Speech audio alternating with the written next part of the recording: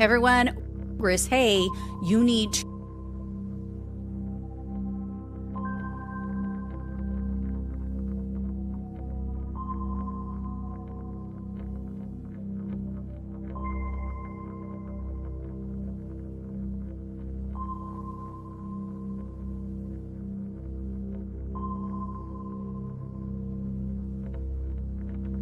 Everyone, welcome to the show. So I want to share with you guys some of the straight up hypocrisy that's coming from Trump humpers who've now done a complete 180 on regime change wars.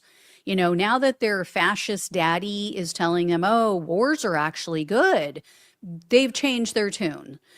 Before I show you those and get into all of that, though, you have to see this video. This is a compilation that was put together by somebody else. It was not put together by me, but it is brilliant. It shows how, the Prime Minister of Israel, Bibi Netanyahu, has been yanking our chain and literally just lying us into war for decades. So check this out. Not stopped. Iran could produce a nuclear weapon in a very short time. It could be a year. They have the wherewithal, the stored up, preserved knowledge to make a bomb very quickly if they wanted to. Iran is so dangerous. Weeks away from having the fissile material for an entire arsenal of nuclear bombs. They're very close. They're 6 months away from being about 90% of having the enriched uranium for an atom bomb. Iran is gearing up to produce 25 bombs, atomic bombs a year, 250 bombs in a decade. Iran will be capable of producing alone, without importing anything, nuclear bombs within 3 to 5 years. Once Saddam has nuclear weapons, the terror network will have nuclear weapons. Next thing you'll see is a nuclear bomb in the World Trade Center. If you take out Saddam's regime, I guarantee you that it will have enormous positive reverberations on the region.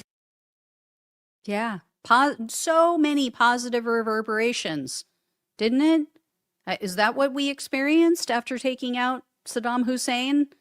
Positivity? Everything's great, right? Everything's so great in the Middle East. That's why we just bombed Iran.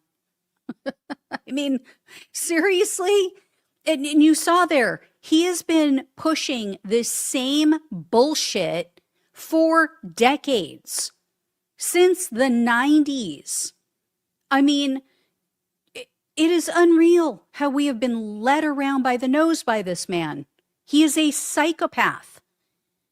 And this is the bullshit that led us to just bomb Iran and kill dozens of little girls. I mean, I don't know what it's going to take to wake people up. And here's some of the hypocrisy, like I said, that's coming from Donald Trump's minions. So Tulsi Gabbard has been conspicuously silent. She has yet to say a word about this war that Donald Trump just started after years and years and years of saying, no regime change wars, no regime change. I mean, that was her whole platform when she ran for president. And take a look at this. This is a shirt that she used to sell that says no war with Iran. And then it says, she posted there with it, no war with Iran. Get our troops out of Iraq and Syria now. Total and complete hypocrisy. And here's what she had to say during the 2024 election when she was backing Donald Trump. So for anyone who can't make this out, I'm going to read this to you. It says, a vote for Kamala Harris is a vote for Dick Cheney and a vote for war, and more war. A vote for Donald Trump is a vote to end wars. We are at a historic crossroads. Our God-given rights are under attack. Now is the time for us to stand together for love of country and for Donald Trump to get us back on the path to peace, freedom, and prosperity. I mean, I don't even know what to say about this moron. I think it's safe to say she's one of the most naive and easily manipulated, easily duped people on earth. I really think that she believes this. Unlike some of the others who are just grifting and, want to have power, I think she truly bought into this bullshit. Just like she bought Assad's lies that he didn't use chemical weapons on his own people. She is just a gullible moron. And take a look at what, who I'm now referring to as pool stick head, Stephen Miller. That's what he looks like. He just looks like a pool stick. Like you could pick him up and just, and, play a little game of 8-ball. So anyway, here's what he said in October of 2024. This is when Donald Trump was running for president. So he was in this post, you're going to see he's responding to something that Cenk Uygur said. For those who don't know, Cenk Uygur is the host and founder of the Young Turks.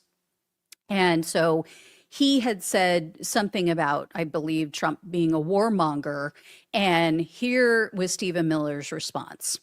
Cenk, I don't know how I can be more clear. Trump will end and prevent war in the Middle East. He wants peace. Harris and her neocon cabinet want war, war, and more war. Huh. War, war, and more war. Where did I just hear that? Can you tell they all got the same talking points? They're all just like little parrots spewing out the same bullshit. And then about a week after this, Miller posted again, and he said this: to anyone still gullible enough to fall for scummy media hoaxes, Trump said warmongering neocons love sending your kids to die for wars they would never fight themselves. Liz Cheney is Kamala's top advisor. Liz wants to invade the whole Middle East. Kamala equals World War III. Trump equals peace. Does he? Does he really? Freaking idiot.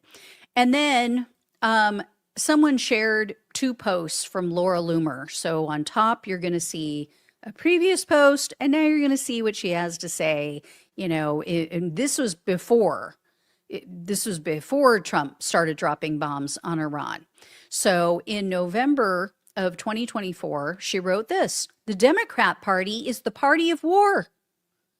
And then a few days before Donald Trump started bombing Iran, she wrote in all caps, bomb Iran. So he was being pushed into this by everyone who is a horrific person. Like every ghoul, every vile excuse for a human being wanted this.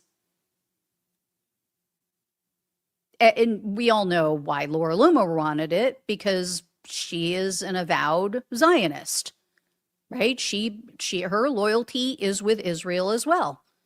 So there you go. And as I said in another video, I think, yes, Trump has a loyalty to Israel. Yes, I think that this was also done to help MBS in Saudi Arabia, because they're going to make out like bandits now that the price of gas is going through the roof. And, it's one of their neighbors. So, of course, they wanted Trump to take them out and take care of them. But in addition, I think it's just like a win-win-win for Trump, because now he can just have Congress enact the War Powers Act, and then he gets to call off the midterms. So there's no downside for Trump. So, if some young little girls in Iran die, if we just bury them in rubble while they're at school, little 7-year-old girls, if some of our military members die, oh, well, I mean, it keeps Trump out of harm's way, right? That's what it boils down to. All right, guys, I'll let you know if I hear any more. Thank you so much for watching and listening. Please please share this with everyone you know so they see the hypocrisy of these fools. Subscribe if you have not. If you can donate, really appreciate it. Love you all. Take care. Talk with you soon. Hey, everyone. Welcome to the show. So here's the deal. I'm going to dive into all kinds of stuff about Iran and what we know and new information that's coming out.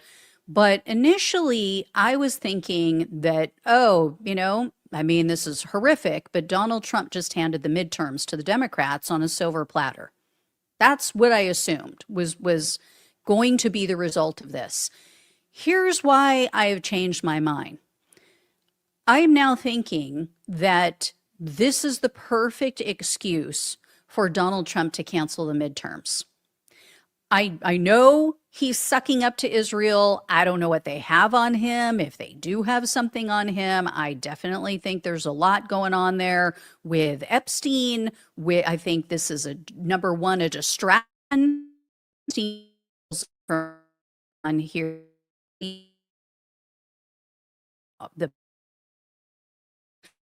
So that Donald Trump is as our leader of the world,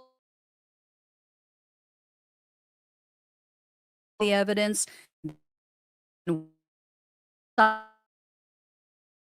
get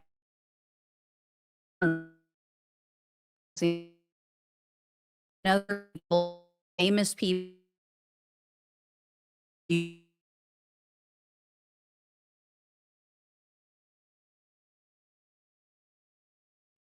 I think funding this country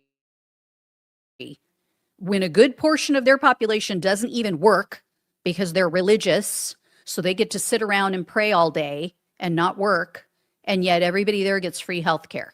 And yet we give them billions of our tax dollars every year as we here in the US lose our health insurance. So all of that is at play.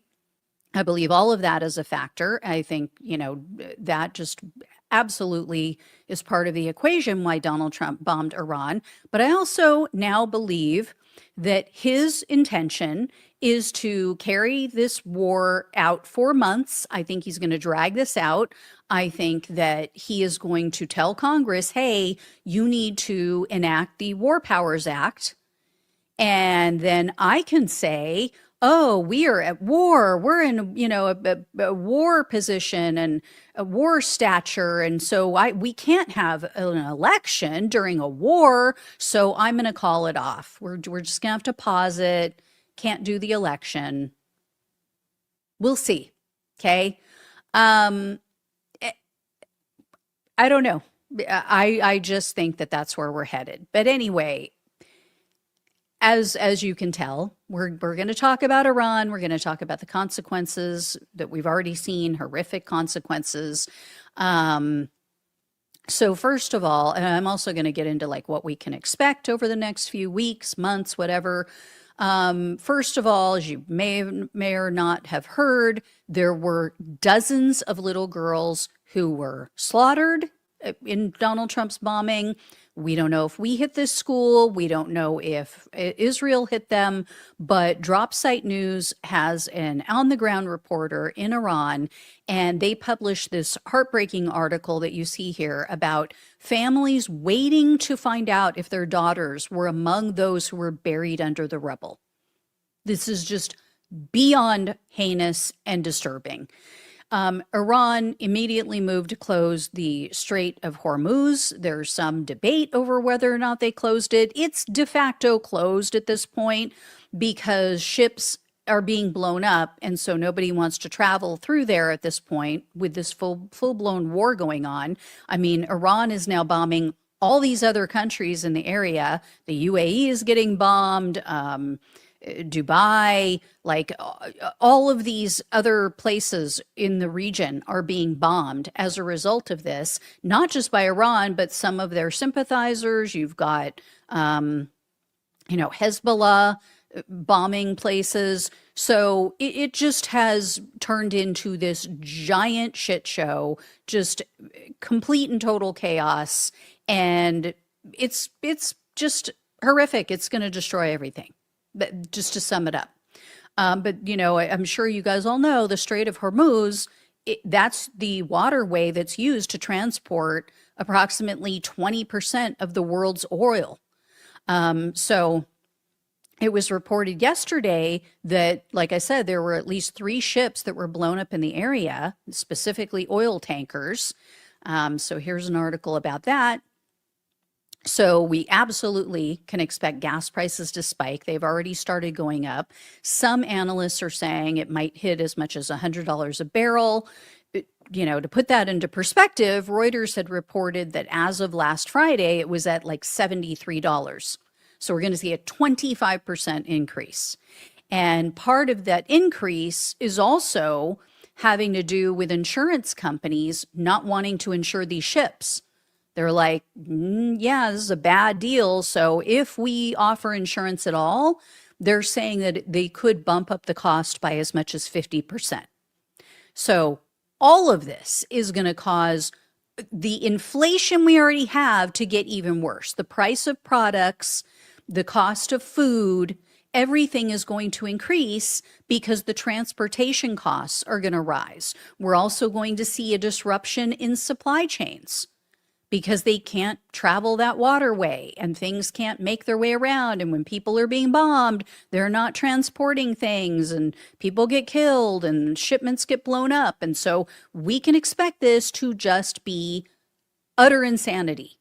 And it was reported this morning that stocks for travel companies took a hit. So this is obviously, you know, because the cost of flights are going to go up, other forms of travel, everything is going to increase. So it's likely people are going to stop taking any unnecessary trips.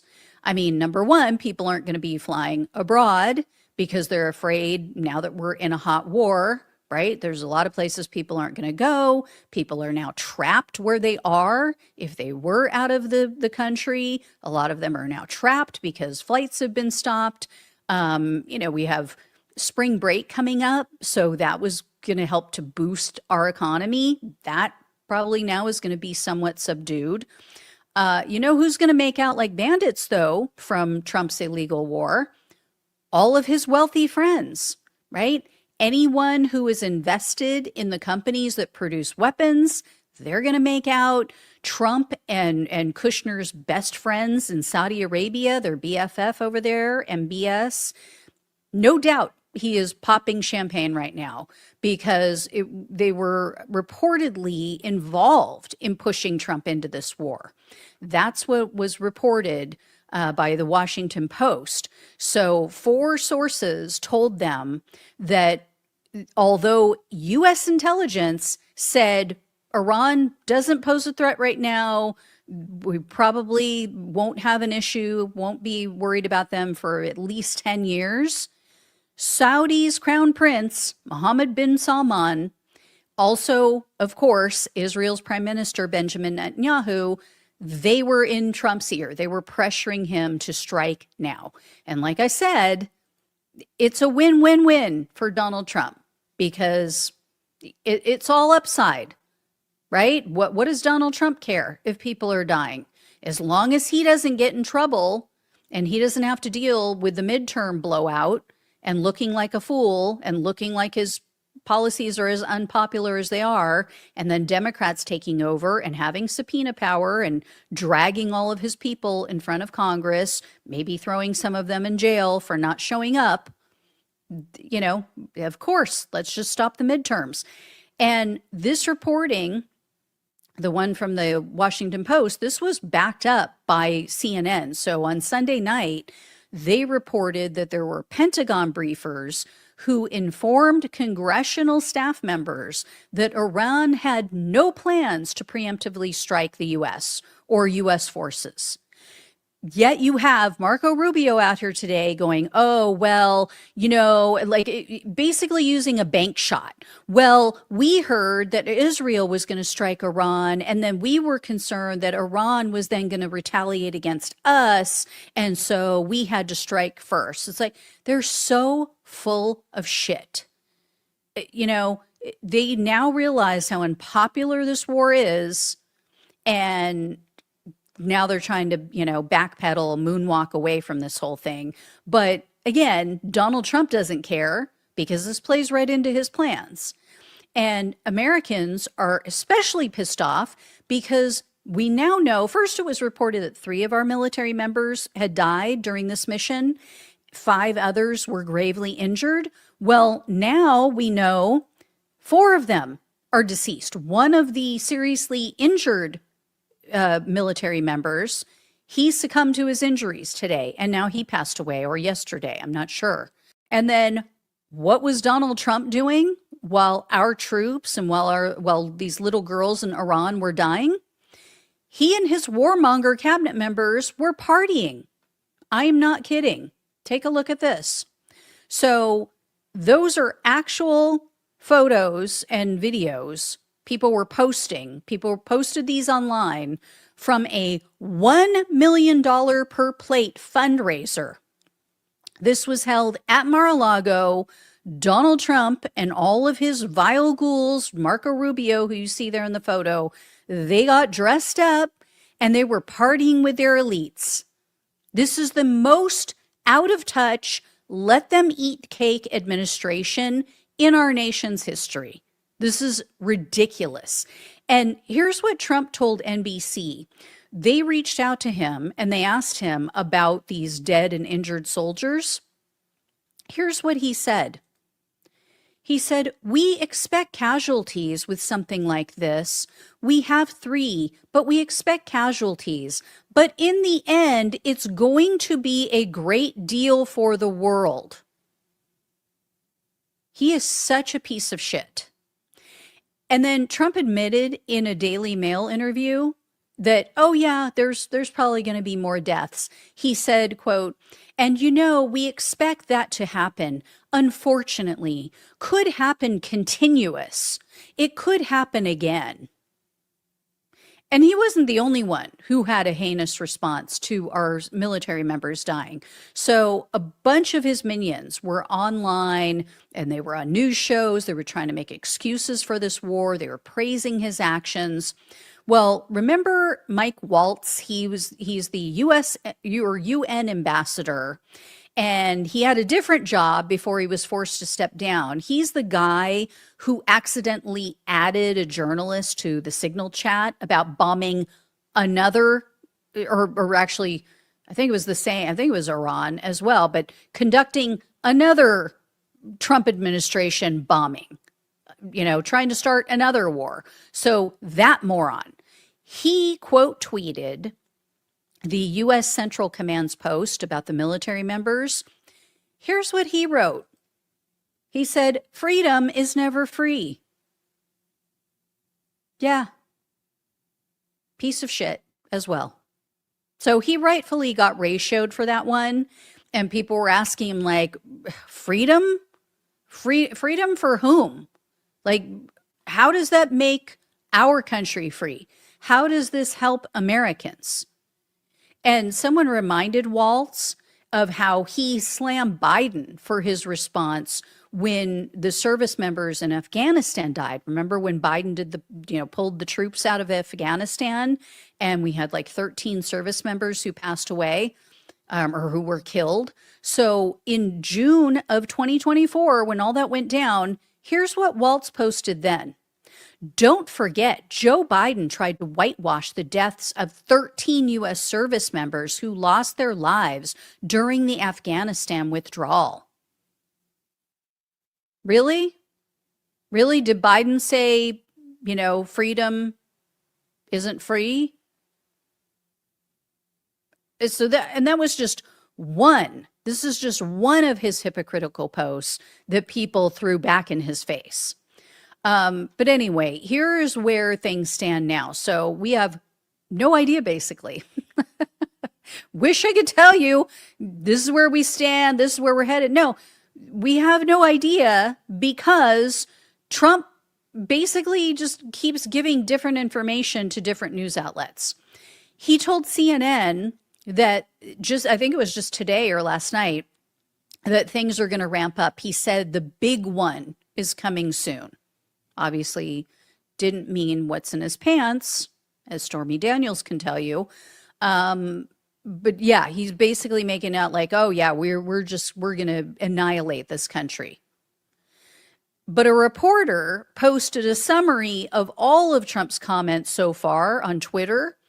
Here's what he wrote. He said, Trump is basically calling up every journalist in his phone to workshop different timelines and goals for his war.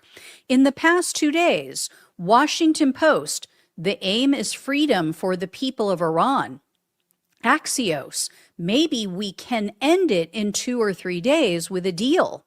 New York Times, might be 4 to 5 weeks. I have 3 very good choices who might take control in Iran. ABC, actually, never mind, we killed those choices. And then he went on to say, he doesn't sound convinced by any of it. He's throwing spaghetti at the wall. Ultimately, I suspect he just wants to say he solved a problem that has vexed every American president since Jimmy Carter. And then, he says there's no clear idea what a path forward looks like.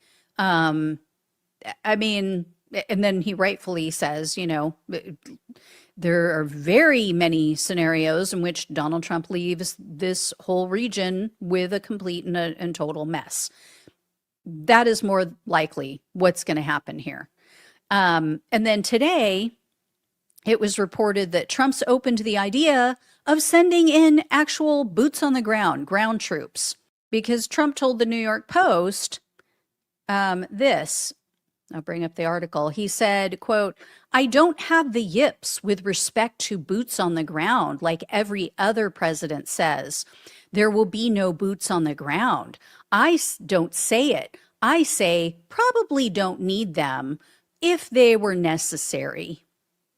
So, he's so ridiculous. This is his way of having plausible deniability, right? He's not saying, I'm good with it. We're going to do boots on the ground. He's not saying, no, we're not going to do boots on the ground. He is basically leaving it open to whatever your interpretation of that word salad was. And let me read that again to you, okay? He said, I don't have the yips with respect to boots on the ground.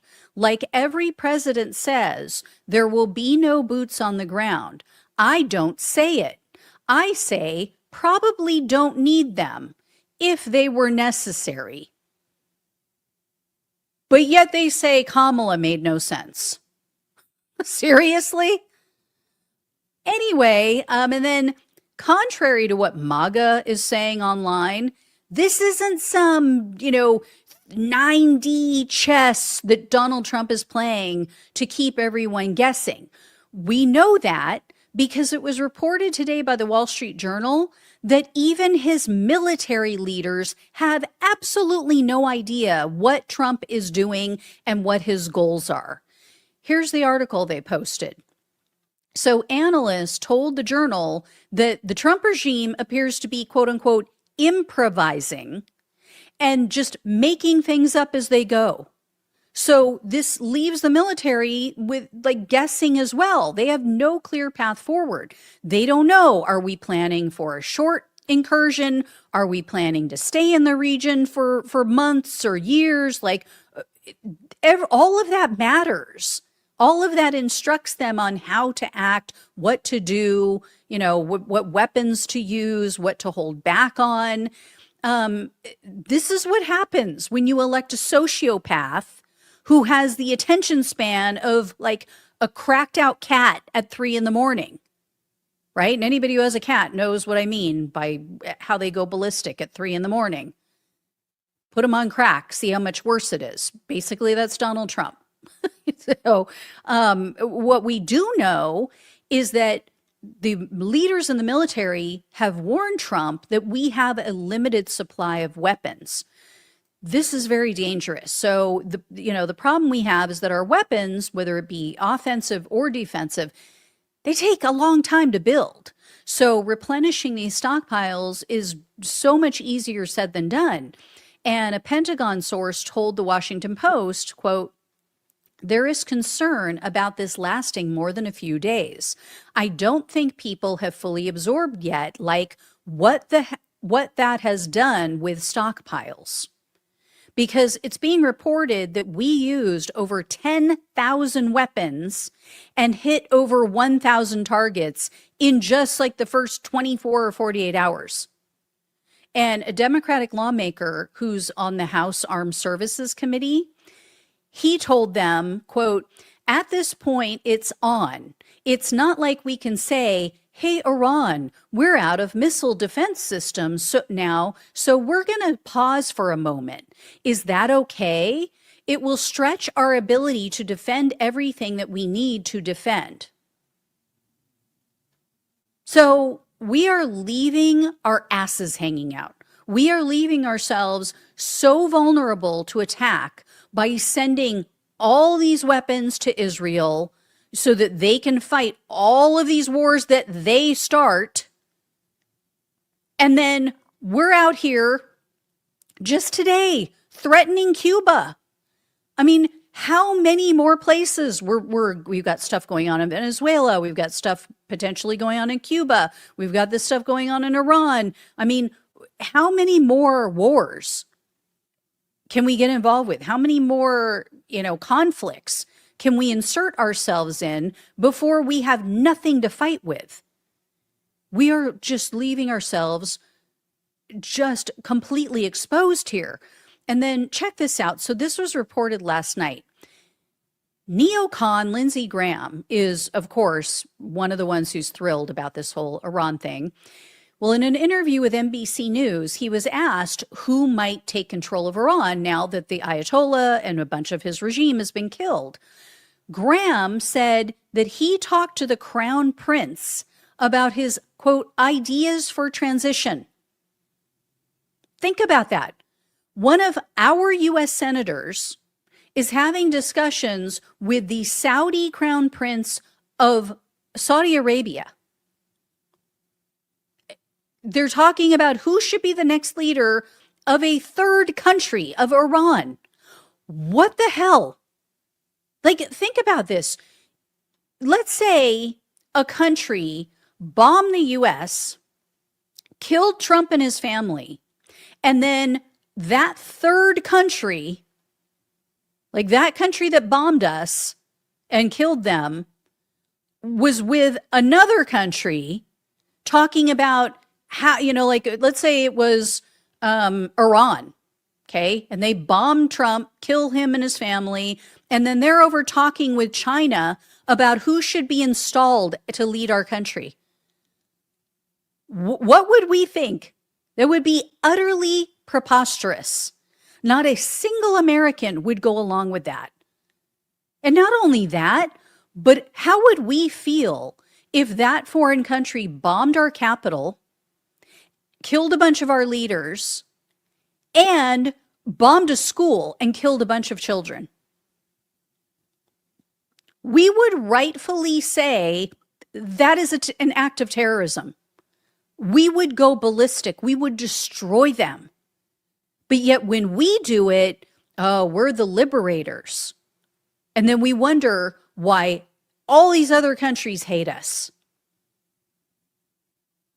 So anyway, guys, be sure to check out my other videos today. I have more MAGA hypocrisy to share with you all. I have Trump voters who are irate about this whole thing. So this is going to get ugly. It's going to get even more ugly than it already is. So I'll keep you all posted as I hear more. Thank you all so much for watching and listening. Please like this video so YouTube knows to show it to more people. Share it. That also really helps with the algorithm to get it out there. Subscribe if you have not, and donate if you possibly can. Really appreciate it. Love you all. Take care. Talk with you soon. Hey everyone, welcome to the show. So there is some very serious backlash online over the whole Iran war that just started by Donald Trump. His own voters actually are just pissed off. Not all of them, I will say. The vast majority, they're in the cult. They go along with it. Or I shouldn't say the vast majority, but a good portion of his voters are going along with it. But there is a very vocal and I think burgeoning group against this. And they're getting also pissed off at MAGA influencers who are trying to gaslight them into supporting this war that he just started. So you may have seen in Trump's first video explanation, he said, oh, we had to attack Iran because we don't want them to have nukes. We want peace in the region. We're doing this for the future generations, blah, blah, blah. He had all kinds of excuses, but nothing that really actually made sense. And I explained in another video why I think this more has to do with our midterms and how he's going to try to steal the midterms. But anyway, the White House must have heard that or realized, this isn't going over well with the public, because then they changed their story. They then claimed, and then they had some of their surrogates out there claiming, well, Iran was planning a strike on the U.S. Like I even heard this from Marco Rubio today. All of a sudden he came out and said the same thing. Yeah, it was an imminent strike that we were trying to prevent, so we had to attack first. As I shared in the other video as well, that is a complete and total lie. It has been debunked by White House officials. Well, like I said, a bunch of Trump humpers, a bunch of these MAGA influencers, they're running with this. They're trying to keep their base and Trump voters from jumping ship. They see that people are pissed off. So one of them, who I've mentioned before, he goes by the Twitter username of Gunther Eagleman. He got his ass handed to him in the comment section because this is what he's trying to float. Before I get into some of the online posts, though, from all these angry Trump voters, I want to show you how hypocritical this guy is. So in June of 2025, Charlie Kirk posted a poll on Twitter, and he asked, should the U.S. get involved in Israel's war with Iran? Here is what the results were. So as you guys can see, this was not even close, okay? He had almost 500,000 people respond, almost 500,000 people voted on this, 90% of which said no. And remember, this is Twitter. This is Elon Musk's Twitter, which has been completely taken over by the MAGA base. So even 90% of, almost 500,000 of them said no. If you look down below, you see what this Gunther Eagleman said, which that is not his real name, by the way. But anyway, he said, absolutely not. We have enough issues domestically. Yeah. These people are like the stormtroopers in Star Wars, I've realized. And like Trump is the Jedi using his mind tricks. He can just tell, no, you love wars. And then they all go, yes, we love wars. No, you love bailing out other countries and wasting American taxpayer money to bail out Israel and to help them to, go after all of their enemies in the region. And then all of the cult members go, yes, we love spending taxpayer money. I mean, that is who they've become. They're just mindless drones. So here is Eagleman's post from this weekend. He says, boom, Scott Jennings just dropped the bombshell intel straight from senior Trump administration officials. Credible intelligence showed Iran was gearing up for preemptive missile strikes on U.S. military targets and civilian sites across the region. Okay, so all of a sudden, he's buying Trump's lies about Iran planning to attack us first. I mean, these people are so easily led. I am embarrassed for them. I have secondhand embarrassment for these people. So a Twitter user replied to him, and they made this really great point. This person said, so they were getting ready for a preemptive strike and just waited till we moved both carrier groups and all our gear in first? Use your brain, idiot. So true, right?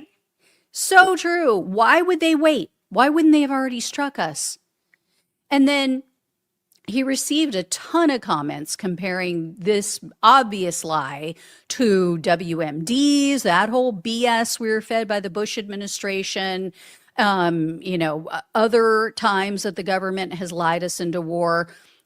And what makes this so blatantly false, beyond the fact that Trump lies every time he opens his mouth, why wouldn't Trump have mentioned this? Why wasn't this the first excuse when he announced that we attacked Iran? He gave all those other nonsensical reasons, didn't mention this at all. Wouldn't this be the very first thing he said? Hey, we were going to be attacked, so we had to act. We had to do it first. So yeah, this is not going over well with the America First crowd. So check this out. This is what was said on Steve Bannon's show. Take a look at this and listen. Are going to try to escalate this to keep the U.S. in. They just basically carpet bomb Tehran. They give the Iranians, quote, the Gaza treatment. There was some idea that they were going to treat Persians any different than Arabs. And I think there's going to be a real desire to keep President Trump in here. I think the president has gotten very poor counsel. And I do think it matters politically that he was the no more endless wars candidate in 2016 and 2024, particularly. And this looks like an open betrayal of the base. And now there's an argument that this is different than the Bush era neocon wars. But I will flag what Bush era neocon is not for this today. Find me one. Name one. Bolton is pleased as hell about what we're doing. He said his only regret is that he didn't convince Trump to do this in 2018. Yeah. So that wasn't some squishy liberal, right? It's not some far left progressive. That was the executive director for the American Conservative magazine. And you can't argue with any of that. Everything he said is true. If you look at who's praising Trump today and over the weekend for this attack, all of the usual suspects came out. Never met a war they didn't love. And they're all excited about this. Oh, yeah, we love it. We should have done this years ago. Blah, blah, blah. This is great. So I have a few posts to share with you guys from some Trump voters. I have more that I'm going to be sharing with you in upcoming FAFO videos. But a man named Don, he wrote this. We were lied to. I stood in front of the stage in Cleveland in 2016, stage right, while he made that promise, no regime change, no nation building, to a standing ovation. Problem is, we have no one in position to step up into his place if he's removed. Vance, Johnson, sigh. So this is somebody who went to his rallies and doesn't even want Vance or Johnson in there because they're just towing the line. They're just repeating everything that Trump is saying and going along with it. And then there was a woman who she describes herself as an America First person. She's a fan of Candace Owens. She's a fan of Charlie Kirk. So definitely on the right. And she replied to a Mike Huckabee post because, Mike Huckabee is all for this. He is one of these Bible thumpers who believes, oh, this is all going to bring about, the rapture and blah, blah, blah, blah, blah. Anyway, so she tells Huckabee this. She said, just fucking stop. Your allegiance is to Israel, not America, and you are trying to push us into war on behalf of Israel. I am a 3-time Trump voter. If Trump goes to war with Iran for Israel and risks our children's lives, I will vote Democrat come midterms. Charlie knew. So it sounds like this was before he started bombing them, but this was actually after. So I think in her mind, this was just like a, short thing. Oh, we just bombed them and then we're going to pull back like we did in Venezuela or like we did in June when we, bombed them and threatened them previously. I don't think she understood when she posted that no, this is a full-blown war. Like, you don't just go to another country and murder their leader, especially one of their religious leaders and their entire family, and dozens of school children, dozens of little girls. And then you just go, okay, well, that was fun. We're done. We're moving on. So I don't think she understood that at the time. Like, no, there's no getting out of this. We're in it now. This is like in for a penny, in for a pound. This is like being, you know, what she's talking about is like being kind of pregnant. No, you're in it, right?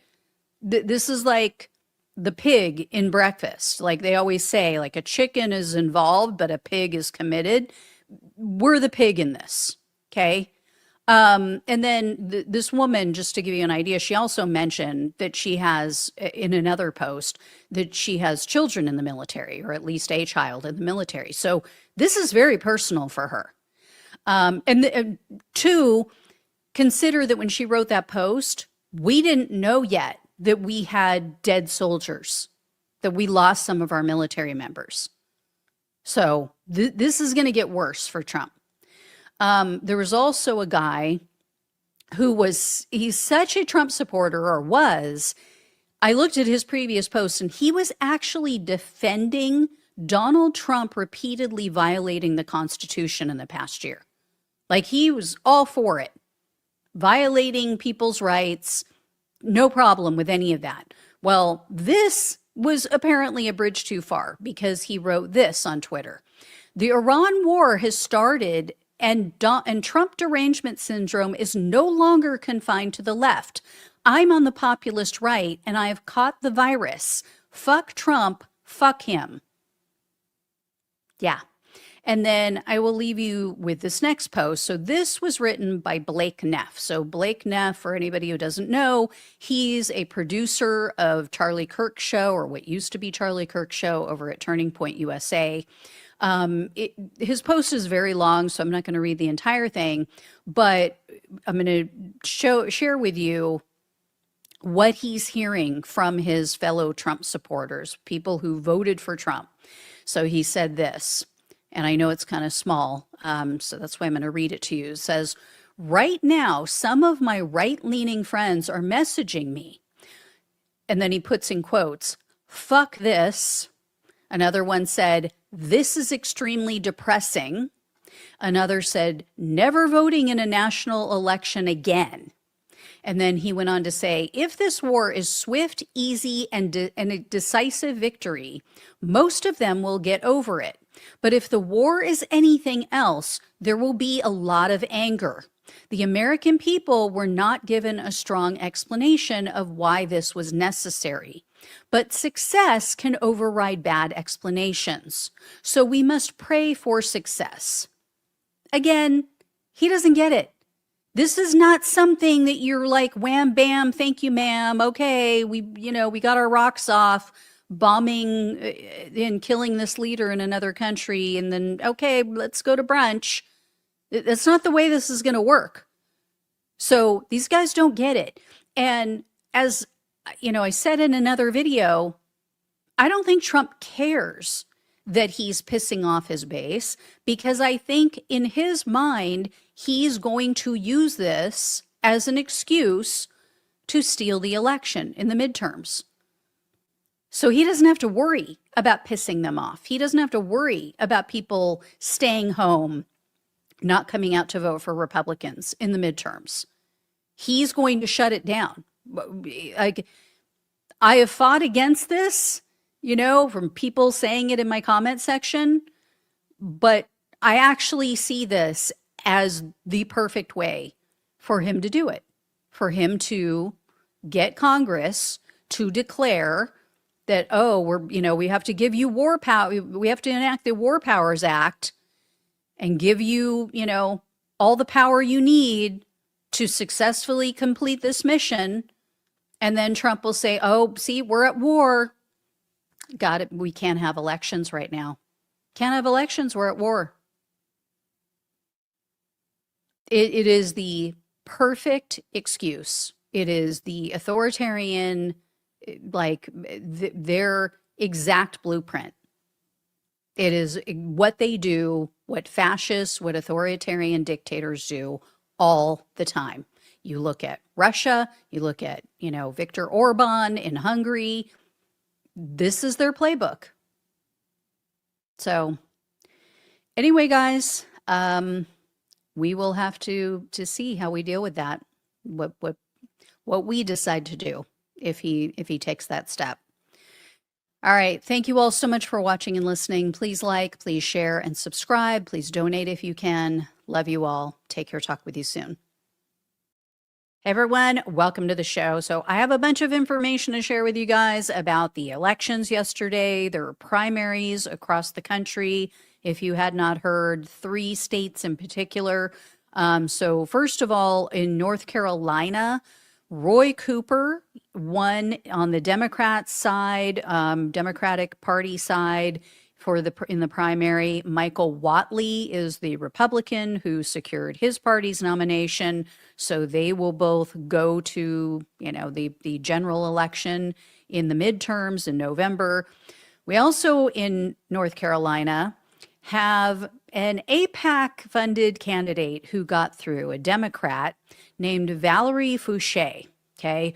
She snuck through. And the reason I say that she snuck through is because there was this big brouhaha, okay? She was running against a candidate named Nita Alam, who had been backed by Bernie Sanders and all of the progressives.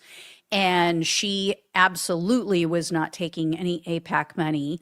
Well, she made a big deal about Valerie Fouché and how she was funded by AIPAC. So Valerie Fouché said, okay, well, I'm going to swear off AIPAC funding. I'm not going to take any more. What ended up happening, though, was AIPAC found a way around that. They didn't directly donate to her campaign. They donated to another super PAC who then gave her a boatload of money. So she still got AIPAC money, but it allowed her to say, and even MS Now is repeating this lie, that, oh, she cut off all AIPAC funding.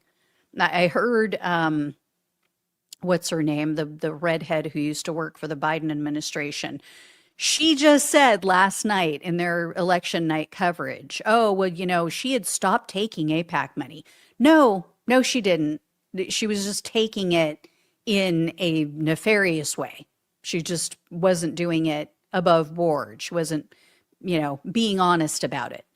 So anyway, she snuck through. Valerie Fouché won. So unfortunately, we have another AIPAC candidate who is going to the general.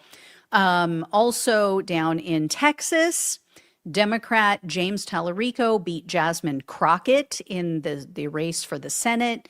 And as predicted, Texas Attorney General Ken Paxton, he and incumbent Senator John Cornyn are going to be going to a runoff in May because neither one of them hit 50%. At least we think that they're going to be going to a runoff. We don't know now because just today, Trump announced he wants to make the decision for the voters. He wants to take the decision away from the voters. So here's what he just posted on his failing social media site. It's very long, so I'm probably not going to read the whole thing, but he said, the Republican primary race for the United States Senate in the great state of Texas, a state I love and won 3 times in record numbers, the highest vote ever recorded by far, cannot for the good of the party and our country itself be allowed to go on any longer. It must stop now. We have an easy to beat radical left opponent, and we have to totally focus on putting him away. Quickly and decisively, both John and Ken ran great races, but not good enough. Now this one must be perfect. My endorsements within the Republican Party have been virtually insurmountable. Bullshit. It is such an honor to realize and say that almost everyone I endorse wins. I mean, again, he makes it all about him, but down at the bottom, he says that he is going to now endorse someone and that the person that he doesn't endorse needs to drop out of the race immediately. Okay, so he's telling the voters, yeah, I know that, you wanted to go and vote on this, and it should be your decision since this is going to be somebody representing you. But no, I think I'm going to make the decision for you, and you're going to shut up and like it. And whoever I don't choose needs to just go away. Now, here's what I think is going on and why he's doing this. He's panicking, okay? Donald Trump, number one, he's about to piss off all of his hardcore Kool-Aid guzzling base. I say this because I looked at the comments below that post, and it was 100%, and I am not being hyperbolic, I'm not exaggerating, 100% of the comments were people saying they want him to endorse Ken Paxton. I can pretty much guarantee you that's not going to happen. Trump knows that Ken Paxton is likely to lose because he has so much baggage. I've talked about this guy before. He was indicted for fraud. He has had all kinds of scandals. He has, repeatedly cheated on his wife. She ended up just leaving him recently. I mean, the guy is just a walking scandal. He has so much baggage. Okay. I mean, he's like a Samsonite store. The guy has so much baggage. So Cornyn has a much better shot against Tallarico. He's, considered to be more of a normal Democrat. I mean, he's definitely a Trump humper, but not as vocal, does call him out from time to time. That is not going to go over well with the Kool-Aid crowd. That is not what they want. That's why I think Donald Trump was reluctant to endorse in the primary. I think Trump knew, I don't want to endorse Cornyn, who I think will win, because then I'll piss off my Kool-Aid base. But, let's just see, maybe the voters will make the decision for me. And Trump knows Tallarico has a decent chance of winning, right? And he also knows that a lot of voters are pissed off at him in Texas, especially Hispanic voters, because of the whole immigration thing and his deportation cruelty. So anyway, there is a lot going on in Texas. Okay. Things are changing rapidly there. And I want you to take a look. So the person you're going to see in this video, this was one of Bernie Sanders' advisors. He worked very closely with the Hispanic voters throughout the country on the Bernie campaign. Here's what he had to say. This was just last night. He was on CNN. And he's talking about all the different stats of who's been coming out, what all's been going down. Take a listen. More people that have voted in the Texas primary in the early vote than ever before. And right now, there's never been where the Democrats have outvoted Republicans in a state that Republicans have controlled for 30 years, since 2002. CNN reported that yesterday. But it's more than that. A quarter of the people that have voted early so far in this historic turnout have no Democratic primary history vote. Something is happening in this primary so far. This ain't polls. These are folks that are actually voting. That's why this is so important. 12% of the folks that have voted in the Democratic primary have a history of voting in the Republican primary. We can tell that when they go vote. We have their voter file. So this ain't no more pontification. Take that this morning for your big word from Chuck about this is about real folks voting. This ain't about polls or feelings or vibes. These are real folks. So yeah, the people are coming out who've never come out and voted for Democrats before. People are crossing the aisle, and Republicans are voting for Democrats this year. And this was echoed by a Democratic Party chairman who was on MS Now last night. I always want to say MSNBC. He was saying that he was at the polls yesterday and he saw a lot of first-time voters, people telling him, it's my first time coming out and voting. There were in his estimation, about 5 to 10% of the people coming out were Republicans who were voting for the Democratic candidate. And there was an election official who also was on MS Now, and she said that voter turnout rivaled the presidential elections. And we saw this in the final tallies of who came out. It was unreal. Millions of people came out and voted in this primary and for the Democrats. It was something like 2 million votes. I mean, this is like literally presidential election type voting, that level of voting. This is just unheard of for a midterm primary. You know, maybe the midterms themselves, you get a little bit closer, but a primary, like people are fired up. And then check this out. So this is what Tallarico had to say before he won last night. He was talking also on CNN, and here's his experience in running his campaign. Is this year different, do you believe? Well, there is a growing backlash in this state to the extremism and the corruption in our government. I can't tell you how many people come up to me at the end of these events and whisper, I'm not a Democrat, like it's some kind of secret. Yeah. So Trump knows he's in trouble. Like I said, I can almost guarantee you he is going to endorse Cornyn. And then he's going to have to convince his base, just like he's convinced them with this needless war, he's going to have to convince them that, no, he's the right choice. We got to beat the Democrats. You know, we can't allow them to win, this radical left-wing Democrat. And then there's another scandal-ridden Texas Republican who the party appears to be trying to take down. So take a look at this. You guys may have heard about this story, but this is Tony Gonzalez. He is a Republican who was running in the primary yesterday. He was on the ballot. He has been accused of having an affair with a staffer. So her name was Regina Ann Santos Aviles. She was married. She has children. And Gonzalez is also married and has children.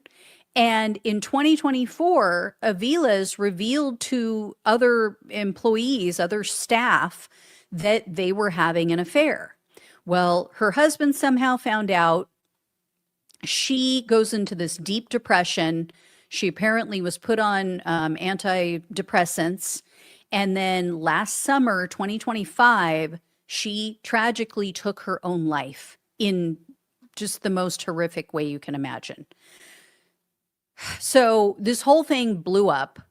Her husband has now released a bunch of her text messages. And in these text messages, you see Gonzalez pressuring her to send him nude pictures. Okay? Most of the people who have spoken out on the Republican side have been women. No big shock, right? They're calling for him to resign. Just today, he admitted, he was on a podcast just today and admitted that he had an affair with her. Well, his primary was last night. He is also now headed for a runoff. There's another Republican named Brandon Herrera, who I think he came in, if I'm not mistaken, like 2 points higher than Gonzalez. And again, if you don't get to 50% plus one, you have to go to a runoff. So this morning, which I think is what prompted him to make this admission on the podcast, this morning, the House Ethics Committee launched an investigation into Gonzalez.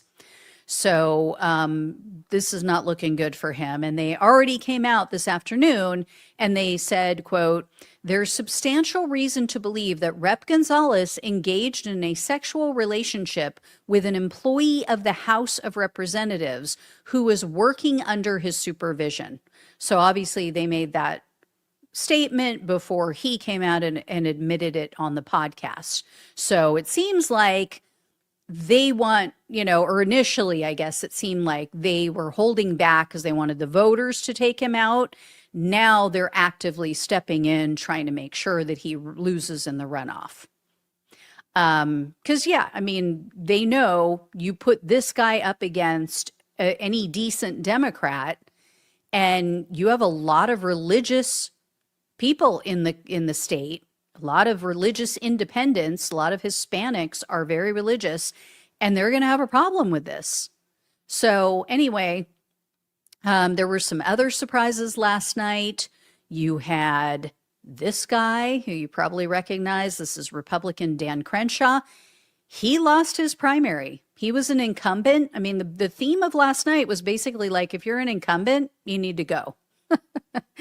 But he lost because he dared, sometimes kind of, sort of, to mildly tell the truth about Donald Trump.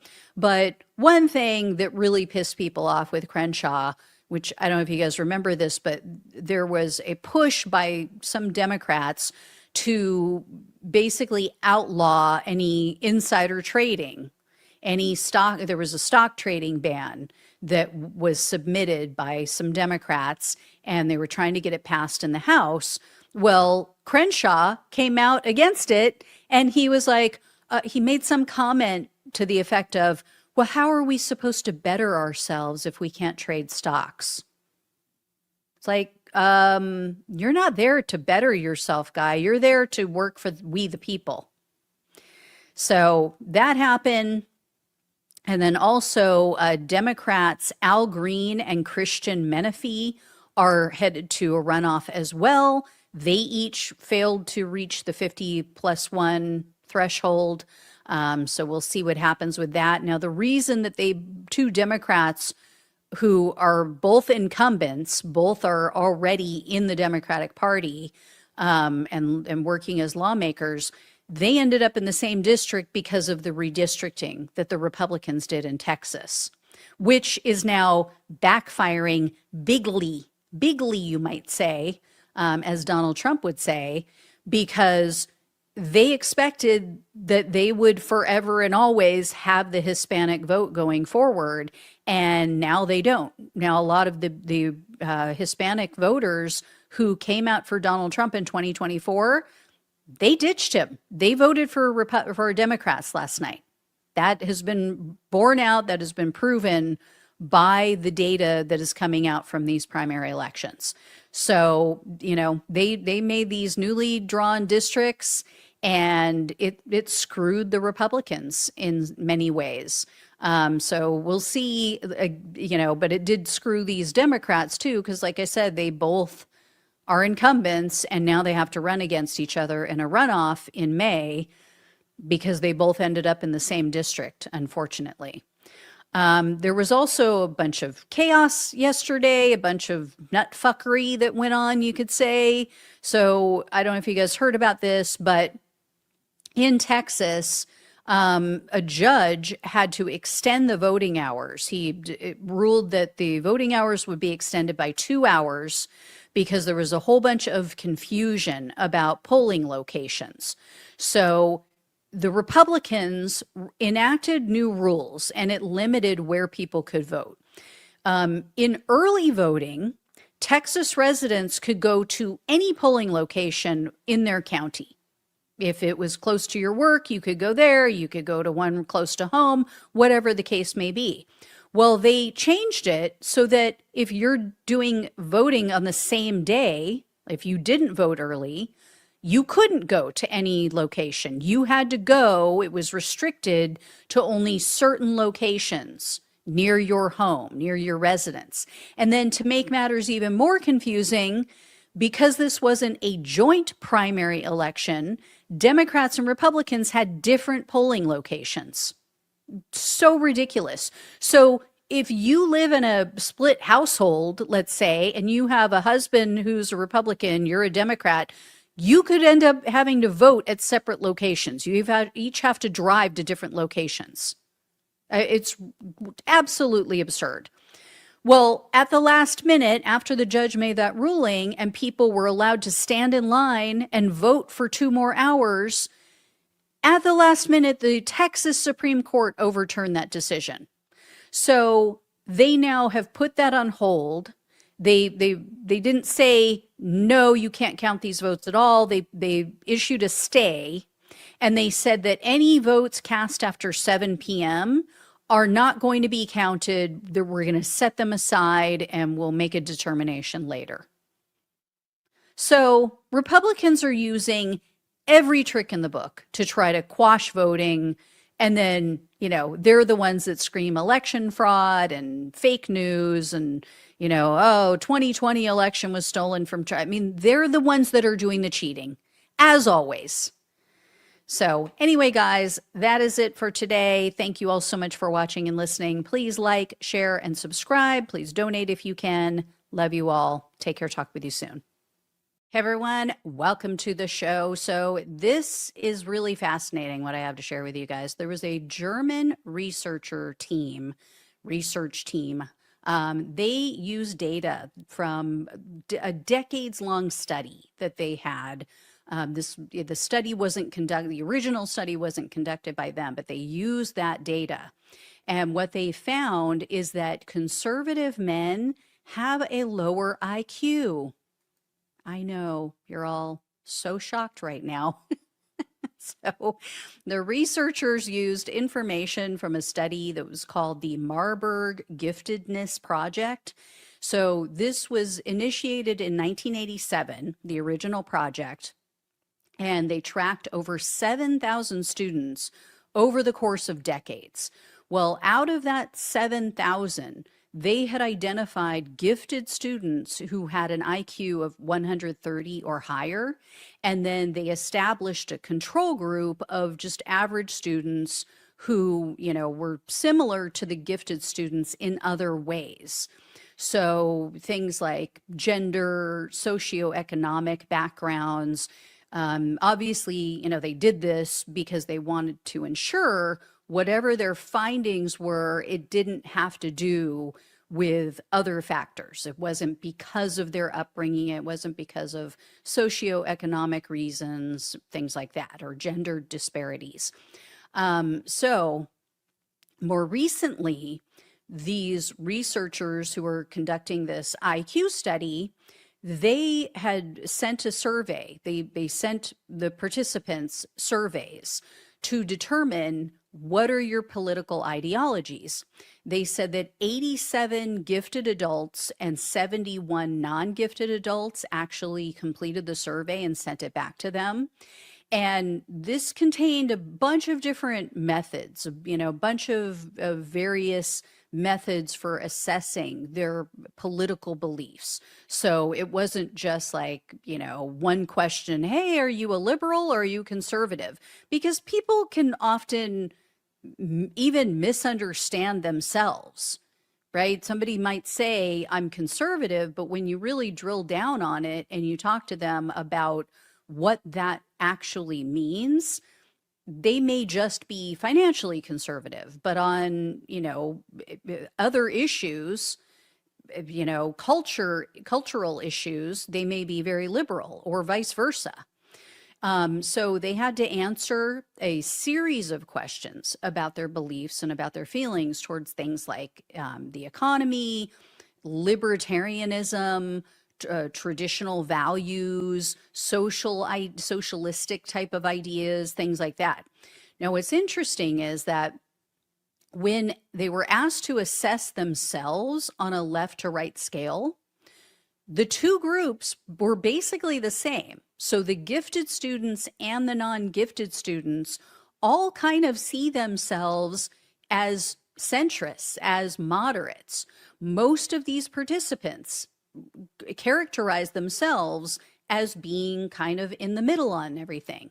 And they said this is the part down below. The researchers then analyzed the 4 specific dimensions of their detailed questionnaire.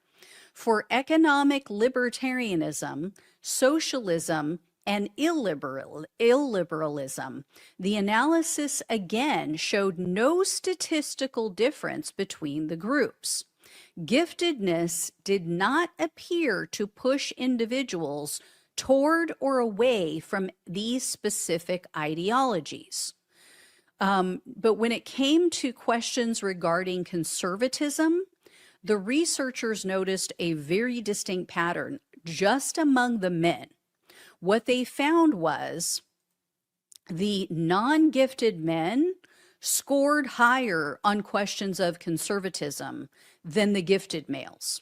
So the article said that non-gifted men were more likely to embrace tradition and a quote-unquote strict social order, whereas the gifted men, they said, possess greater cognitive flexibility. They went on to say this allows them to process diverse perspectives more easily. Consequently, they may be less inclined to adhere to rigid traditional norms. So these differences were not seen among the females. So whether they were gifted or not, it didn't make a difference in whether or not they were conservative. And if you'd like to go check out the study itself, I want to bring this up for you guys. So this is the name of the published study and the published findings. So exploring exceptional minds, political orientations of gifted adults. So this was published on the Science Direct website, if you want to go look it up. Anyway, this could account, in my mind, for the male loneliness epidemic that everyone keeps talking about, right? Because when even conservative women are more open-minded and less rigid in their views, and, you know, liberal or progressive women don't want anything to do with conservative men, like, yeah, they're going to end up being pretty lonely. They're going to find themselves very lonely.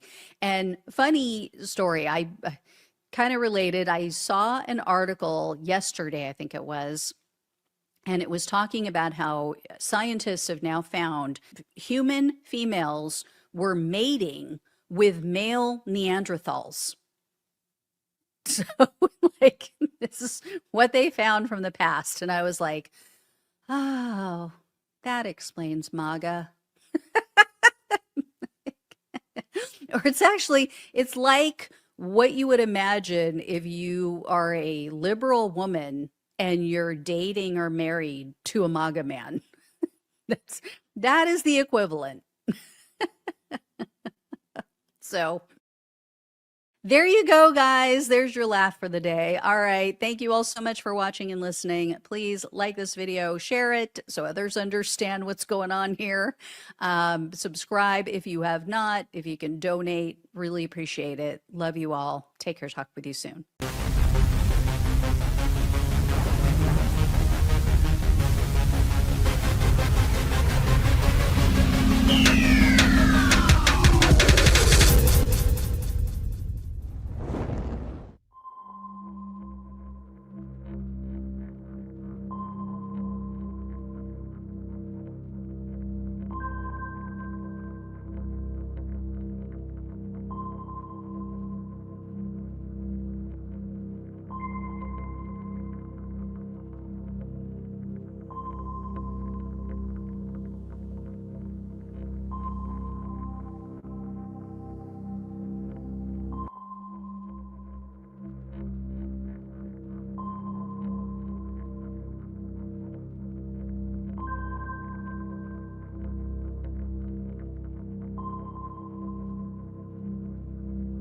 We've got, I believe, our guests in the Zoom. Really excited to have this conversation with Kat Turner and Yossi Berman, people who work at Theorist Media. Before we talk to them, I wanted to play this clip from their union's Instagram page announcing their campaign. Let's play clip 1.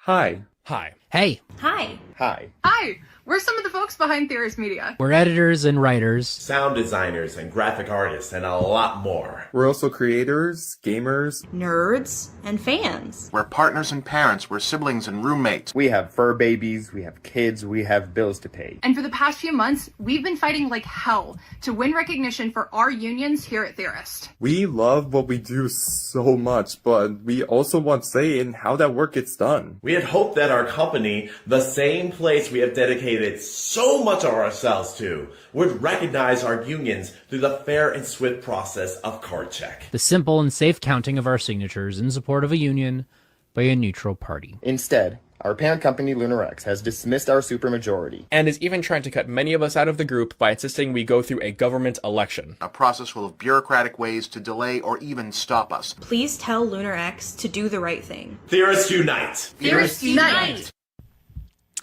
All right. And so if you couldn't get it there, they are the workers for Theorist Media. Theorist Media owns just a whole bunch of YouTube channels.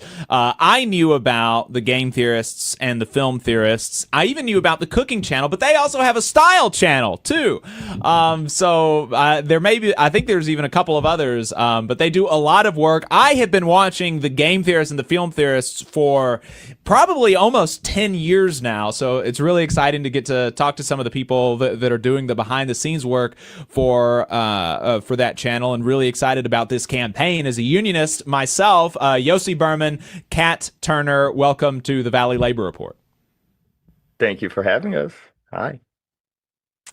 Really Hi. excited.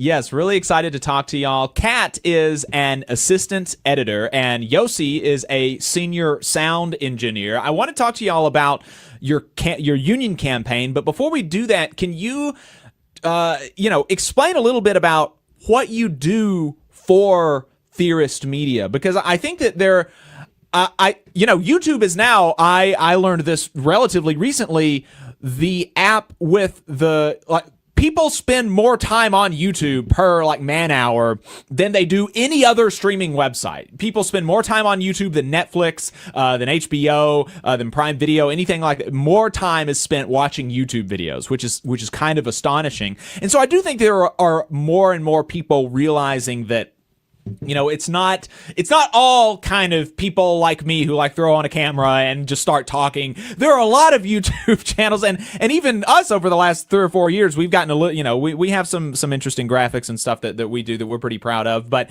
the channels like y'all's, there's a lot of work that goes into that. Can you talk a little bit about that? Yeah, absolutely. So my role as an assistant editor is a bit different than what you would typically get from an assistant editor role. I consider it more of asset curation. So a lot of my work is just pulling, Creative Commons safe things that can be used in visual media, or creating art so that our motion graphics animators can animate it on screen. That's about it for me. It's kind of it doesn't really fit with assistant editor, which is why I say asset curation makes more sense. Right. Yossi? I am in charge of pretty much all the audio that goes through the 4 of the 5 Theorist channels. Most of GT Live doesn't go through me, but whether it's editing the audio of the host speaking, or adding the music and the edit, mixing the live action parts that now we have more with the food theory and style theory stuff. That's pretty much it. I've been doing it for a hot minute, and and have enjoyed doing it for I'm about to reach 11 years. Wow. Wow. You've been with it. So, being with it 11 years, you were probably, when you started, one of a handful of people, right? Yeah, 3-ish.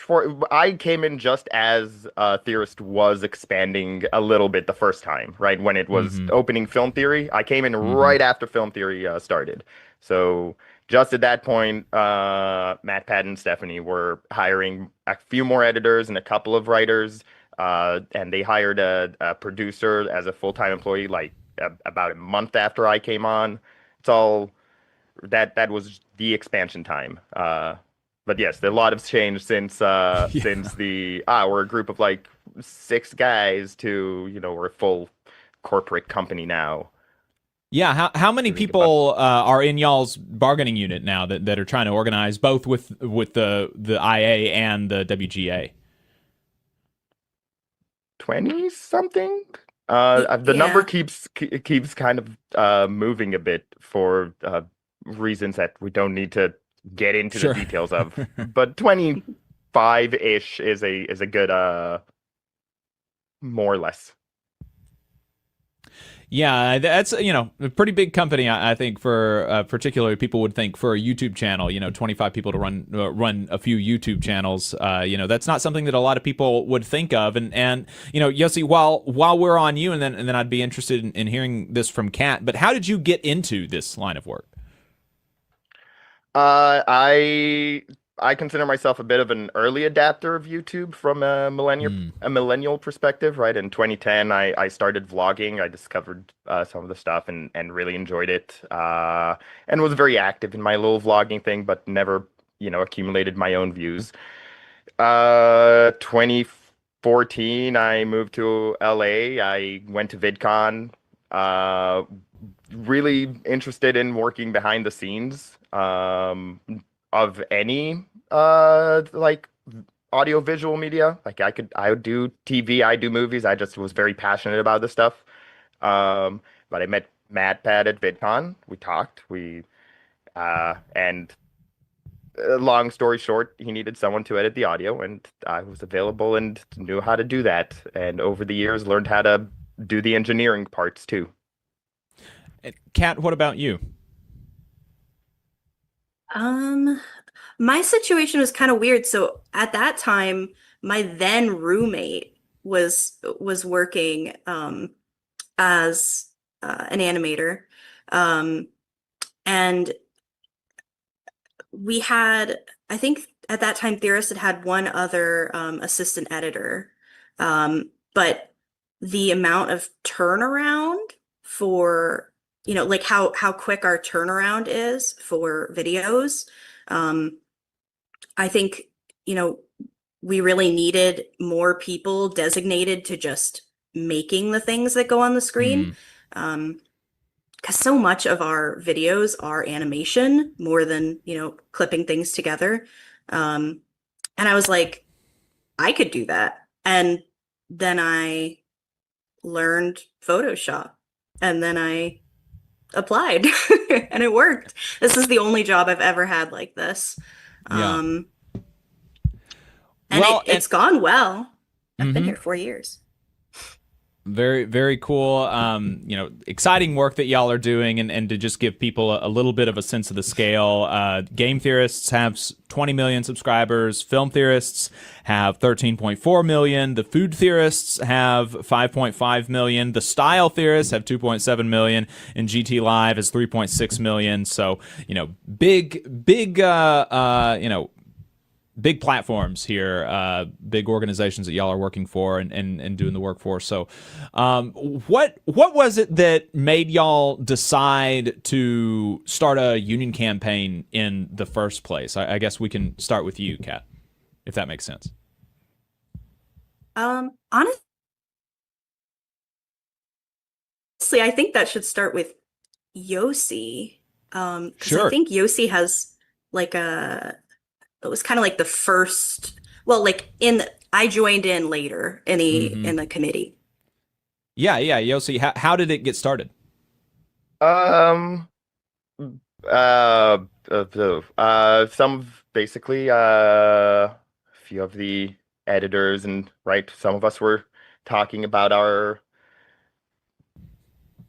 about our pay, about our benefits, how we're feeling about things, especially after what some of us refer to as the big switcheroo, right? MadPat stepping off and moving to the new hosts, who are great. Just on a personal level, I love them all. They're awesome dudes and lady. But we were talking about how the new management was handling things, and basically we were seeing that a lot of us were unhappy with similar issues, and so we basically reached out to to IATSE, and started a campaign, basically, started talking with everyone else in the company to see if we're not crazy and it's not just us. Right. And so, Kat, maybe that's a good place for you to jump in and explain to people how y'all were able to get a majority of your coworkers on board, because you've in your announcement seeking voluntary recognition from Lunar X, you said that that a supermajority, if I'm remembering right, that it was nearly unanimous among people in the bargaining unit are want to unionize with the IA and the WGA. How were some of these early adopters of the union campaign able to get people like you and the rest of the crew on board? I mean, it didn't take much convincing. I think a lot of our people, it's kind of funny. I think a lot of our people had such an affinity for Theorist before they even, got this job. That's usually it's how they got the job. Mm-hmm. So a lot of people were watching them in high school or, in college, and then they joined in after. I think, talking to people and having heart-to-hearts, everyone just kind of shared the same sentiment that, like, we could make this better. We should make this better. I think that a big reason for me was a lot of my role wasn't standardized at all. And most of YouTube isn't standardized. There's really no, people aren't setting, kind of regulations for things in the industry on YouTube and like with content creation. And that should change. And I think with YouTube amassing, I think this year it was 60 billion in revenue, total revenue for 2025. They have surpassed Netflix and Hulu and all of those streaming platforms. And why shouldn't this vocation be treated like a real job? I mean, it's a real job. So that's what we hope to kind of get done with a union, is like case by case basis where we can say, hey, this is what we need as workers. And so it was back in November that you all announced your campaign to organize, said that you were seeking voluntary recognition from your employer, Lunar X. How have they responded, Yossi? Nicely telling us no. In very flowery and nice words, telling us that they insist that we go through a different through the NLRB, the National Labor Relations Board, with an election over there. No, and right, we are all very aware that both them and us are aware that the NLRB currently is not functioning, right? The 5-person board has a single person on it. Right. The Trump administration is not very labor friendly, let's say. So we know, and they know, that any process going through the NLRB is just going to be long and meandering and could just be stuck in litigation forever.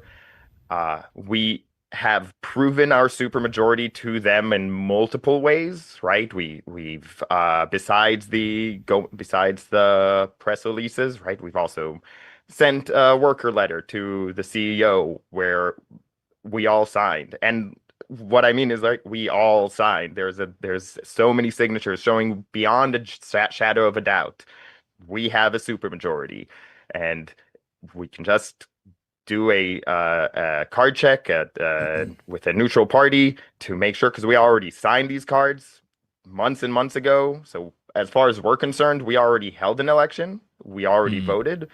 We just need them to check those votes and see that indeed, right, this is virtually unanimous.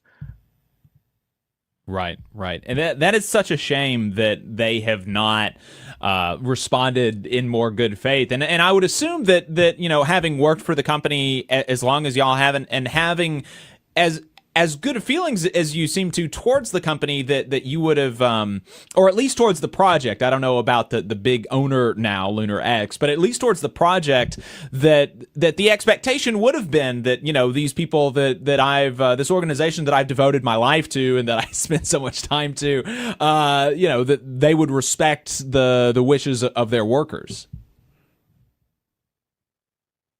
Yes. I have nothing to add. Yeah. Yes, you would. Well, is there anything else that you would want to share with the audience about the about working at Theorist Media, or about the campaign that you feel like would be valuable for people to understand?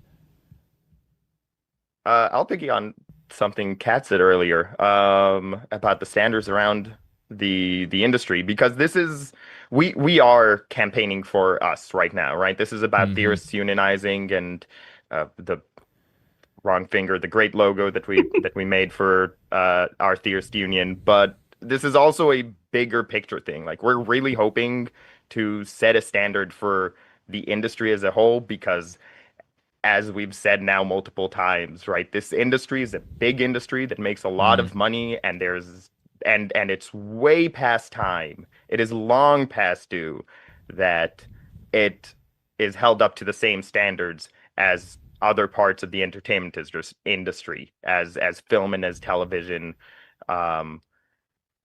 And I take a lot of pride, right? Part of having, considering myself a theorist, a person who's been with theorists for such a long time, is that Theorist tries to generally be at the forefront of these industry moves. Right? We in many ways that I'm blanking on right now, but it's been a long history of right, talking about how the algorithm works, and the different phases of YouTube and how it's grown, and I think that it is right for unionization in YouTube as an industry to come from theorists, and hopefully we can set a good precedent so that any other YouTube company that also wants to unionize will have good deals that are already waiting for them. Because right now, when we get there, we're just we're setting the precedent, right? So a lot of these, having been covering and been a part of the labor movement for so long, something exciting that can happen is when workers see other workers winning, that inspires action. And so I know that we're going to be following this story very closely, and hopefully once you get your voluntary recognition, once you get a good contract, workers at other big YouTube studios will reach out to the WGA and the IA and start organizing their own unions, and then you can you start to see a union density among YouTube on YouTube channels that start to match the Hollywood major motion picture, the motion the big film studios. So really, it's a really exciting campaign, and I really do think, like you said, it would be in keeping with Theorist Media's sort of niche as being a leader on YouTube. Kat, was there anything else that you wanted to add? No, I think Yossi said it perfectly. I think we need to start the conversation, and it'll get big from there. Kat Turner is an assistant editor at Theorist Media, a member of the organizing committee with IATSE, the Motion Picture Editors Guild, Local 900.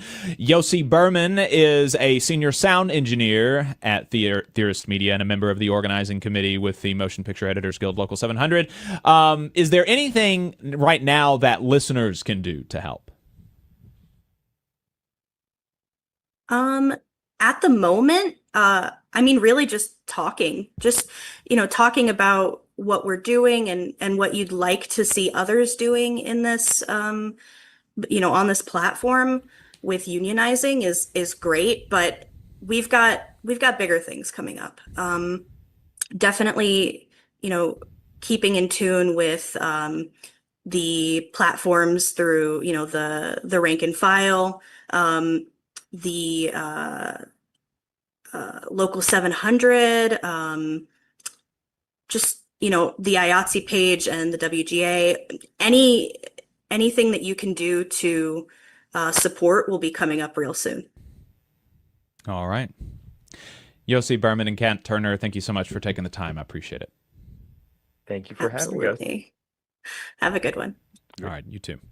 844-899-TVLR is the phone number, 844-899-8857. tvlr.fm/contact if you want to send us a written note. Das Nomo in the chat says, the entire YouTube industry needs more regulations and worker protections. Please support Theorists workers. Appreciate their participation in the chat. Never give up. Theorists unite. Keep up the good fight.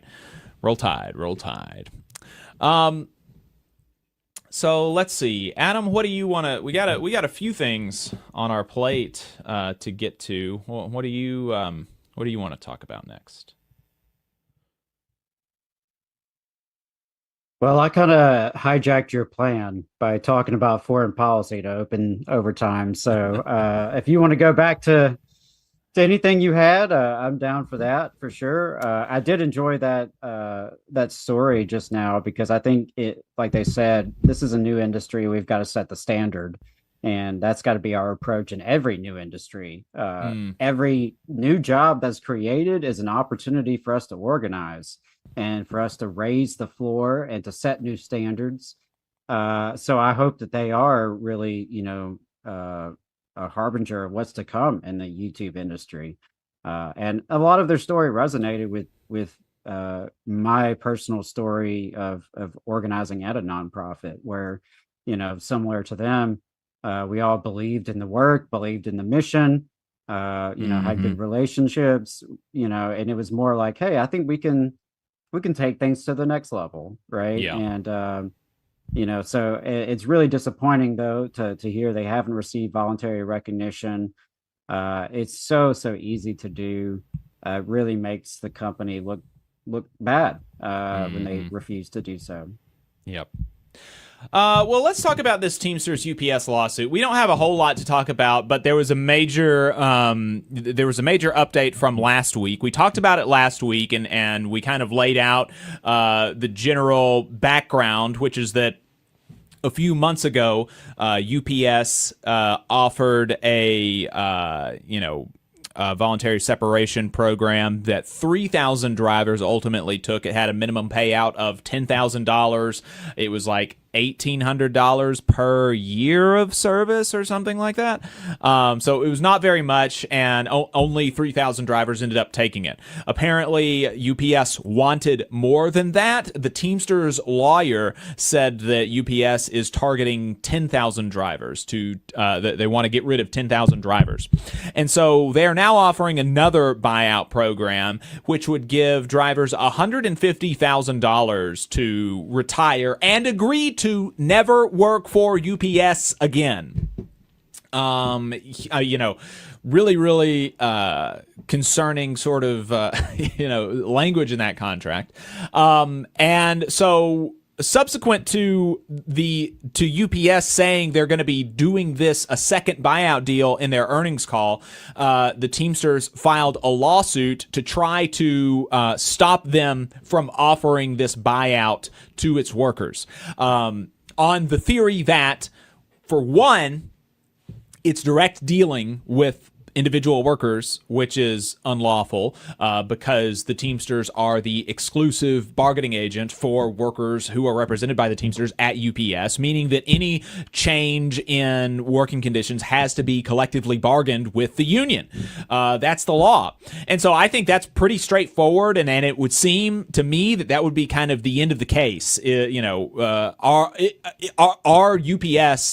Is UPS direct dealing with individual employees or not, and it seems pretty straightforward that they are in this case. They have not collectively bargained this buyout deal with the Teamsters.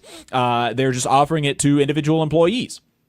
Individual employees, and by the way, the contract also includes a provision that says that they waive any right to representation in a grievance or arbitration proceeding that might come about as a result of the of taking the buyout deal. I don't know how much that will stand in a court of law if, you know, it ends up being found that the buyout program was a violation of the contract. I don't know if you can just sign away your right to union representation. I'm not sure what the case law is on that. But so the Teamsters took it to court, seeking an emergency injunction to prevent the company from even offering the program. The court did not rule in time, and UPS did offer the program. They had done that by the time that we went live last week. But subsequent to that, the courts did rule that they would not issue an injunction on the buyout program. Importantly, this was not a decision on the merits.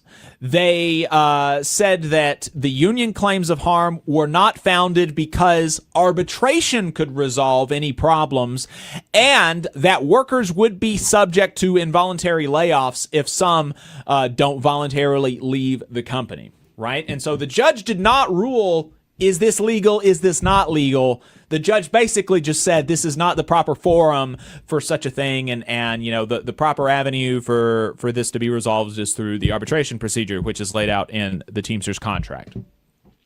And also that you know, that the harm would be greater if I stopped them, because then they would be then they would lay people off. But that is you know, and so the judge gave the UPS the green light. And it's very concerning, and so I wanted to respond to a couple of to a couple of kind of trains of thought that I saw in the comment section under the latest video. And one of those trains of thought was, why should UPS be stopped? If UPS wants to get rid of people, and there are some people who are willing to go for the right price, why should they not be able to individually negotiate that deal? And the reason that UPS should be stopped is because the drivers are unionized. They have elected to have an exclusive bargaining agent to bargain over their the wages and working conditions. Individual negotiation with a company undermines the entire purpose of collective bargaining. You undermine the status and the ability and the strength of the union by going around the union and negotiating individual deals for yourself. And those 3,000 drivers that took the first buyout program are an exact representation of this, right? Because most drivers, even individually, knew that $10,000 was not very much money. You know, UPS, if they want to get rid of drivers, they can give more money. They have more money to give for that purpose, right? But those 3,000 drivers, because they decided on their own individually to do this, they lost out. And now also involved in that buyout was signing away your rights. And so they lost out on this like 10 times bigger buyout package, right?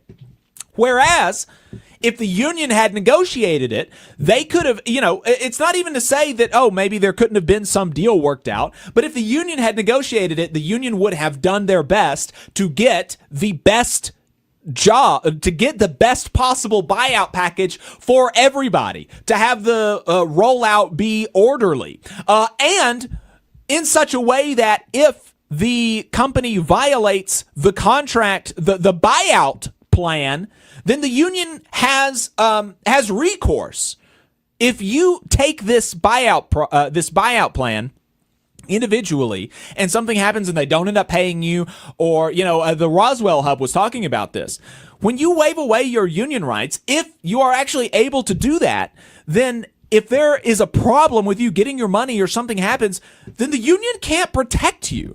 It's just you and this huge multi-billion-dollar corporation, right? So doing these individual deals totally undermine the reason for collective bargaining. It's not negotiated. You're going to be bargaining with the company directly. And then, and so, yeah, why not allow employees to make their own decisions whether to take the buyout or not? They could make that decision if the buyout program was collectively bargained. That's the whole thing, is that the plan needs to be collectively bargained. Workers deserve to have a say in how these plans are rolled out. That's the whole point. And so, if you want more specific UPS insider stuff, I would really recommend watching Roswell Hub's video on this. They've got some advice, and one of the things that they said is, as it is, even though it's not a collectively bargained plan, it should be collectively bargained. If you were going to retire in the next year, maybe it makes sense to do this. But if you're 30 years old, and you're a top, you're at the top of the progression, and you're thinking about taking that $150,000, you should really think about that, because $150,000 is really only for a top progression driver 1 year of compensation and benefits and stuff, right? You got your wages, you got your health care, you got your pensions. $150,000 in the grand scheme of things, and in a lifetime, right? If you're 30 years old, you're going to have to work for at least another 25 years somewhere. $150,000 is not going to last you 25 years. That is not enough money. It's one thing to take this deal if you're near retirement. But if you're a young person, youngish, even 40, 50 years old, you should really think twice about whether or not this would be the right move for you. Be judicious about it, about whether or not you take this deal. But yeah, Adam, I don't know. Is there anything else? Is there anything kind of just strategically or principally that you think should be said about, well, why can't people just take this deal if they want?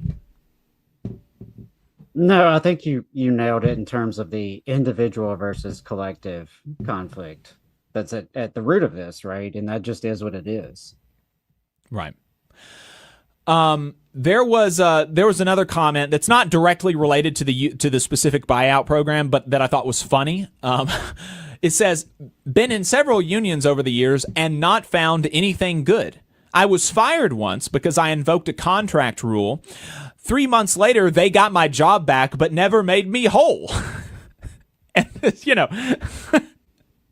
it's just so funny that you can type that and not kind of be cognizant of how good you have it. Because if you were in a non-union workplace and you were fired because you pointed to the employee handbook, or you pointed to something that, you upset the manager, guess what? 3 months later, you wouldn't have your job back at all. It'd be great if you could have your job back after 3 months plus back pay. And in a lot of unions do that. You get your job back and you get back pay. But getting your job back at all is really a pretty unique thing in the United States of America. Right? You only get that in a union workplace. And so not, I don't know. I don't want to sound like a boomer, but not being grateful is kind of nuts. That is bonkers. And saying never not found, I've been in several unions. A union got my job back for me, but I've never found anything good about it. That's just crazy.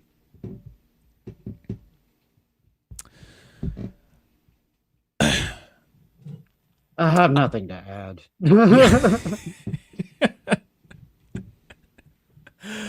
All right. So there you go.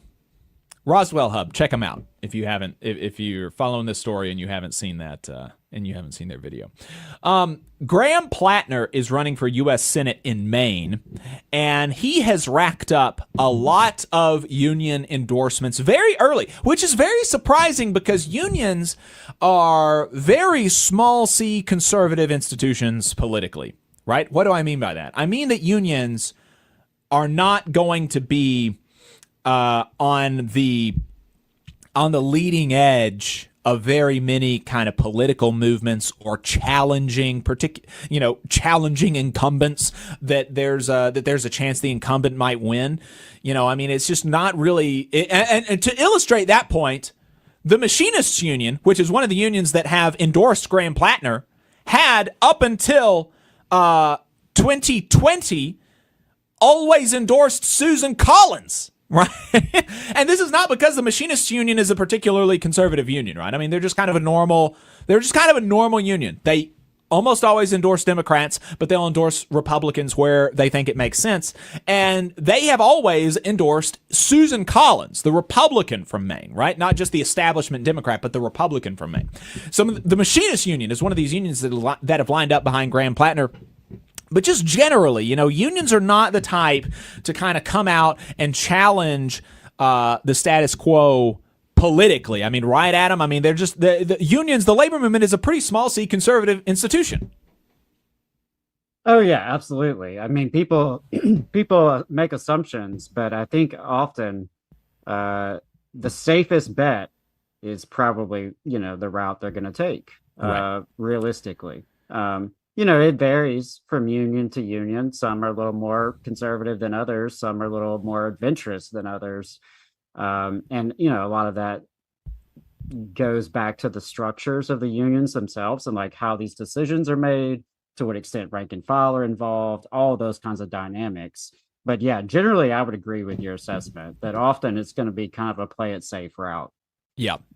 And so endorsing Graham Plattner, especially when these unions did, I mean, most of these unions endorsed Graham Plattner back in October of last year, right? So after Janet Mills, the current governor of Maine, had announced that she was running. And so the safe choice would have been endorsing the sitting governor of Maine. If you're not going to endorse Susan Collins, then the safe choice would be endorsing Janet Mills. The unions decided not to do that. They decided to endorse Graham Plattner. Those unions specifically and minimally are the United Auto Workers, the International Federation of Professional and Technical Engineers, IFPTE, National Nurses United, the nurses union in Maine, the Machinists Union, International Association of Machinists and Aerospace Workers, the International Brotherhood of Electrical Workers. And I think that's it for the big, I think he may have had some local union endorsements, but those are the big internationals that have endorsed him. And so it's one thing, like, it is unique and interesting for so many people in the labor movement, for so many unions in the labor movement to be endorsing this guy who's really, sort of the underdog, although now, I mean, he's really walloping, it seems to me, Janet Mills in the polls, but he certainly started as an underdog. And so very interesting for unions to be endorsing him at all. But now reporting is coming out in NBC News that most of these unions, in addition to endorsing him, are directly pressuring Chuck Schumer to get his ass out of Maine and stop supporting Janet Mills. I mean, which is crazy, super, super interesting dynamics at play here. This is from NBC. Union leaders in recent days have urged Senate Minority Leader Chuck Schumer and the Democratic Senatorial Campaign Committee to end their support for Governor Janet Mills in Maine's Senate primary, pointing to what they see as her weaker record on labor. Sean Fain, specifically, had a conversation with Schumer this month to discuss the race, among other topics, and said that Fain discussed with Schumer what he views as the, quote, shortcomings in the Democratic leader's approach to the 2026 midterms, particularly their failure to adequately listen to working-class voters. Fain cited the Maine contest as an example.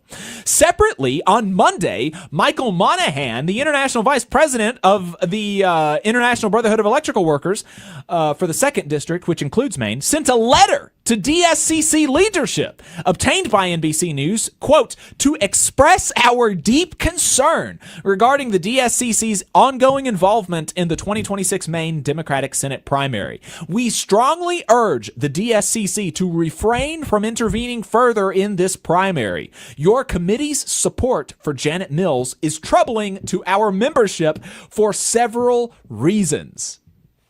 I mean, pretty frank communication here from the unions. They point out how Plattner is polling ahead. A University of New Hampshire poll conducted in mid-February found Plattner with a 38-point lead over Mills among likely Democratic primary voters, well beyond the survey's margin of error. The Mills campaign disputed the survey, pointing to other recent misses the survey had in Maine and arguing that the sample, which skewed much younger than the past Maine electorates, did not accurately reflect the state. But let's see. So the NBC article also points out David Sullivan, the union's general vice president of the International Association of Machinists. He told NBC News that he is set to have a Zoom call with the DSCC to discuss the race next week. He said his membership was upset about Democratic leaders backing Mills after his union had endorsed Plattner. So I called my people in D.C., Sullivan said, and said Schumer needs to stay out of Maine. They said they were going to stick by their guns and they were going to put millions of dollars in for Janet Mills. We're going to fight this all the way. Kind of, yeah, bonkers. But so they highlight some of Mills' problems with labor. One of them, the Mills campaign said, oh, well, I've done a lot of good things. She increased the minimum wage. She boosted worker safety standards and prohibited employers from retaliating or discriminating against workers who reported them for violating labor laws. But she pointed to a 2022 endorsement from the Maine AFL-CIO, which, if you've got to point to an endorsement from 4 years ago, I think that your labor cred may, has a little bit to be desired. They point to some clashes she's had with organized labor. In 2019 and 2021, she vetoed labor-backed measures aimed at strengthening the power of a third party's rulings in disputes over public sector workers' wages, insurance, and retirement. So she vetoed that. And I believe, if I'm remembering correctly, that she also vetoed legislation that would have given farm workers the right to organize in Maine. Let me Google that real quick to make sure that I'm not spreading misinformation. So it's very interesting to see the labor movement being so behind. Yes, she did. So Maine Governor Janet Mills vetoed that bill in June of 2025, which would have protected farm workers' right to discuss working conditions and organize without retaliation. She said the legislation was overly complicated and burdensome for agricultural employers. And she's wondering why she's having difficulty garnering union support. So, interesting story I thought I would bring to y'all this week. Let's see. We're right at 12 o'clock. And I don't know. That might be it. Adam, is there anything else that you wanted to get to? I don't know that there's, I've got a couple of other things that I could talk about here, but it might be good to let them marinate a little bit and be able to speak on them, do a little bit more prep for them. Yeah, if you'd rather go that route, that's totally fine. I know we had some reactions to the BLS numbers, to some economic news, to the State of the Union, but we can definitely digest that and sit on it for next week. And I've appreciated the conversations today, and I'm just really feeling some type of way today, given the news around the world. So I don't have just a whole lot more to say. All right. 844-899-TVLR is the phone number, 844-899-8857. Free American in the chat says, good show, guys. Thank you very much. I appreciate it. I think we had some good stuff today. So, yeah, we'll go ahead and wrap it a little bit early. Adam's got something that he's got to go to momentarily, and so do I. I've got something at like 1:15, and so this will give me a chance to eat lunch before I've got to be where I've got to be. So appreciate everybody staying tuned. Yeah, it was. Did you have something else? Yeah, just don't forget, y'all, Selma, this weekend coming up here in Alabama. There will be a lot of folks down there. Hope to run into you. If not, you can check out my webinar on Tuesday night through Alabama Arise. And a final plug for those labor notes trainings. Some really great stuff on offer in March. Share those around. Send those to members in your local. If you've got workers that you know that are interested in organizing, send them that link. You never know what could come of that. And so I know I constantly annoy people with text messages and emails, sending them trainings and workshops, but you just never know. And sometimes it plants a seed that can grow. So want to just make that final pitch. And thank you everyone for your support, for liking the stream, for watching, listening, participating in the chat. Make sure to share our stuff throughout the week and let people know about what we're trying to do. And as always, we love your voicemails and appreciate those. So do leave us a voicemail throughout the week. Let us know your reactions and what's going on in your neck of the woods. All right. We'll see y'all next week.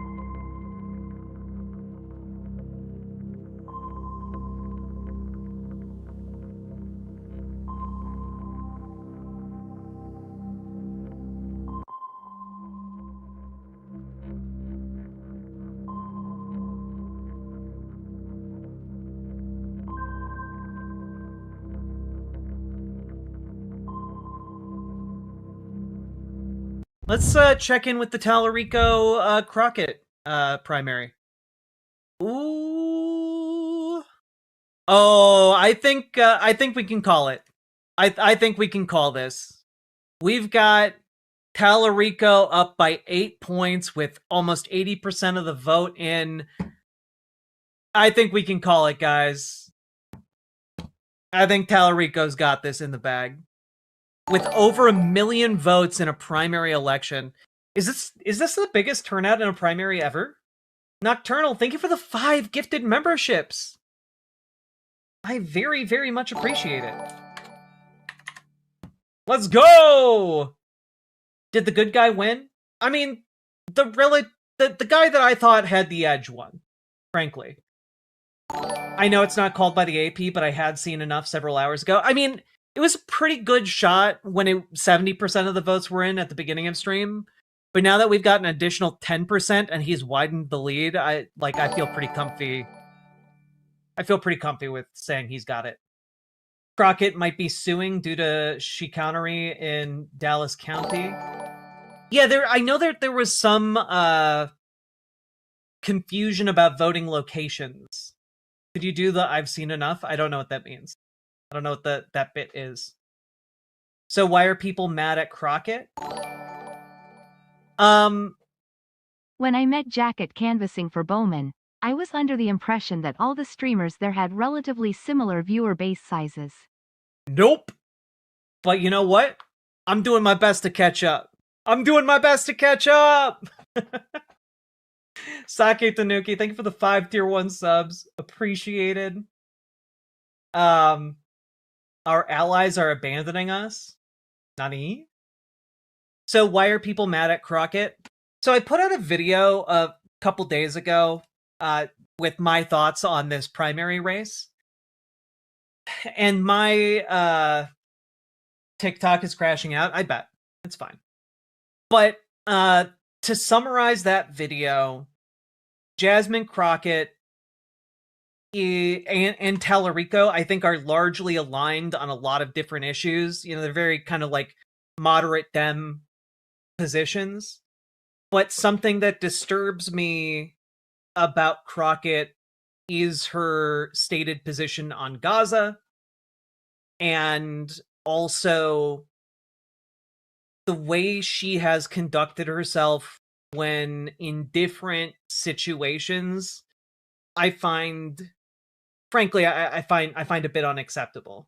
You know, like, she kicked a journalist out of one of her events. Oddly enough, an Atlantic journalist. And when, like, asked about it, her campaign lied. And when that same journalist called to, like, ask what happened, she hung up and did not return that journalist's calls. She's made, like, misstatements in the past about, like, she made a claim that, like, Republican donor Lee Zeldin took money from Jeffrey Epstein, and that turned out not to be true. And then she started saying she had never said it. And there's just some, like, loosey-goosey stuff with the truth that I find worrisome. Okay?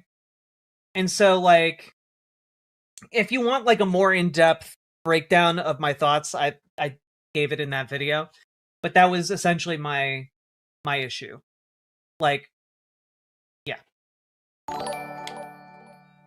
There once was a woman called Crockett, whose anger was able to rocket. She accepted IPAC in a big dollar sack, and caused Tallarico to lock it. Sake, thank you for the 5 tier 1 subs. Also, do you think she gives off narcissistic tendencies? I don't know, and I don't care. Like, I like that she's willing to, like, throw down. I like a fighter, you know, in a politician. I think that's an asset. But the issue that I have is, you know, one of the things I dislike about Donald Trump and the Republicans is their tendency to kick journalists out of their events.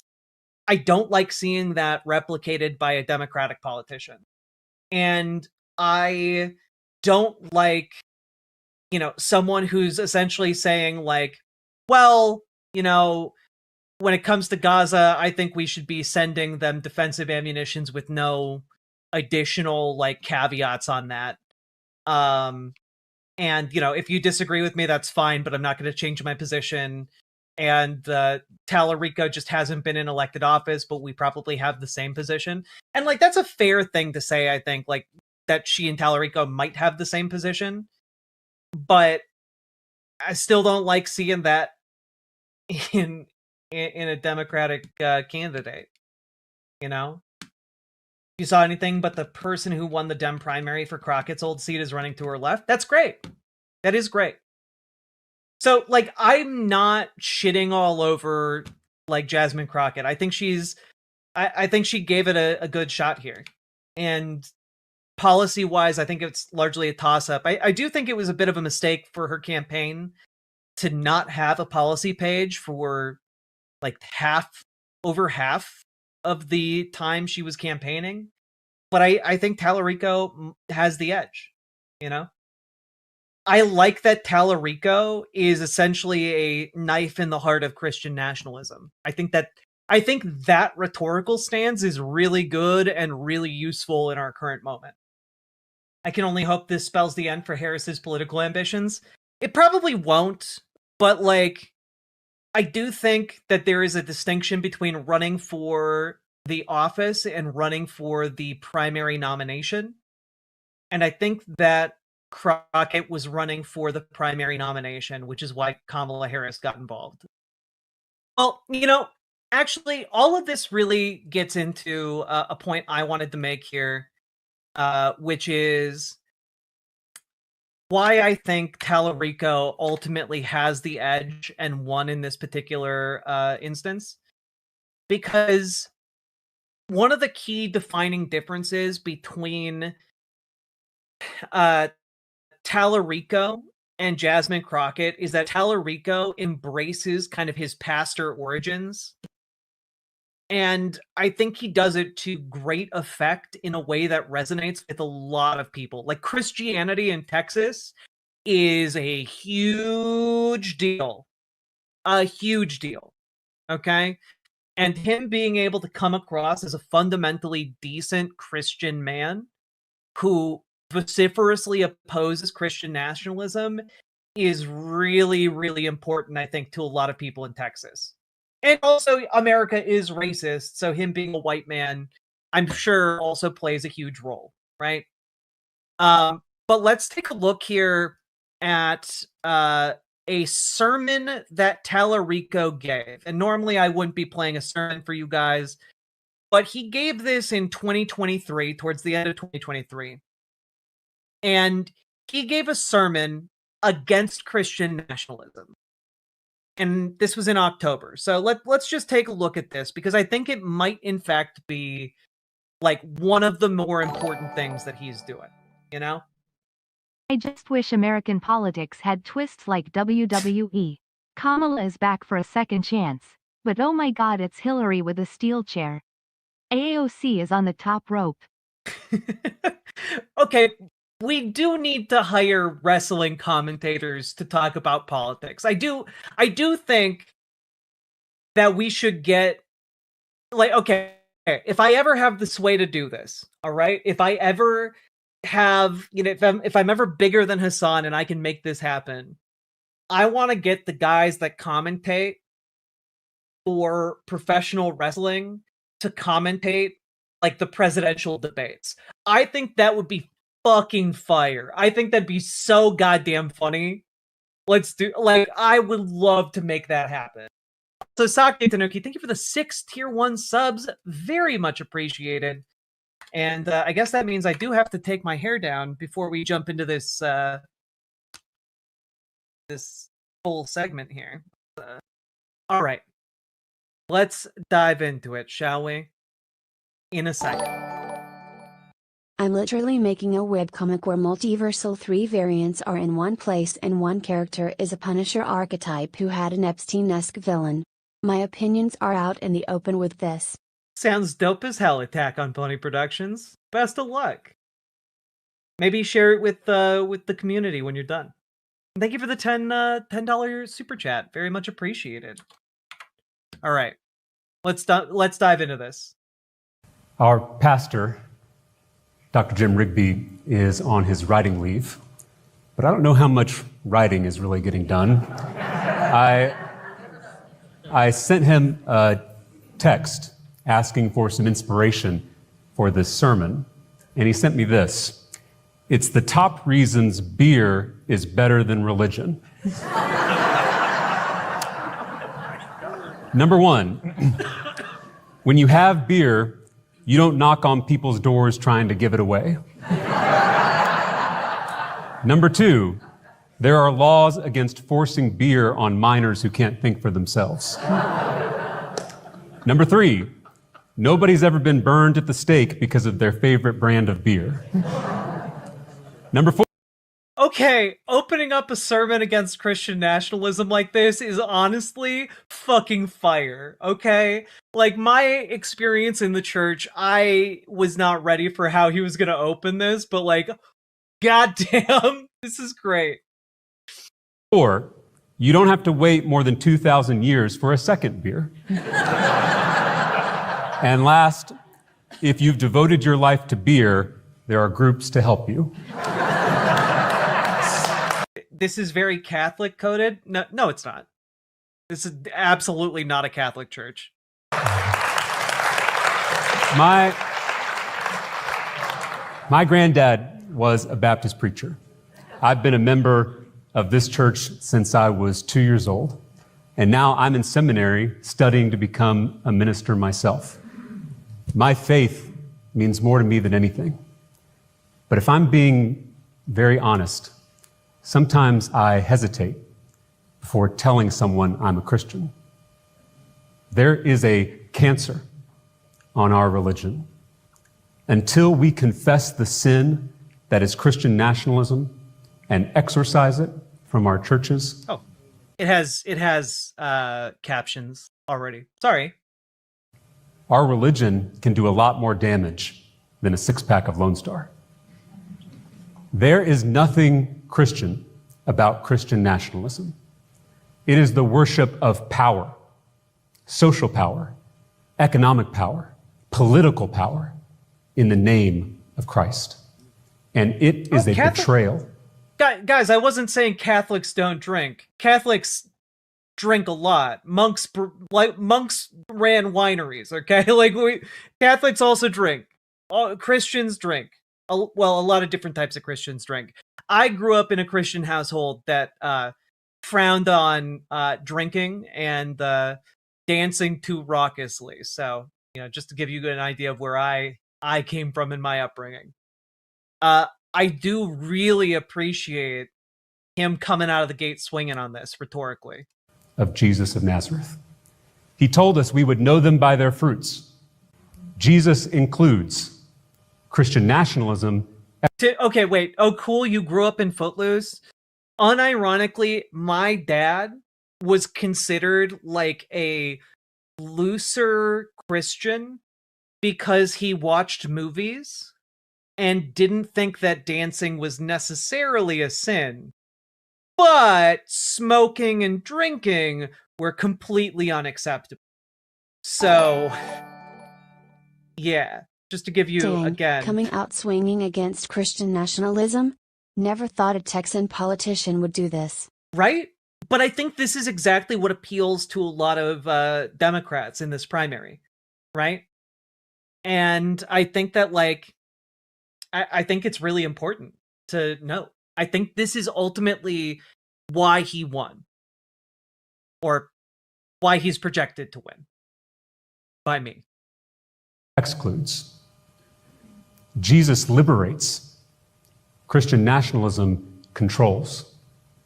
Jesus saves. Christian nationalism kills. Jesus started a universal movement based on mutual love. Christian nationalism is a sectarian movement based on mutual hate. Jesus came to transform the world. Christian nationalism is here to maintain the status quo. They have co-opted the Son of God. They've turned this humble rabbi into a gun-toting, gay-bashing, science-denying, money-loving, fear-mongering fascist. This is good. This rhetoric and these ideas need to be mainstreamed within the Christian community here in America. Because he's right. Christian nationalism is a cancer. And it's a cancer that has been deliberately cultivated by the Republican Party for decades. Decades! One of the things that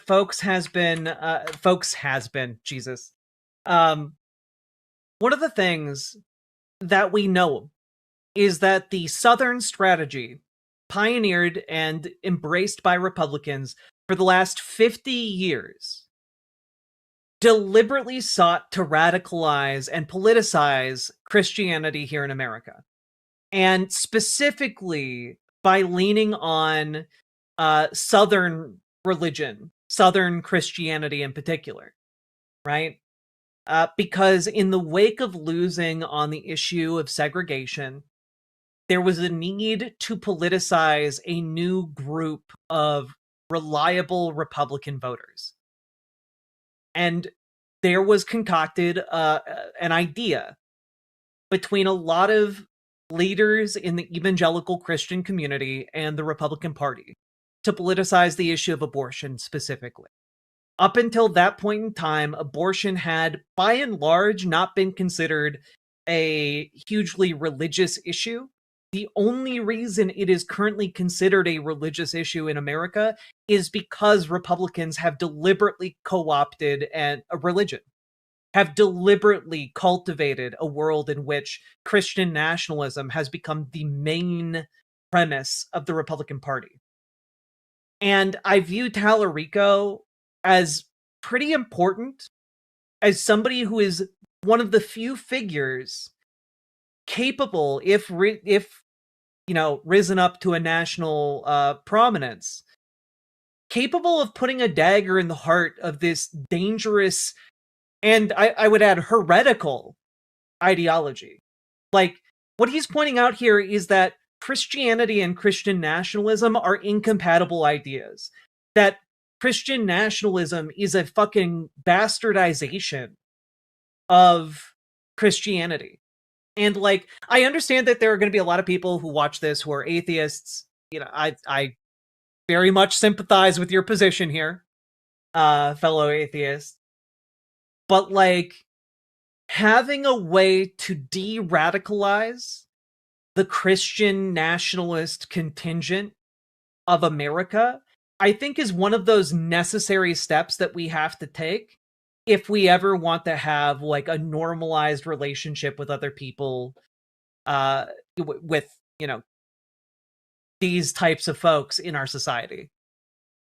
Because right now, they're all plugged into a fucking death cult mentality that will leave them, burnt out in the war machine or, alone in their attic. Like, we're in like a fucking death spiral. If you look at the Republican movement right now, it's a death cult. Like, they're throwing people into war right now for literally no reason other than to flatter Donald Trump's ego. So, like, this is important, and I want to make sure we all understand it's important. CNN just called it for Tallarico? Hell yeah. Like, as a matter of political utility, this man has the capacity to de-radicalize the Christian right. And I think that that is a necessary thing for us. And it is incumbent upon all Christians to confront it and denounce it. Amen. Christian nationalism is on the rise. 2 years ago, Christian nationalists stormed the U.S. Capitol, killing police officers while carrying crosses and signs. Okay, wait. First of all, he's making an excellent point here. Second of all, I thought it was because Jesus was coming back. Let's be clear. The people ordering all of those men and women to their deaths, they don't believe in the second coming. They don't give a shit. They are willing to use it to throw those people into the flames, right? But the Christian nationalism is what is motivating a lot of people to go along with those who would abuse and kill them. The Christian nationalism is killing conservatives. And they happily go to their deaths because their ideology lends itself to excuses. Like, oh, well, I'm happy to go to my death because I die for a greater cause. I die to bring back my Lord and Savior. I die to resurrect a God. But the people on the top, they don't give a shit about any of that. They just want to throw people into a wood chipper for their own fucking ego boosts. To make a little bit more money. You know? It's reading Jesus Saves. Last year, Christian nationalists on the U.S. Supreme Court overturned Roe versus Wade, allowing states like ours to outlaw abortion, even in cases of rape and incest. And as we speak, 2 Christian nationalist billionaires are trying to replace public schools in Texas with private Christian schooling. We are closer than we think to a Christian theocracy. How did this happen?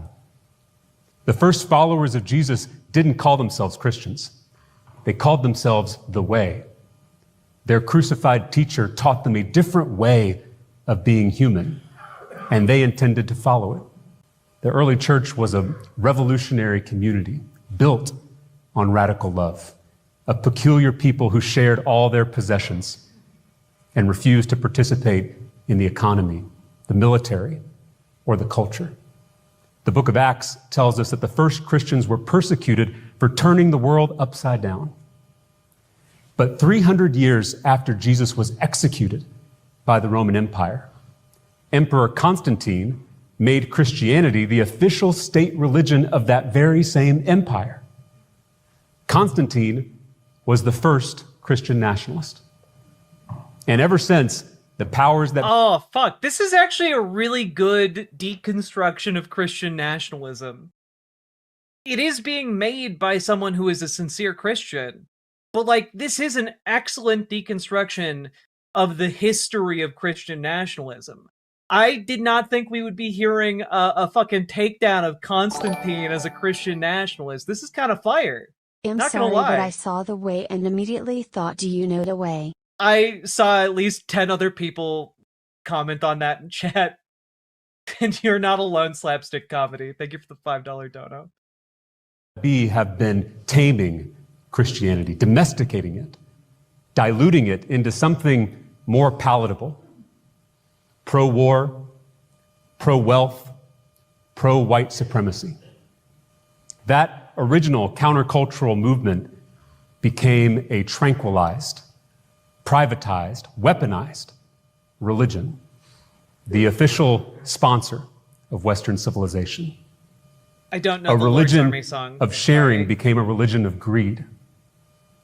A religion of peace became a religion of violence. A religion of forgiveness became a religion of judgment. A religion of ego transformation became a religion of ego affirmation. Today, Christian nationalists obsess over people's private parts while the planet burns. 8 men own as much wealth as 3.6 billion people, and Christian nationalists are boycotting Barbie. My brother, does Christ know the way? Click, click, click. Oh, God. Someone has to have done that in VR chat. I just realized. Was the Roman Empire in decline when they embraced Christianity? Yeah, kind of. Yeah. Constantine moved the capital to Constantinople. And after that happened, the Roman Empire crumbled. Like, Constantine is kind of like late 200s to early mid 300s. And yeah, like, Rome fell in the, like, maybe 2 generations after him. Things weren't going great. The Bible doesn't mention abortion or gay marriage, but it goes on and on about forgiving debt, liberating the poor, and healing the sick. Christian national... I'm not gonna lie, this is fucking fire. I don't know how he manages to have all those Guinness Awards for video game music, run for Congress, be on Cribs, and make the Amico. His mom must be proud. He even has a documentary about him by H. Bomber guy. Wow, this Tellerico really gets around. Sake Tanuki, thank you for the 5 tier 1 subs. Appreciate you so much. His mom is so proud. Let's see. Who is this? This is James Tallarico. He just won the primary in Texas for oh god, I'm blanking right now.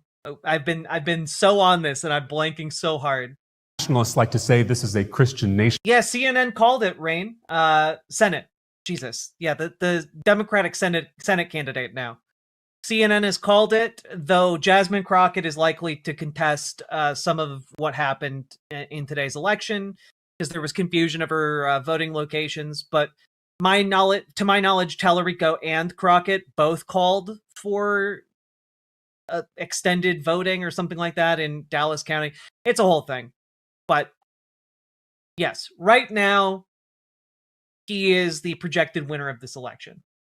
Not only is that historically inaccurate, not only is that theologically blasphemous, but it's also just not true. Look around us.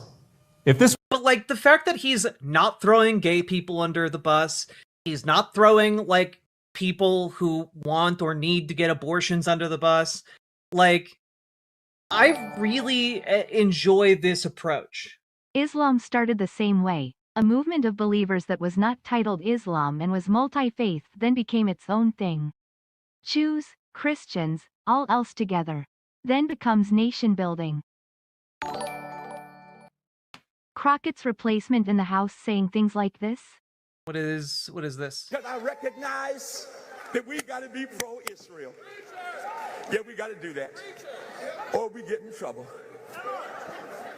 Well, I'm coming to get in trouble. Israel, and I'm going to quote Jimmy Carter. Jimmy Carter says that Israel is engaging in apartheid with Palestinians.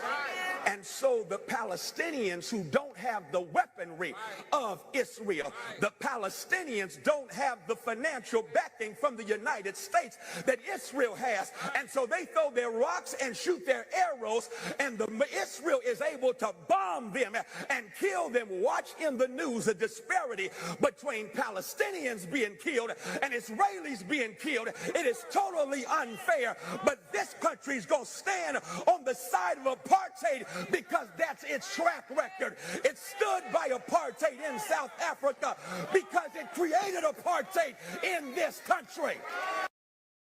This guy is cooking. This guy's replacing Jasmine Crockett. Let's go. Let's go. That's some real cooking right there. I'm liking this. I'm liking this a lot. If this was truly a Christian nation, we would forgive student debt. If this was truly a Christian nation, we would guarantee health care to every single person. If this was truly a Christian nation, we would love all of our LGBTQ neighbors. Fuck yeah. If this was truly a Christian nation, we would make sure every child in this state and in this country was housed, fed, clothed, educated, and insured. If this was truly a Christian nation, we would never make it a Christian nation, because we know the table of fellowship is open to everybody, including our Buddhist, Hindu, Jewish, Muslim, Sikh, and atheist neighbors. Jesus could have started a Christian theocracy, but love would never do that. The closest thing we have to the kingdom of heaven is a multiracial, multicultural democracy. I gotta say, guys, like, this is some cooking. This is, yeah, Jesus made woke too. It's true. It's true. Dude's out here actually walking the walk. Like, for the fact that this man being on the national stage would cause Matt Walsh to spontaneously combust in an explosion of hatred, I think we should give him a shot. I think we should give him a shot. Just on that basis alone. Where power is truly shared among all people, something that's yet to exist in human history. Yeah, like if I had grown up around this type of Christianity, I might not have quite so many mental issues, you know? I might not quite have so many things to work through in therapy. It would have been a little bit nicer way to grow up, you know? Nationalism is not only a threat to the American experiment in democracy, it's also a threat to the gospel. And you know what? Maybe my dad wouldn't be quite so hateful towards me. Imagine Trump and the DOJ got hacked. Trump, ha ha ha, you fool, I have 70 alternative accounts. Donald Trump is just a bundle of alts in a trench coat. It's true. Of Jesus Christ. When someone asked Jesus to name his most important commandment, he cheats and gives two. Two that he says are related. The first is to love God. The second, he said, is like it. Love thy neighbor as thyself. It's like it because when I recognize the divine image in myself, I can't help but recognize it in my neighbor, whether they're Christian or not, whether they're religious or not. In the parable of the Good Samaritan, Jesus specifically defines neighbor as someone different from us, racially, economically, politically, religiously. God loves diversity. God loves variety. Just look around this big, beautiful planet of ours. Do we really think God would make all these beautiful people with all their beautiful traditions for no reason at all? There are so many pathways to the sacred. The Islamic mystic Rumi said, every religion has love, but love has no religion. God is so much bigger than our human categories. God is not a Presbyterian. God is not a Christian. God is not a noun at all. God is a verb. God is not a being. God is being itself. God is love. And that's why Jesus is against anything that gets in the way of that love between neighbors, including religion. That's why he's always breaking religious rules. That's why he's always getting in trouble with the religious authorities. That's why he says sinners will see the kingdom of heaven before religious people do. Sorry to everyone here. I know you came all this way. Religious supremacy is antithetical to the gospel of Jesus Christ. Jesus didn't come to establish a Christian nation. He came to reveal ultimate reality, which he called the kingdom of God. But it's not like any kingdom we've ever known. Instead of a throne, Jesus sits at a table. Instead of a war horse, Jesus rides a donkey. Instead of a sword, Jesus picks up a cross. The kingdom of God inverts the power dynamics of all the kingdoms in the world. True strength is vulnerability. True status is equality. True wealth is sharing. And God we is as an Christians, adverb, because you always add a verb to your life. Okay, but there's a really important question here. Does God have pronouns? Fucking pronouns! Sake Tanuki, thank you for the 5 tier 1 subs. God is all the parts of speech. are called to realize that kingdom on earth as it is in heaven, not by force, but by faith. Jesus asked us to have the faith of a mustard seed, trusting that by living and dying for love, we give birth to a better world. That's not easy to do. In a world full of fear, Jesus knew we would put our trust in something other than God, something other than love.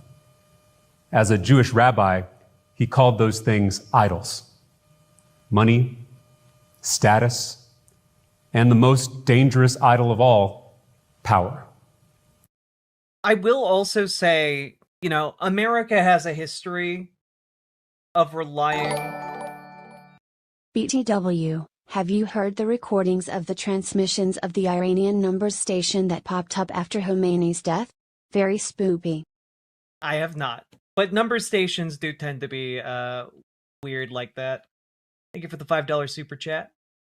I will say America has a long and storied tradition of political folks who want to lead movements, relying on religion as a way to kind of bind those movements together. Martin Luther King Jr., yes, very famous for organizing civil rights, but was a pastor and advocated for political action, whether it be for economic reforms, for a more socialistic state, or for, civil rights reform, for the fundamental decency to be extended to every man, woman, and child in this country, regardless of where they might come from or who they might be. I might not be a religious person, but I recognize that that plays a huge role for a lot of people. And I recognize that, this can be an important catalyst for change here in America, historically and presumably ongoingly into the future. It might not be a part of what I talk about a whole lot, but I do know it is part of what a lot of people talk a lot about. We on this channel, we talked a lot about how third spaces have been largely destroyed by capitalism, and one of the few bastions of third spaces left is the church. And it remains, despite flagging religiosity here in America, the church remains a really important bedrock for a lot of people to be spurred to action through. I think what's happening with Talarico might be really, really important going forward. For all of us to take note on his rhetoric and maybe consider how we can use that going forward. When Jesus was tempted by the devil in the wilderness, one of the things the devil offered was power, all the kingdoms of the world, and Jesus rejected it. When his disciples asked, who will be the most powerful in the kingdom of God? Jesus said, you know the lords of the earth push their people around, but among you it'll be different. Whoever wants to be a leader among you must be a servant. And when they still didn't get it, and they asked, as a Euroid, I'm not too exposed to religious talk beyond the mainstream, but his speech sounds tame for an American, not gonna lie. I mean, it is tame, for sure. But I think it's in the way that he speaks, what he conveys to an American audience is deliberate and careful word choice. He's not a fire and brimstone type of preacher, you know? He's a careful, calculated guy. And I think that, like, this is designed to reach someone or reach a large number of people here in America that aren't typically reached by by Democrats. Let's be real, right?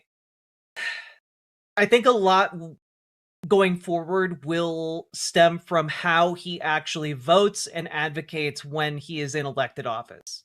Because I think he has a really good shot at winning in Texas. who will be the greatest in the kingdom of God? Jesus said, little children, the least powerful, but most trusting members of any human community. That's the kingdom of God.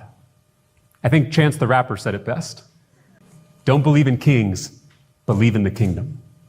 Jesus knew, in the words of Dorothy Sola, there is only one legitimation of power, and that is to share it with others. Power that is not shared, power that is not transformed into love, is pure domination and oppression. Well, and Buffalo Guy, that's why I view what he's doing as very important. And Buffalo Guy writes, I view religion like the one ring. It will eventually turn all things it touches to rancid authoritarianism. It is a thing of evil that is a large part of why most Americans openly worship billionaires. It's why I think a really important component of what Tallarico is bringing to the political space is a declaration of war against religion in our government. Does that make sense? What he is doing here is, as a religious man, advocating against, state-mandated religiosity. He is going to war here and going into office here specifically to exorcise these demons, And I think that that's really important.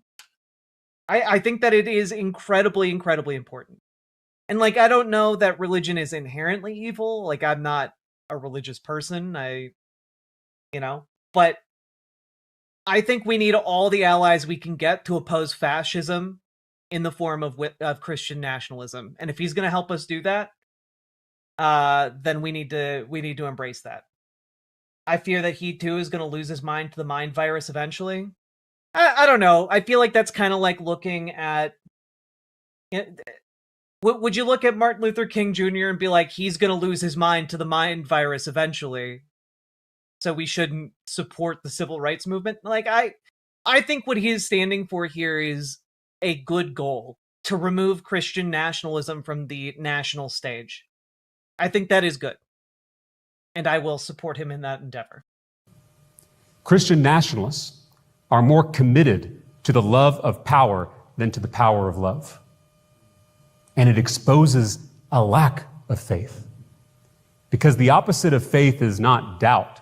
Doubt is a healthy part of any faith. The opposite of faith is control.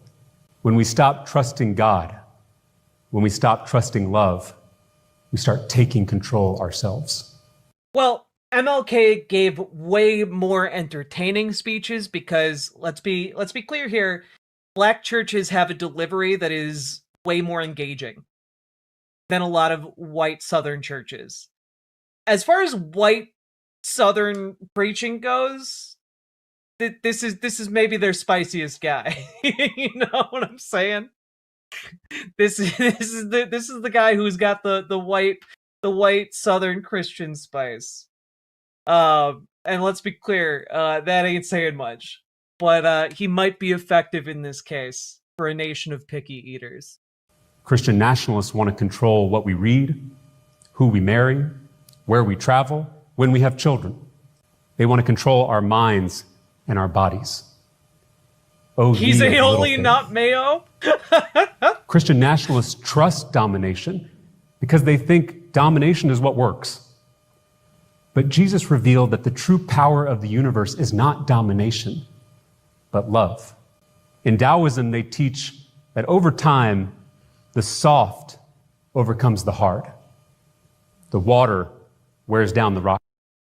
Now, I know a lot of you are going to take that out of context. Resist your urges, okay? It is of the flesh. The wind takes out the mountain. The grass upends the concrete. The meek inherit the earth. Violence may win in the short run, but in the end, love always wins. Jesus said this kingdom of God is in our midst. It's hiding in plain sight. Heaven is already here, inside of us, above us, all around us. On my mom's side, my granddad was a Baptist preacher, but Now you're neglecting some white esoteric religious traditions. I am. You know, you got Presbyterians, you got mega church preachers. There are white preaching traditions, but I am not sold on any of them as being a legitimate path forward for any kind of progressive ideology. Yeah, Pentecostals. on my dad's side, my grandpa Tallarico never went to church, but he was one of the most generous, compassionate, moral people I've ever met. He was an immigrant from Italy whose family saw firsthand the dangers of mixing church and state. He settled in the Texas Hill Country, and on Sunday mornings he would take these long walks through the wildflowers and live oaks, and he would take me with him. He said it was the best chance to see G-O-D, the great outdoors. Biologists tell us that everything in nature is connected and evolving toward greater union. Anthropologists tell us that Okay, wait, I don't know about that one. You know, you were cooking, but I don't. I think what you said sounded really pretty. I don't think it's at all biologically accurate. our ability to share and cooperate is humanity's superpower. And astrophysicists tell us that the universe is just gentle enough to make our existence possible. This universe of ours is nothing but gratuitous grace. True, we're all evolved Teilhard to wrote crap. that the very physical universe is love. We see it in the harmonies of music, the principles of mathematics, the patterns of nature. We are Now he's lost me. Yeah, I mean now he's making an argument that like the beauty and fine tuning of nature is an element of God's love, which you know I don't really accept that, but you know he's not making this speech necessarily for people like you and I. all expressions of that creative power. We are the universe becoming aware of itself. As children of God, children of the cosmos, we are loved unconditionally, indiscriminately, infinitely. No achievement can add to it. No mistake can take from it. No amount of church going or church missing can change it. That's truly deserving of the title Good News. We are made by love, with love, to love. I call that love God. You may use a different word, and that's okay. There are 1,000 ways to kneel and kiss the ground. We can cure the disease of Christian nationalism. We can protect against the virus of religious extremism. with healthy religion. The great faith traditions of the world have so much to offer us in this time of global crisis. Hinduism's ahimsa provides an alternative to the logic of violence. Buddhist meditation provides an alternative to the abuse of our attention. Judaism's Sabbath provides an alternative to the demands of capitalism. Hey, let's go! I like this. I like it. Okay, we're back in territory I can appreciate. Where everything can be bought and sold, including the earth itself, Native American traditions provide an alternative to ecological extraction. It's hard. It is so hard to protect your spirit in a world trying to kill it. That's why we need faith communities like this one. That's why we need stories and traditions and practices that heal our soul and transform our mind. Every time in this sanctuary that we say the prayers, sing the hymns, sprinkle the water, eat the bread, drink the wine, we're tuning our hearts. Our Buddhist friends tell us that compassion takes practice. Neuroscientists tell us that we can become kinder, more empathetic if we work at it. Things like love, peace, and hope, they require strength training, a gym for the heart. And so every week... Hell yeah, time to do some cardio for the soul. Let's go! Time to do some soul CrossFit. We gather here to sing our songs and tell our stories just for the opportunity to, in the words of Thich Nhat Hanh, dwell in the ultimate together just for a moment. And that's almost better than a cold glass of beer. I invite you now to your own reflection on these words. I think that was great.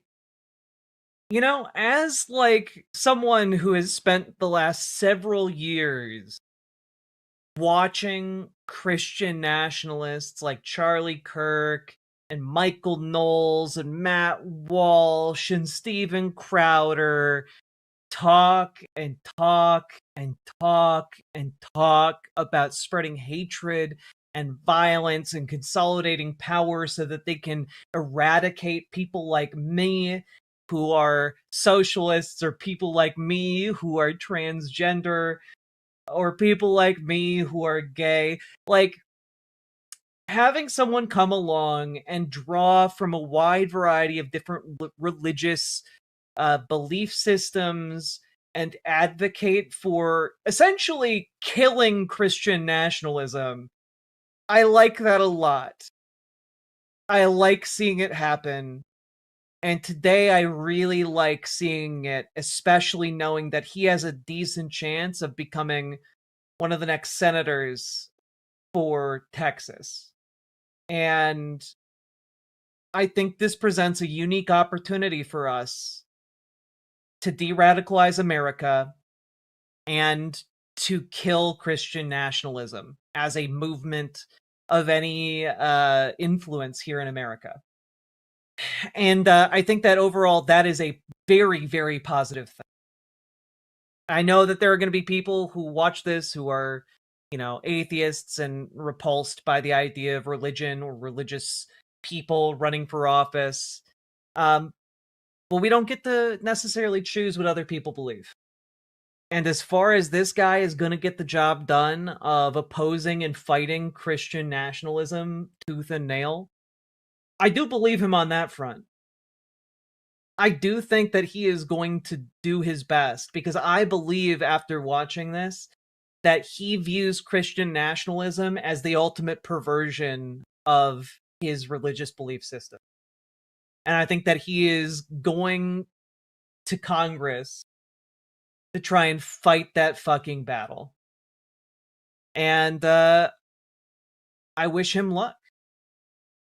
And we should all be engaged in that conflict together. Which it is. It is. It is. I am reminded of a quote attributed to Gandhi: "I like your Christ but not your Christians." Yeah, I think Gandhi might have liked Tallarico. Hot take, I know.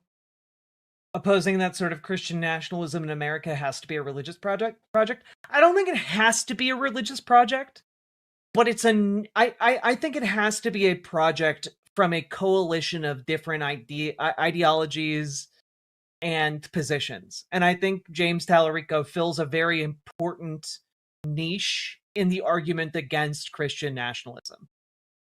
Does that make sense? Like, I think it is important to tackle and attack Christian nationalism from every available vantage point. And he serves a very valuable part of that vanguard to unseat Christian nationalism from acceptable discourse in this country. Anyway, all that being said, folks, let's just check in on the final numbers before we round out this segment here. With 83% of the votes in, Tallarico is up by just under 8 points. And yeah, I think he's got this in the bag. So, folks, James Tallarico, your new projected congressional Senate candidate for the Democratic Party in Texas. Let me know what you think. Leave a comment. Comments longer than 8 words do better in the algorithm. Hit the like button. Hit the subscribe button. Let's get organized. Organize with your local Dems. Organize with...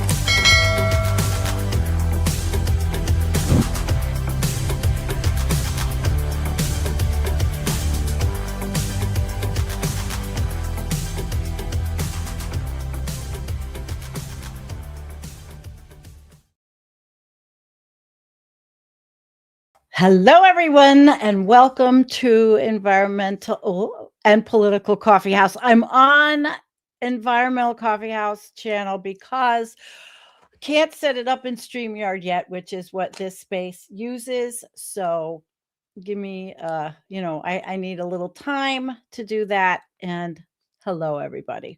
So let me fix my camera a little bit. So today we're going to talk about this interesting person. We're going to talk about the setup in Israel. We're going to talk about Yair Golan. We're going to talk about the Israeli elections. We're going to talk about how it's set up in Israel, because obviously the United States and Israel have entered into a joint war with Iran. And I think a lot of people don't understand some things. Hang on.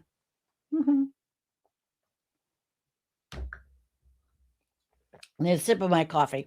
So people don't always understand everything.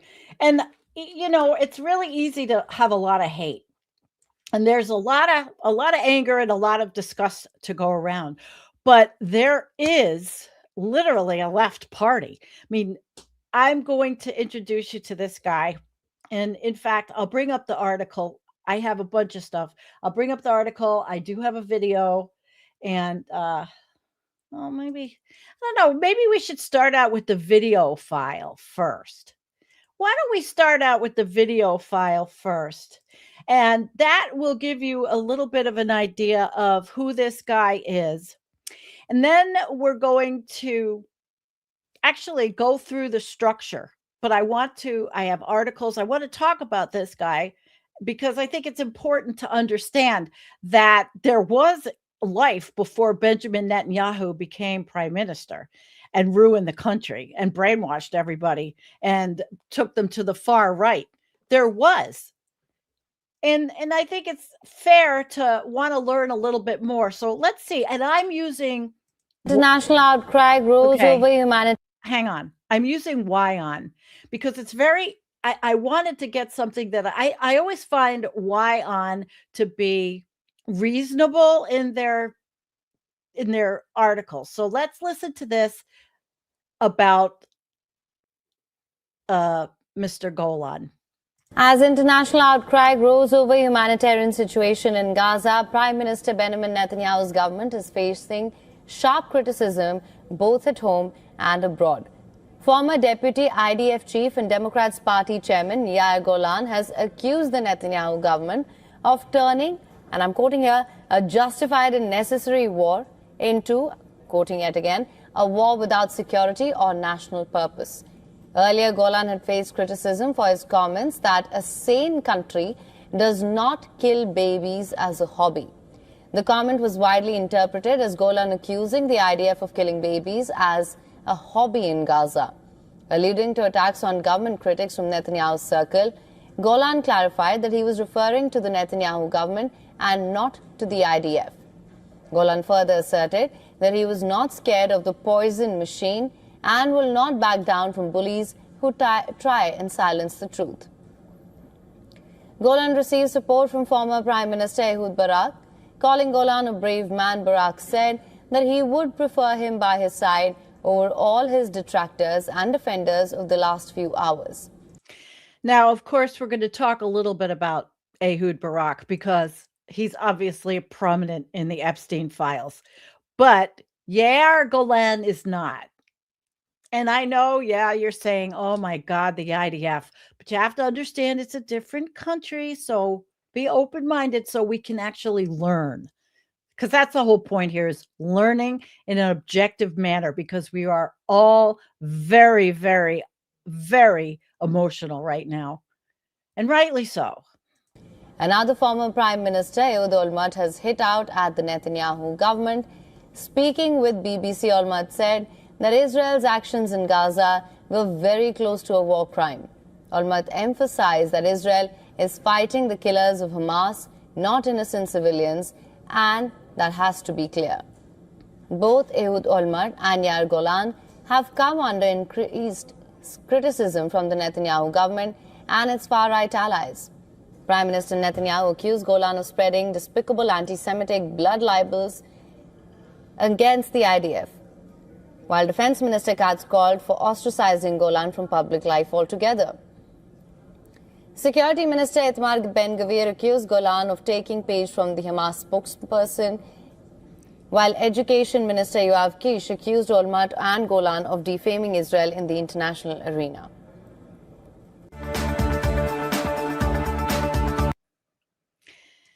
So it's like the same shit, different country. Everybody accusing everybody. But this guy, Yair, his background, and I'll tell you, his background was he was an Israeli Reserve Major General.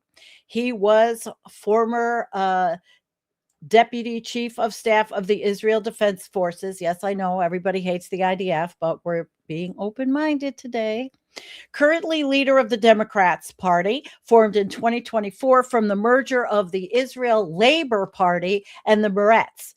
Now, ideologically is left-wing Zionist. Let's understand this. Supports civil rights, separation of religion and states, LGBTQ rights, and criticizes the far-right Israeli government.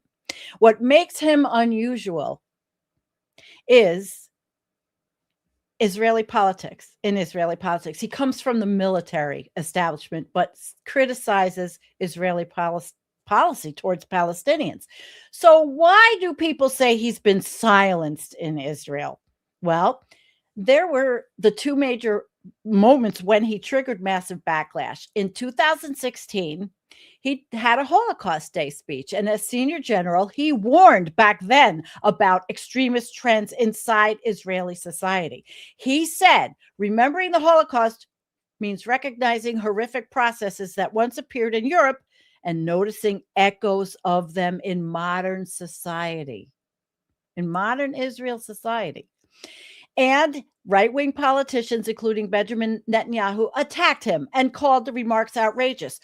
But were they in 2016, as we have seen what has been happening in Israel and how the United States has just been, following along with the right-wing bullshit? In Israeli political culture, this crossed a taboo because he implied Israel must guard against authoritarian nationalism, and that speech damaged his standing with the right wing for years. But he was right because they're right wing and they say, they're a democracy. Okay. So then he did Gaza war criticism. He criticized Gaza in 2025. In a radio interview, he said, a sane country doesn't fight civilians, doesn't kill babies as a hobby. Now, I want to look at an article that I'm going to bring up from AP about that. And, people may not want to listen to this, but I think it's only fair to see sometimes a different viewpoint on a country that we are participating in another war. In a horrible war that has just committed a horrible genocide. Now, this was in AP, and this is from May 22nd, 2025.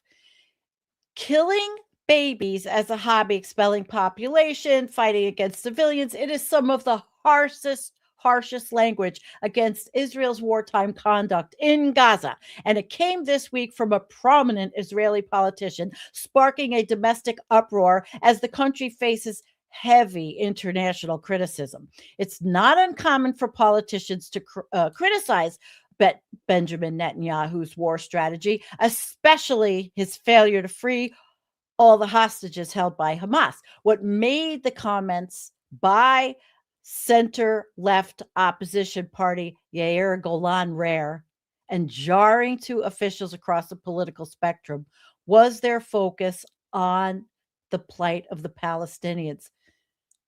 There was nothing wrong with that. It was the right thing to do. The ensuing controversy underscored how little the war's toll on Gaza's civilians has figured into the public discourse in Israel, in stark contrast to the rest of the world. Speaking to the Israeli public radio station Reshet Bet, Golan, a former general, said Israel was becoming a pariah state and cautioned that a sane country doesn't engage in fighting against civilians, doesn't kill babies as a hobby, and doesn't set for itself the goals of expelling a population. So after the outcry, he said he was referring to the conduct of Israel's far-right government, not of its soldiers, because he was in the IDF, right? So obviously he's gonna tiptoe a little bit around that. But in a rare focus on the plight of Palestinian civilians, Golan's words were a shock to the system because outside of the country's politically marginalized left, criticism focused on Palestinian civilian suffering and deaths has rarely been spoken publicly in Israel. And the reasons for this, the trauma Israelis still feel over Hamas's attack on October 7th, Jewish citizens' deep faith in the righteousness of the military, and dozens back at this point when this was written of hostages that remain in Gaza and soldiers are dying to rescue them. Now, criticism of the war has focused overwhelmingly on Netanyahu. His opponents believe that his own political motives have dictated war strategy and his failure to reach a deal with Hamas to release all the hostages, an accusation he denies. So remember, this was back in May. So I'm going to, I'm not going to go through this whole thing, but I really thought it was a good one to at least give you an idea of of how people think in Israel and how they feel about him, because Netanyahu accused him of blood libel. And they actually, other politicians that are right wing, they demanded investigations of him or a psychiatric evaluation. And so he was disinvited from all kinds of public events.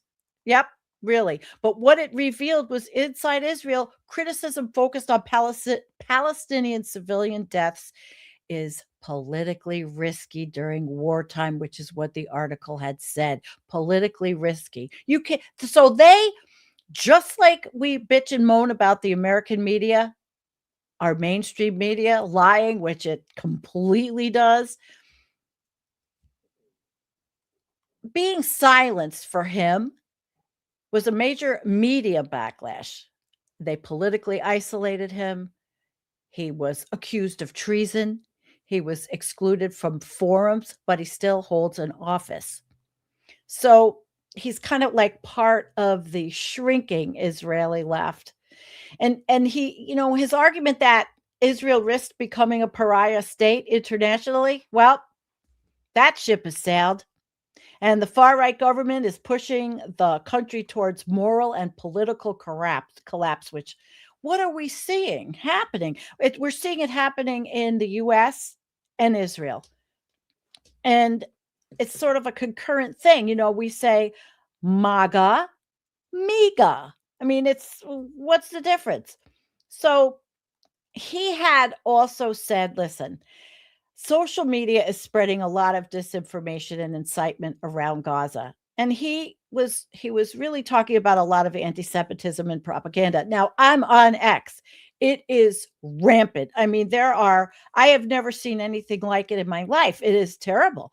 The anti-Semitism on X is insane. And I did have a video clip of something he said. I don't know, maybe I'll show it.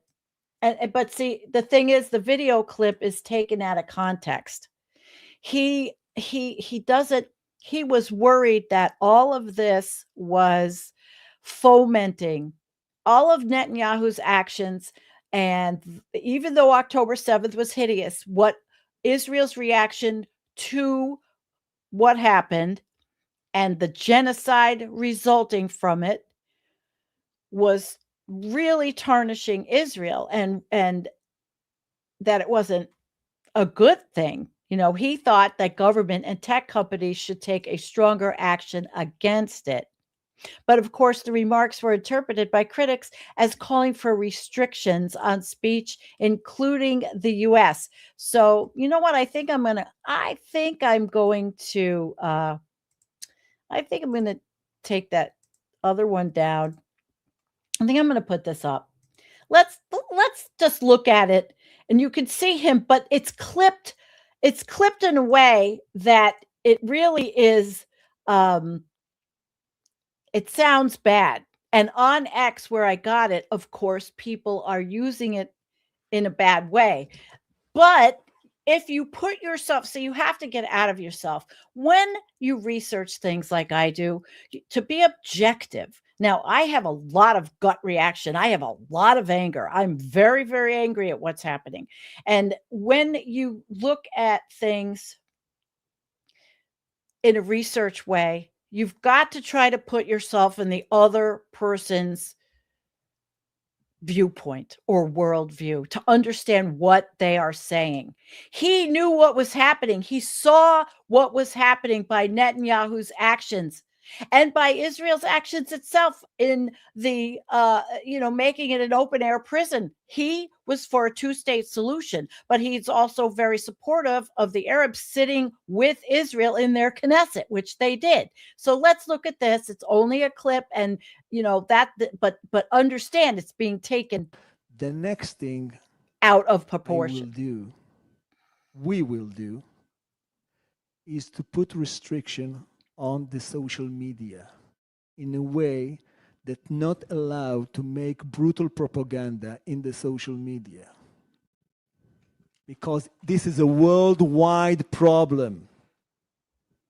And it should be initiated by the United States of America, the place where all the big firms is settled, Facebook and X and all the rest. This is a major problem for democracy all over the globe, and we need to treat it seriously. We can do it. Okay. So it sounds like he's saying censorship, but not censorship like Netanyahu, and not coming over to the United States, which interestingly, I have a little tidbit on that, but not coming over and paying social media influences to spread propaganda supporting Israel. He is talking about the ugly anti-Semitism that is all over. I won't even show you some of the shit I see. It's awful.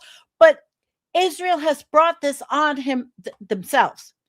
And this guy saw it happening. He watched it happening. And so there's really no formal policy proposed by him to censor American social media at all. His comments were regarding again, misinformation and incitement, not shutting down any kind of political speech.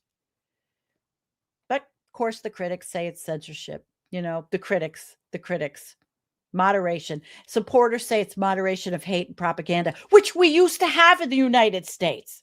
We used to not be as hateful and all over. I never saw everything, the stuff I've seen. The hatred of Muslims, the anti-Semitism. It's hatred all over. It goes around. Hatred of immigrants, hatred of illegals, all the shit they say. So what I am doing is educating you on just this little part of the atmosphere here, and it matters. And it matters. Golan is a contradiction right now in Israeli politics because he's an Israeli military insider, and he was a top general in the IDF. But he warns about Israel drifting towards a permanent occupation. And look at what we're seeing in Gaza. We're seeing a genocide. We're seeing it flattened. In fact, let me just give you, and this is what he was warning about. I'm going to bring up this picture. This is exactly what he was warning about. Okay? So let me leave this up while I give you a little bit more in my notes, because he said permanent occupation, far-right nationalism, international isolation, every goddamn thing that's happened to that country. And so that combo makes him threatening to the right in Israel, and especially because it's from a former general there. So he became controversial. He's very controversial. And in Israel, the political leaders then attacked him and even said that in U.S. social media wants to censor him because of Netanyahu. But this is what happened. And this is what he was warning about. So there were people trying. There were people trying to counter the narrative in Israel. So it's not all Netanyahu all the time, but it happened because of propaganda. You see, in Israel, the propaganda is very, very strong. And I had another note I picked up on what happens there with propaganda. And see, in the state of Israel now, they run organized messaging systems, which are specifically designed to shape public opinion domestically and internationally. And it is propaganda. And that's why the Israelis are so propagandized, like my friend from Israel who thinks that Iran should be bombed off the face of the planet into oblivion. And it is not, like some supporters will say, well, it's public diplomacy or it's a national security mechanism, but it's not. So they call it hasbara, state messaging. And it's important to understand. It's a Hebrew term meaning explanation. The Israeli government coordinates the messaging through the Prime Minister's office and the Foreign Ministry. Messaging aims to justify Israeli policy decisions and military actions. Government officials and diplomats are trained to repeat specific framing points. So a lot of their themes are Israel is a small state defending himself, and these conflicts are they're framed as counterterrorism narratives, and the emphasis on threats from groups like Hamas or states like Iran. And look where we are now. Look where we are now. And the message often minimized Palestinian suffering completely. And they also have a military censorship system also. And we're moving there in the United States, folks. The Israeli military censor can block publication of information related to national security, which probably is pretty loosely identified. Israeli media outlets are legally required to submit certain stories for review. And they say, oh, it's because of operational security. But you know what? It limits public scrutiny of the military actions in Israel. And so they had a more diverse media environment, but politics there very strongly influences coverage, like here with Fox, Newsmax, OAN, and even MS Now and CNN, all the major although we are losing, the left is losing. I mean, we have CBS now, a Barry Weiss little vassal. They're saying it's a vassal of Israel, right? Well, because we are emulating the Israeli media. So here we go. Right-leaning media outlets have grown significantly political because of Benjamin Netanyahu. And the pressure and regulatory decisions have affected broadcasting companies. And there are journalists that literally argue that government allies attempt to shape media, which is favorable to state policy.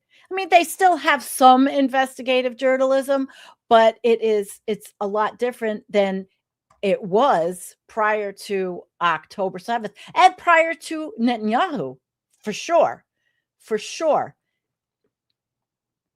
But, and they're polarized, just like the United States. Absolutely. And then in education, in schools, they have emphasis on the history of anti-Semitism in Europe, the Holocaust, the creation of Israel in 1948, and security threats. So they teach the kids, which I don't think is inherently horrible because it's all true and it all happened. But they have created a permanently traumatized society, in my opinion, and a paranoid society. Palestinian historical narratives also are underrepresented.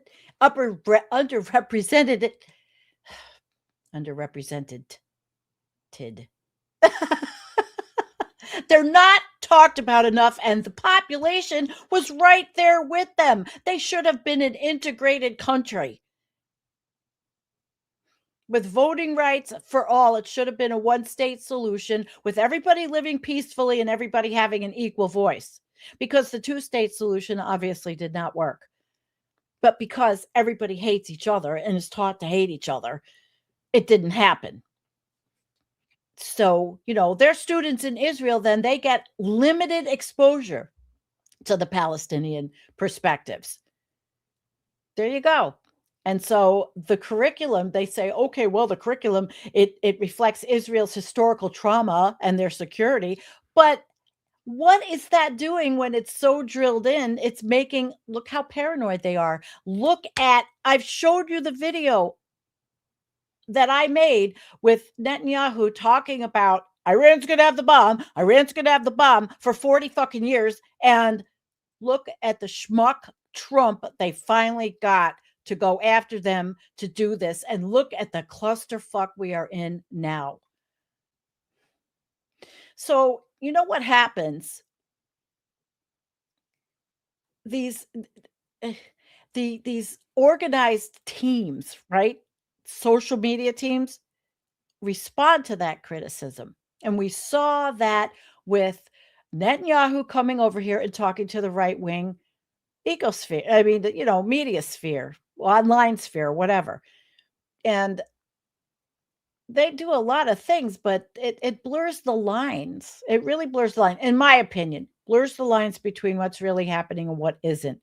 And now they are on their TV, they will see frequent briefings from the Israeli military, probably lying, just like ours, just like Pete Hegseth and Caroline Levitt. She's the biggest liar ever. Frequent briefings, distributing combat footage. But they're not showing what we saw on social media from the Palestinians and from the other Middle Eastern countries. So they downplay what happened in Gaza and Lebanon. Lebanon's been in the play, and now they're bombing Lebanon. Yeah. But, you have to remember they have competitive elections, but I'm going to talk about that. They have a pluralistic media to a degree. They're not totally authoritarian yet. And the government narrative still can be contested. There can be contestations by journalists and academics and civil society groups. But you see what happened to the guy I'm talking about, Mr. Golan. So really, it is, we're using the same shit, the same stuff on these TVs. United States, we are talking about we're winning and we're getting them and we're killing Iran, and Russia's the same thing for Russians. We're gonna take Ukraine and even in China, they do the same thing with domestic information control. So it's really definitely something else. So now you understand a little bit more about what's happening there. And I want to come back and I want to talk a little bit about their politics. And I have another website that I think is very interesting. And we're going to look at how they are set up. And so we can learn a little something today. Like I said, this is a lesson. We need to learn because very often people are so quick to scream and yell and spout out things without understanding. And it's not that I'm telling you have to love Israel or love what they're doing. The people are just like MAGA, only they're MEGA, by Netanyahu, by all the bullshit, by the disinformation and misinformation.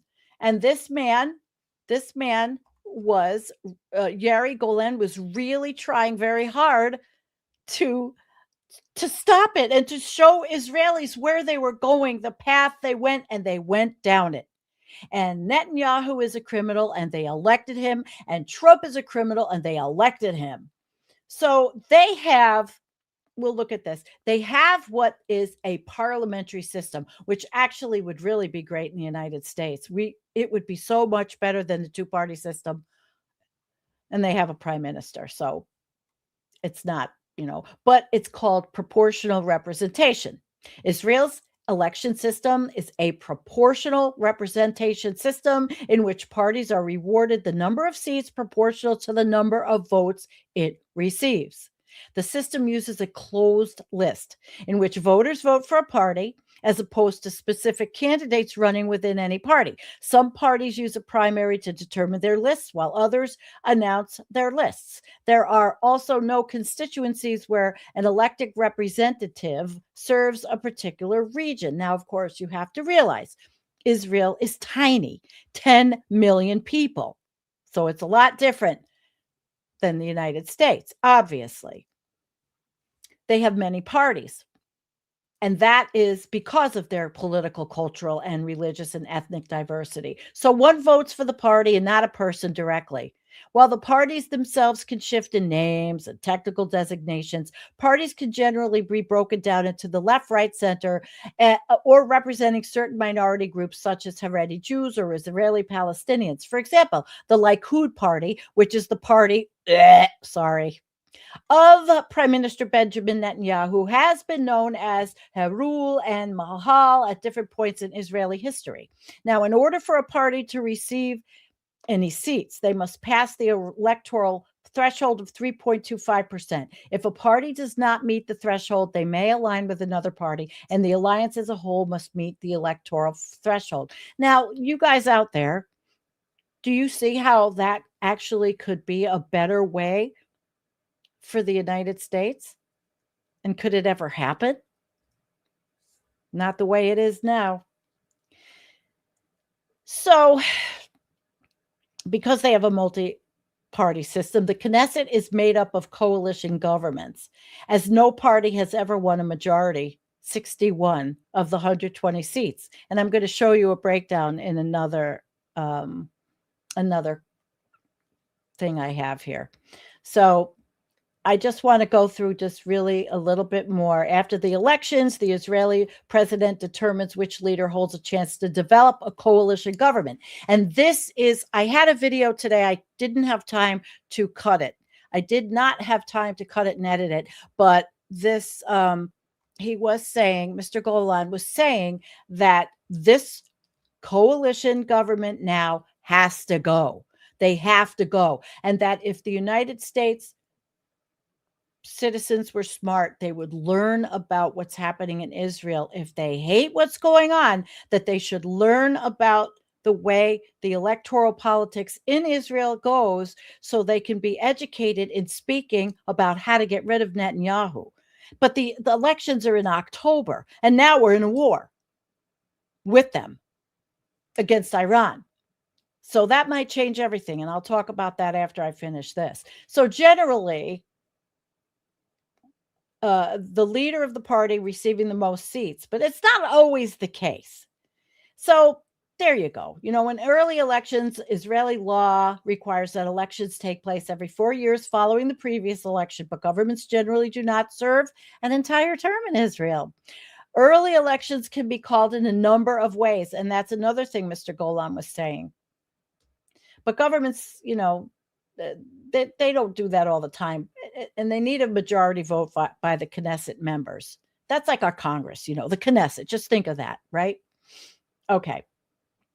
And then also, if a budget isn't passed, and that's happened, especially with Netanyahu, the Knesset goes to early elections. So now what I'm going to do is go back, and I'm going to take this down because I have another, I want to show you another screen because I'm teaching. I'm a teacher today. Just, you're in school. You are in school, and I want to show you the election year. No, that's not it. Wait a minute. Hang on. I have, oh, where is it? Where is it? No, that's not it. Hang on. I think I lost. Oh, tell me I lost what I wanted to show you. I had, oh, well, I lost the breakdown. It was, see, it's hard. I'm sorry. Just give me a second because I really would like to find it, but oh, what the hell? Give me a second. I'm going to look it up. I can edit this when I download it. Breakdown of, and I hope you're learning something. Breakdown of the Israeli government. Let's see. I can't believe that I lost it. I cannot believe I lost it. It was a very important, I don't know if this is the one. Hang on. No, that's not the one. Damn it. Sorry, I'm talking out loud. But think about this, though. I want you to talk amongst yourself to think about this and what happens in another country, right? I'm really pissed. I don't have it. And I'm just wondering, well, I mean, as you know, it's a proportional system, but I don't have it. And that is very, very strange. Let's see. One more thing I can do is look up under my stuff. If I do a search, it might still have my Israeli government Knesset. It might still have it highlighted. Oh, well, if I can't find it, I'll find the link. It was really good, and I'm really, really sorry that I don't have it. I'm very disappointed, actually. It was, yeah, I make sure I share. Okay, so I don't have it, but like I said, it was really interesting. It showed the breakdown of all the parties, and the Democratic Party is a small party, but again, the closest to what, well, I mean, I asked the question when I Googled, I had asked the question, is Yair Golan like the Israeli Bernie Sanders? And they said, well, not quite. It came up with articles, but it was not quite because he was in the IMF, or IDF. So obviously it's not quite. But I do have another article to share. Oh, I found it. Oh, shit. It was an X.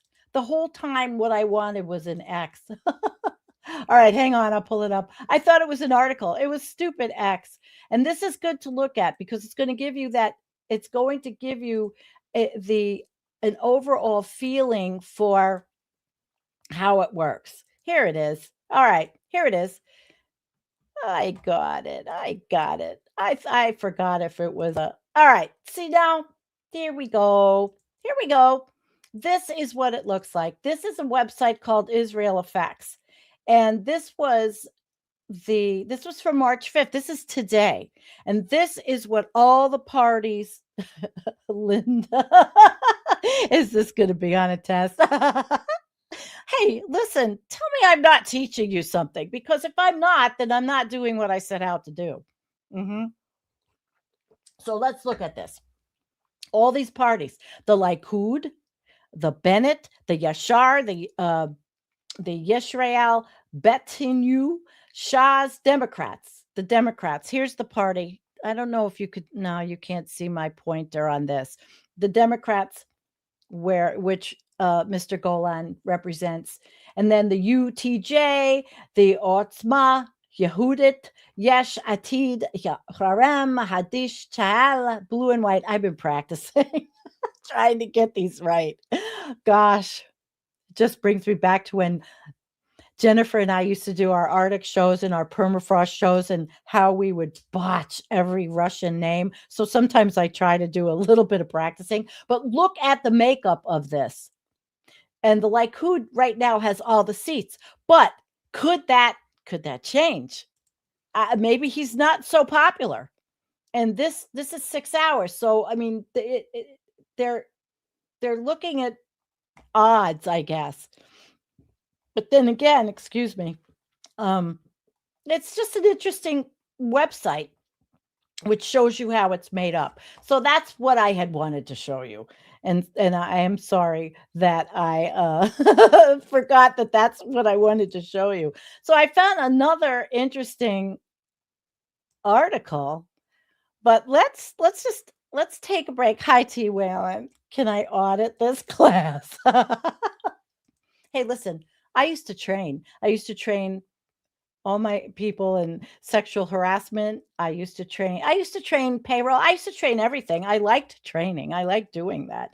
But something else to know, in a parliamentary system, people at times cross the floor and change to a different party. Yes, because Canada is completely different than the United States as well. So I appreciate that. I definitely appreciate that. Okay, listen, we're going to take a little break for funny. Okay?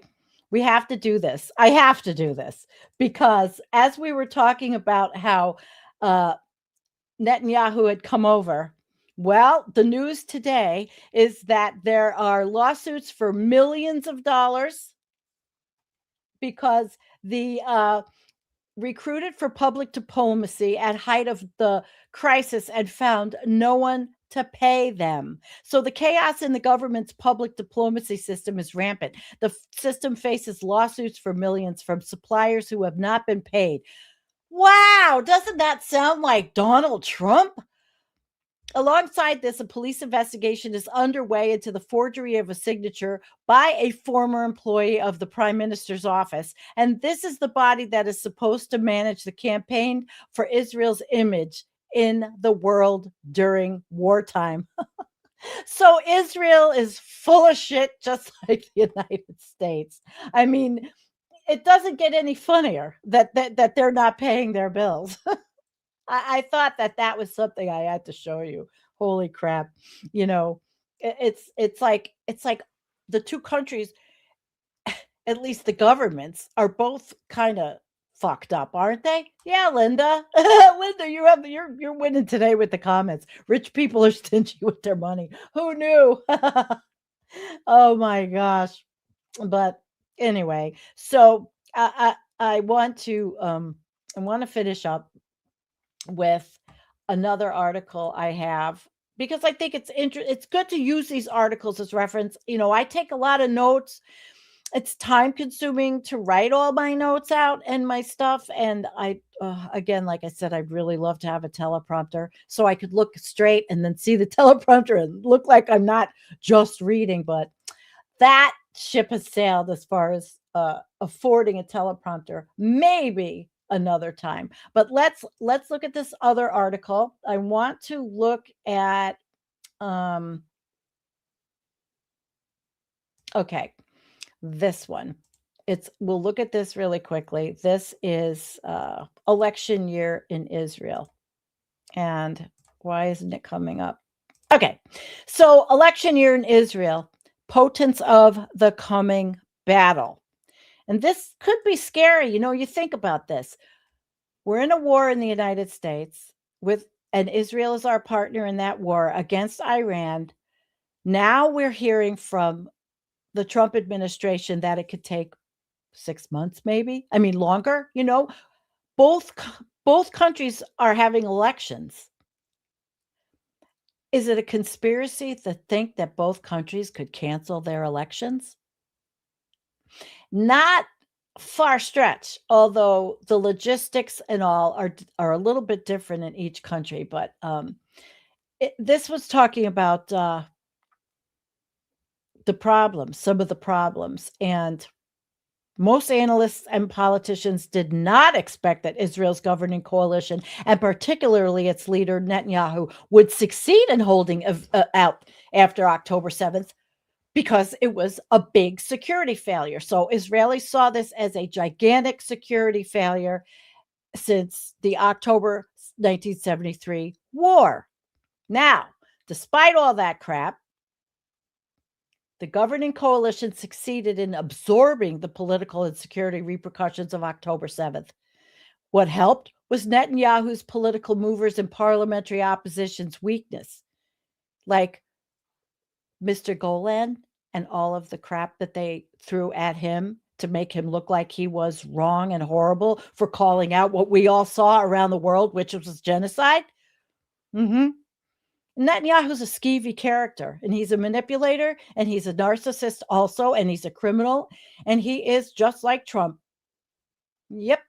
So public opinion polls predicted that Netanyahu's coalition would lose its parliamentary majority, gaining about 52 to 54 seats in the Knesset compared to 64 seats like they had after the last election, and then returning Gideon Saar's New Hope party to the Likud party after the governing coalition. But now the issues, and this is a paper that says that it's arguing that the upcoming elections will reflect the state of realignment in Israeli society and the party and political systems, a situation that has accumulated since 2015 elections and has further strengthened in the wake of events.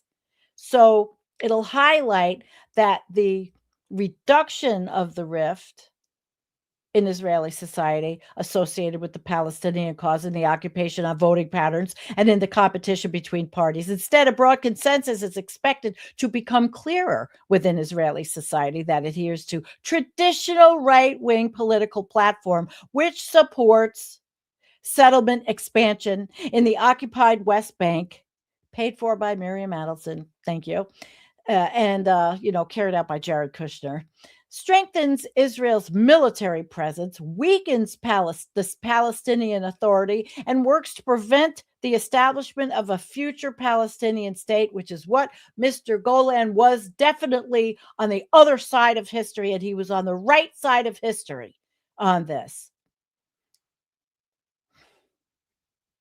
So it's pretty bad. It really is.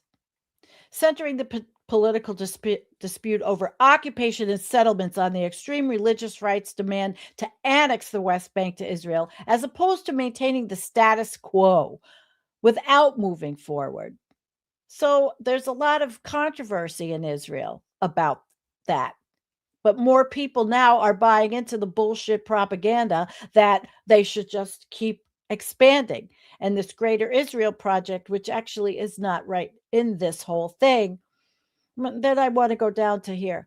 The current opposition parties, which in 2021 formed the so-called government of change with the participation of a Palestinian Arab party for the first time in history of the state of Israel, are clearly reticent today about the possibility of allying with with the Palestinian Arab Party to form a new coalition government, even if the party accepts the Zionist party's conditions for participation. It's just not going to happen now. So that's a real shame, because that's how it should have been. Everybody had the right to live there. They should have lived peacefully. Everybody should have been equal. Equality in voting, diverse, accepting, instead of teaching each side to hate each other. And I think it's really sad. So you see, the Likud party and Benjamin Netanyahu are working to delegitimize any role for Palestinian Arab parties in forming the next governing coalition, whether through direct participation in government or by abstaining from voting. This allows for a parliamentary majority for a coalition that the opposition parties may form after the next elections, as Netanyahu explained in his speech to the Knesset on January 20th, 2026. So there are fissures in the meanings of democracy. What's the meaning of democracy in Israel? The position of the ultra-Orthodox and the ultra-Orthodox in communities. I mean, it is quite serious what's happening in Israel. And I'm not sure that the Israelis have the will to get rid of this guy. And especially with the fact that, again, it's a war. It's a war. And this whole thing in the United States, well, it's bringing conservative dissent, right? It's fracturing the GOP. We've seen it. We've seen Marjorie Taylor Green leave over this. Tucker Carlson. I mean, these are people we didn't like. Marjorie's had some decent takes. Couple of them, we'll give her that. But this United States, the Iran war, and it's going to fundamentally reshape the politics in the Middle East.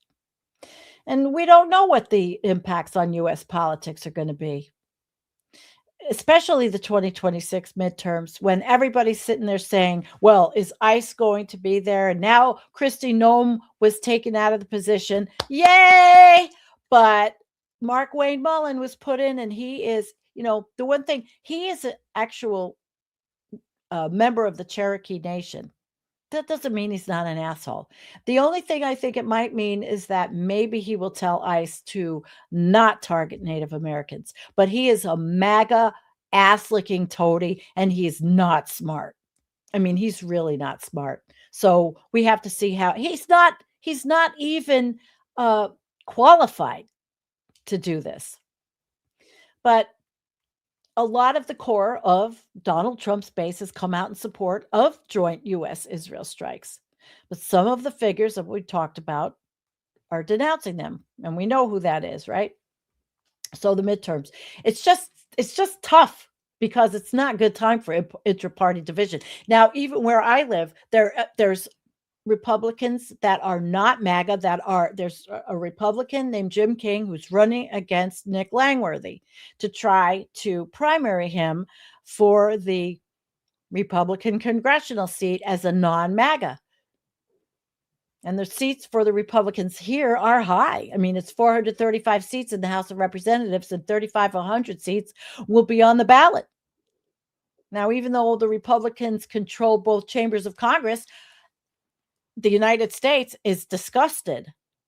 A lot of people, they're calling it Israel's war and MAGA dissent. Americans are not happy. You saw what happened with the Marine that went into the Senate Armed Services Committee and wanted to protest, and he gets thrown out and his arm broken, and that whatever he asshole from Montana who should never have done what he did. So I do think that there's going to be, oh man, just buckle in. It's going to be a shit show. It really is. It's pretty bad. I mean, that bastion of intelligence, Candace Owens, and she's made how many posts arguing that Israel goaded U.S. into battle? And a lot of people feel that way. And social media, forget it. Social media, it's it's all over. It doesn't forget things. Look at Tulsi Gabbard. Remember Tulsi Gabbard 2019?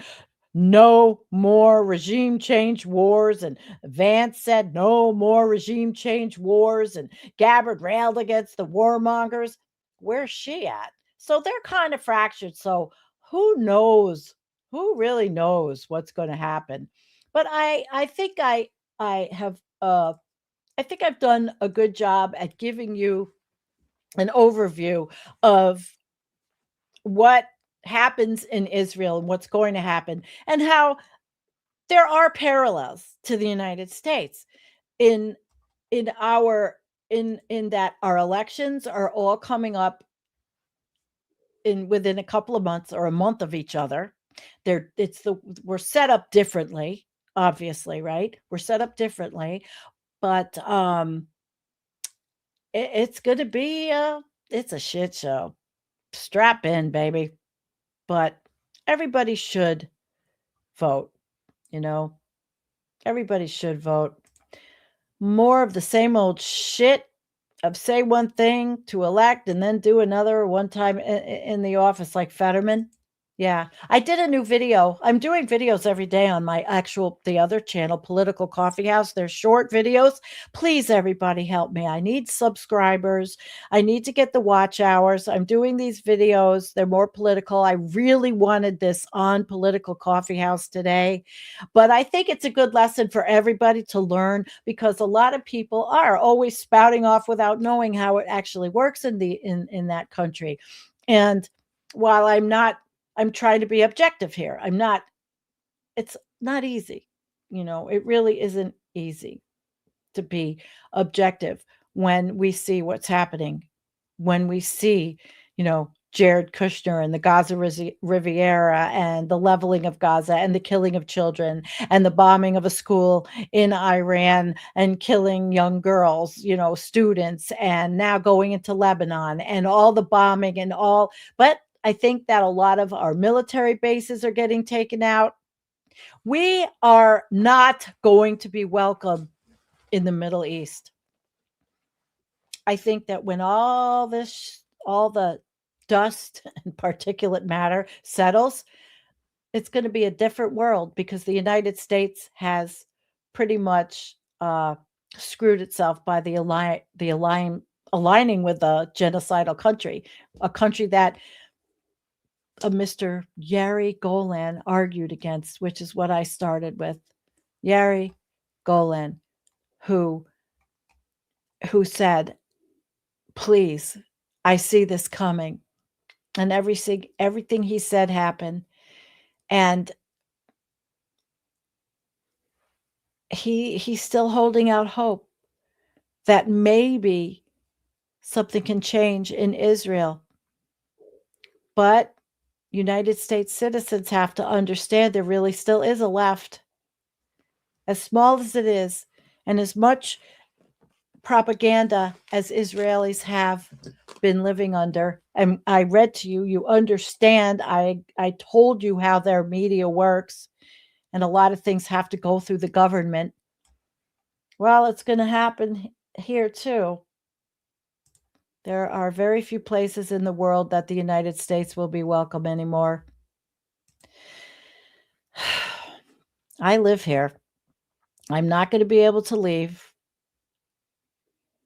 I'm staying. I'll probably sink with the ship. And here we are. Yeah.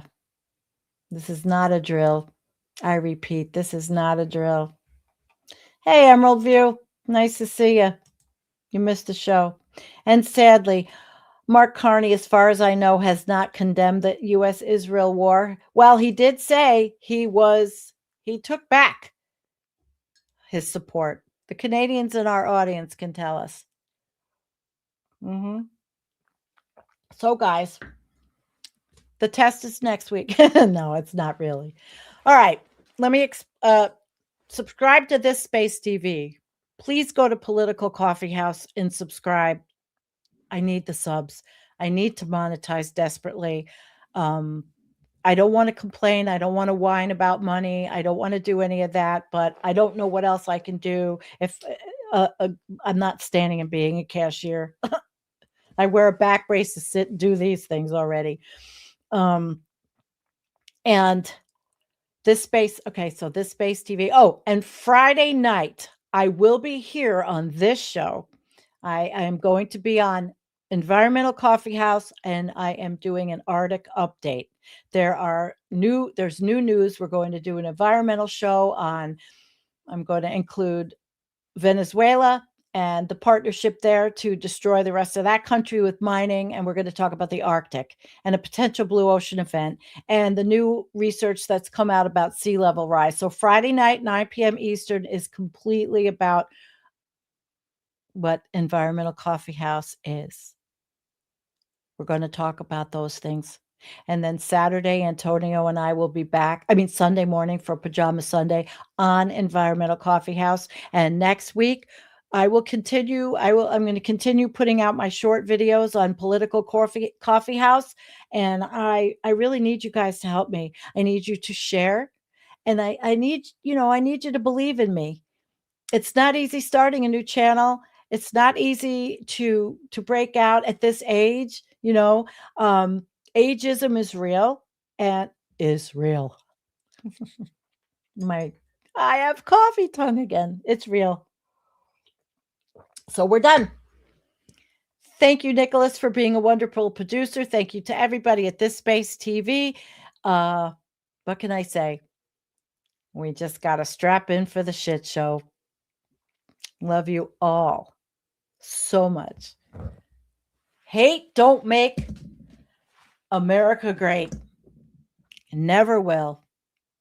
Because it certainly didn't work for Israel, did it? Buy me a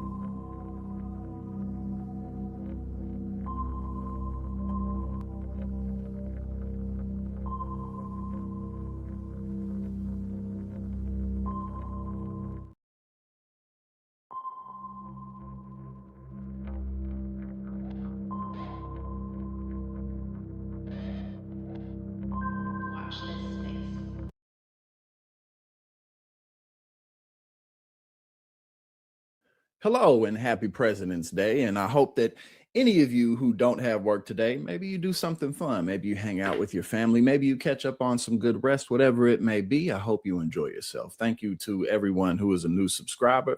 And if you like my content, please click that subscribe button so that you can stay up to date with everything that I do. Now, let's go ahead and get into Marjorie Taylor Green, who, as we know, has turned her back on Donald Trump. It took a little bit. It took quite some time. You know what I mean? Like a battered wife, like when you're in an abusive relationship and you're doing your best to hold on to how it was in the beginning when the love bombing was going on, and then you just can't get the past back. Well, Marjorie Taylor Green is there. Now, there's all types of things to say about how, you know, basically she is a large part of why we're here today, at least in terms of her support for Donald Trump. She voted with him, you know, over 90% of the time, despite her disagreements with him.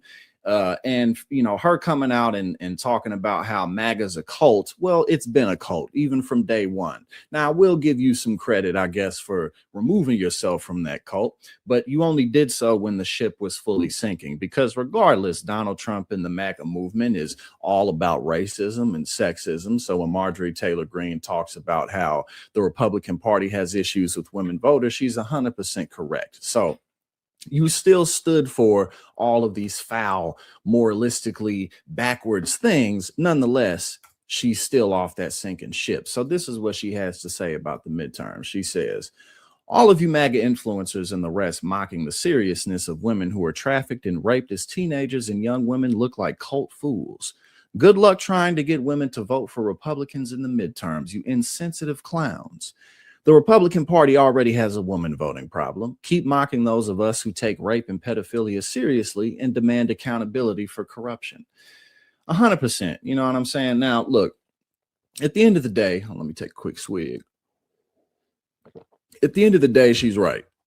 This is a massive problem, especially considering that, you know, the conspiracy theorists were right. We owe them an apology. We are, in fact, being ruled over by a cabal of billionaire child sex offenders, and it's disgusting. And Donald Trump is mentioned in the files over 1 million times. At first, we thought it was over 38,000, but oh, we were way off with that. But it really isn't looking good for Republicans in the midterms. That's why Donald Trump is talking about nationalizing the elections. That's why he's raiding election offices. That's why he's, you know, making comments like, maybe we shouldn't have elections at all in the midterms because we're doing such a historically good job. While Pam Bondi was getting grilled by Congress, and she said things like, we should be talking about the Dow, not Epstein. Oh, okay. Okay. Now, I didn't make any content about Pam Bondi because I was traveling and I was busy. I'm a little late on that. However, oh my goodness, Pam Bondi, you better watch yourself because prison likely awaits you as you perjured yourself. Not only Pam Bondi, but many other people in the Donald Trump administration had better get themselves ready for a hefty prison sentence. Now, like I said, you know, Republicans are, you know, whether it's Donald Trump or the Republican Party as a whole, the polling is crumbling because Donald Trump is failing on the economy. He's failing on foreign relations. He went back on all of his promises about not being, you know, being an anti-war president. And at the end of the day, you know, you can't really brush this off. Jeffrey Epstein is the most prolific sex trafficker in history. I mean, I can't think of anybody, at least off the top of my head, who is more prolific than him. His ties to Mossad, all the blackmail that he had on people, and the fact that he was as powerful as he was. And what I really can't get over is it's so clear and evident how well liked he was. People really liked this guy. Otherwise, why would they deal with him the way that they did? But this is going to be a massive issue for Republicans. Over 30 Republicans have stepped down or won't be running for re-election in the midterms, and they already have a razor-thin margin. And it's already true that typically the House flips in the midterms. You know, even if Donald Trump was not as unpopular as he is, it's still likely that the House would have flipped because that's normally how it goes. A president gets in there and, you know, maybe he has some wins or some losses, but ultimately, you know, the snake rots from the head down, and you know, you got to hold power to account. Whoever's in the position of management and leadership, ultimately it all gets thrown onto them. And so people who feel disenfranchised or people who are unsatisfied, either they stay out of the elections or the other side is more animated. So you know, it's 100% true. These Epstein files, all of the backlash from it isn't going away. It has been kind of the thing that has destabilized the Trump administration more than anything else.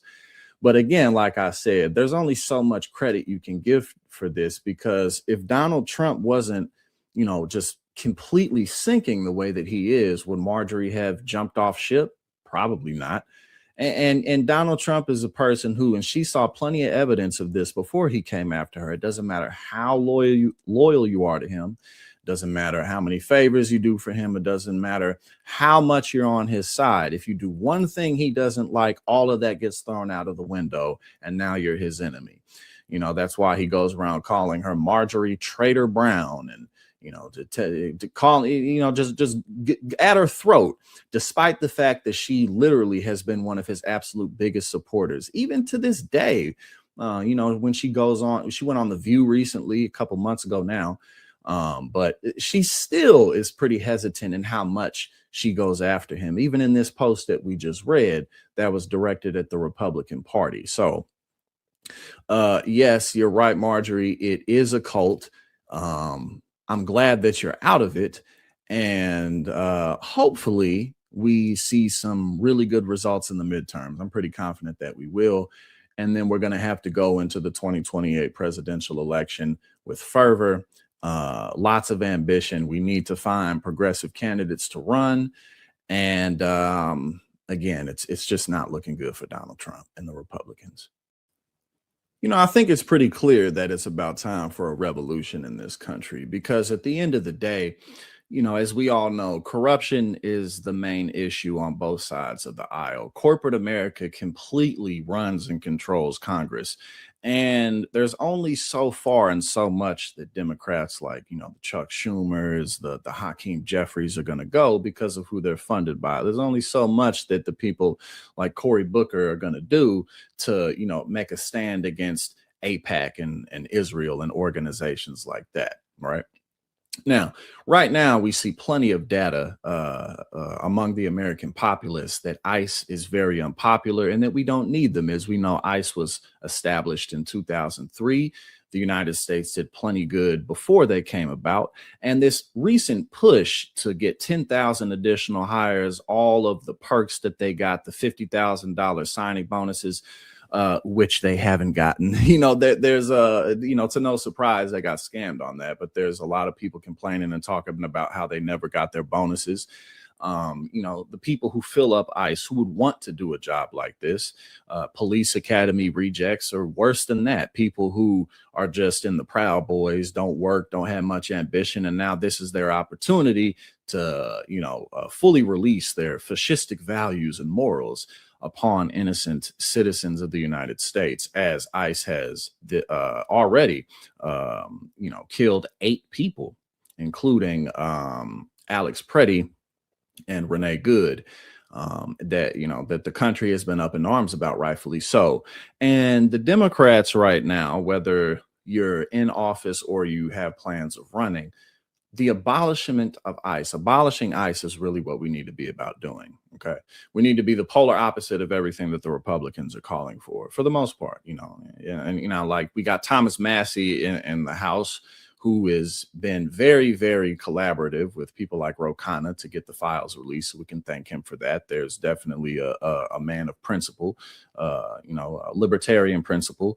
You know, there's a lot of disagreements that we would have across the board with policy, but when it comes to something like this, we're 100% on board. Now, we're about to watch a clip where Hakeem Jeffries is basically refusing to say the simple thing, abolish ICE. He wants to rein it in. We got people like Chuck Schumer who are saying, we're never going to stop our support for Israel. We're never going to stop funding them, despite the fact that the Democratic base does not want that. So let's check this out, and then I'll give my commentary. This is him with Joy-Ann Reid. With impunity. Representative, may I? Yes. I'm going to give you some numbers. Just today, it came out that ICE is using $38 billion to convert warehouses into camps. I'm going to call them concentration camps. Your colleague, Representative Raskin, went to one just yesterday in Maryland and said there were 60 people cramped like sardines in one room who only had access to one toilet. 65% of people taken by ICE had no convictions. That's from the Cato Institute, a right-wing institute. ICE has killed 8 people this year alone that we know of. 2 of them Renee Nicole Good, and Alex Pretty. The latest polls came out this week, AP polls. Over 60% of Americans now disapprove of ICE. That means in 3 weeks, it's gone from 30% to 60%. Now, if I may, I'm going to be a bit blunt here. Leaders lead. And what we've seen is people are impressionable. If you lead on something, people will follow. It seems the wind is behind your back for the first time ever. ICE has a history. CPP has a history of terrorizing Black and brown communities. People are asking themselves, why are we, our taxpayer dollars, paying for masked, lawless men to terrorize our communities, kidnap people, take children, and kill Americans? So I ask you, and I'm doing following up to Joy, because I want an answer to this. You said you want to rein in ICE. I'm talking about the long term now. Why not lead and say abolish ICE? Because what you're telling us is you want our taxpayer dollars to pay for a lawless masked armed agency to continue terrorizing our cities. And I'm trying to figure out how you, as a leader, can be telling Americans that their taxpayer dollars should be going to ICE. I don't understand anything that you just said. I don't understand anything that you've just said to me when I've made clear that taxpayer dollars should be used to make life more affordable for the American people, not brutalize or kill them. That's the whole reason we're in this fight right now. That's the whole reason the DHS is getting ready to shut down. That's the whole abolish reason ICE. why You agree with me and Joy. Abolish ICE. Listen, I'm going to use the language that I want to use. You can use the language that you want to use. And the language that I'm using right now relates to these type of bold, meaningful, dramatic changes that are designed to save lives right now in communities that look like the ones that I represent. And that's the goal. So let me ask you this.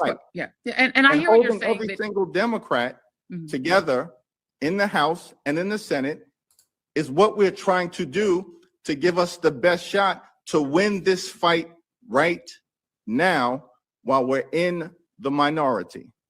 My question though is, and that's 100% true. You know, like he said, leaders lead. And right now there's so much wind behind the Democratic Party to really take more progressive stands.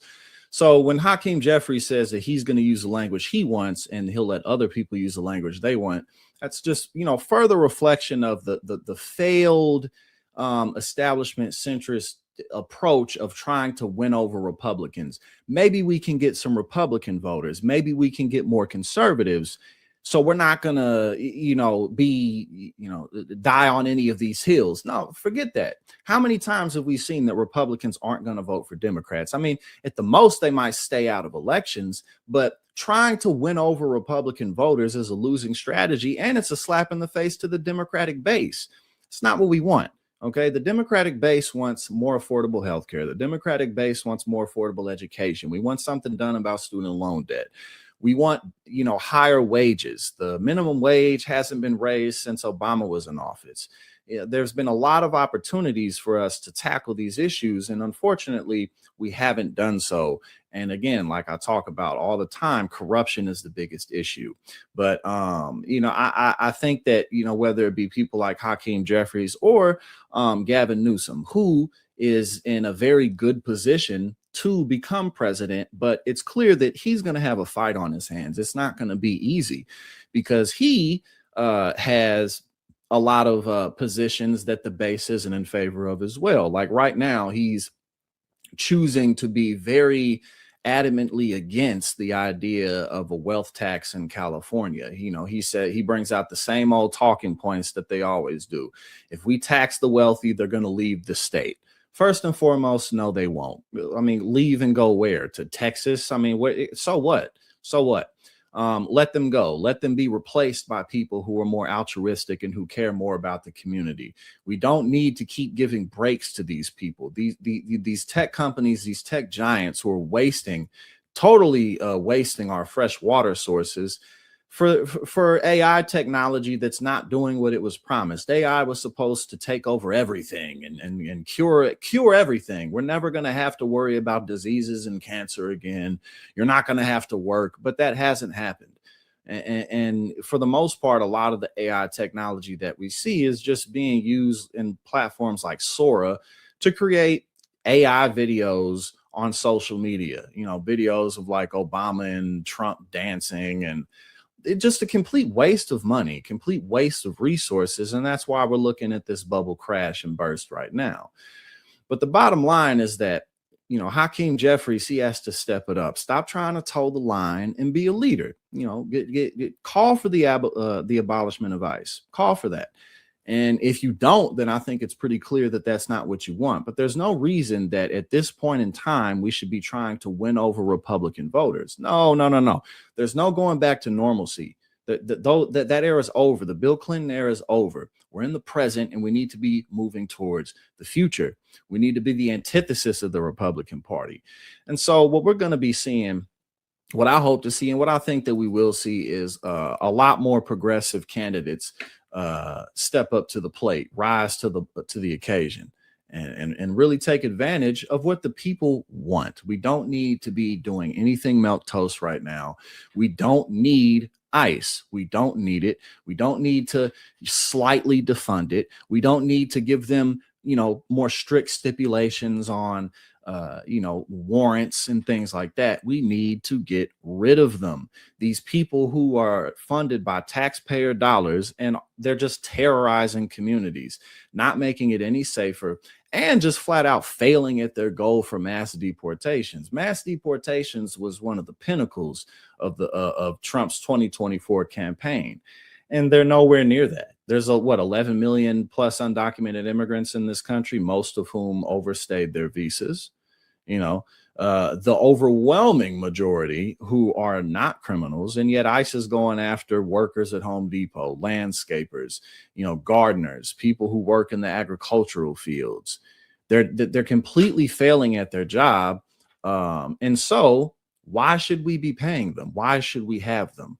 Why does ICE need to exist? The Department of Homeland Security is apparently collecting the personal identifications of people who criticize ICE online. They're requesting this information from social media platforms and platforms like Google so that they can keep track of those who are dissenting against them, you know, because as they literally murder U.S. citizens because they're filled with incompetent losers, you know, we're not supposed to care about that. We're not supposed to talk about that. I mean, what are you going to do with that information? You're going to come after us too? You're going to arrest us as well? This is literally fascism, by the way, like literally the definition of it. And they're not doing a good job escaping, you know, the claims and the accusations of them being authoritarian by doing stuff like this. Because every single time that one of these losers takes the life of an American citizen, there's always an excuse for it. Oh, well, we had no choice but to do that. They were putting us in danger because their lives are more important than our lives, despite the fact that they're supposed to be doing a mass deportation operation. They're failing at it, by the way. Literally, they're kicking out less people than Obama did and Joe Biden because they're incompetent. And as I always say, there's no real incentive for the billionaire class to kick all of these undocumented immigrants out. They talk about how all these people are criminals, but we know the overwhelming majority of these undocumented migrants are not, because they don't want to be found out. They don't have rights here the same way the citizens do. They don't have social security numbers, therefore they don't collect benefits.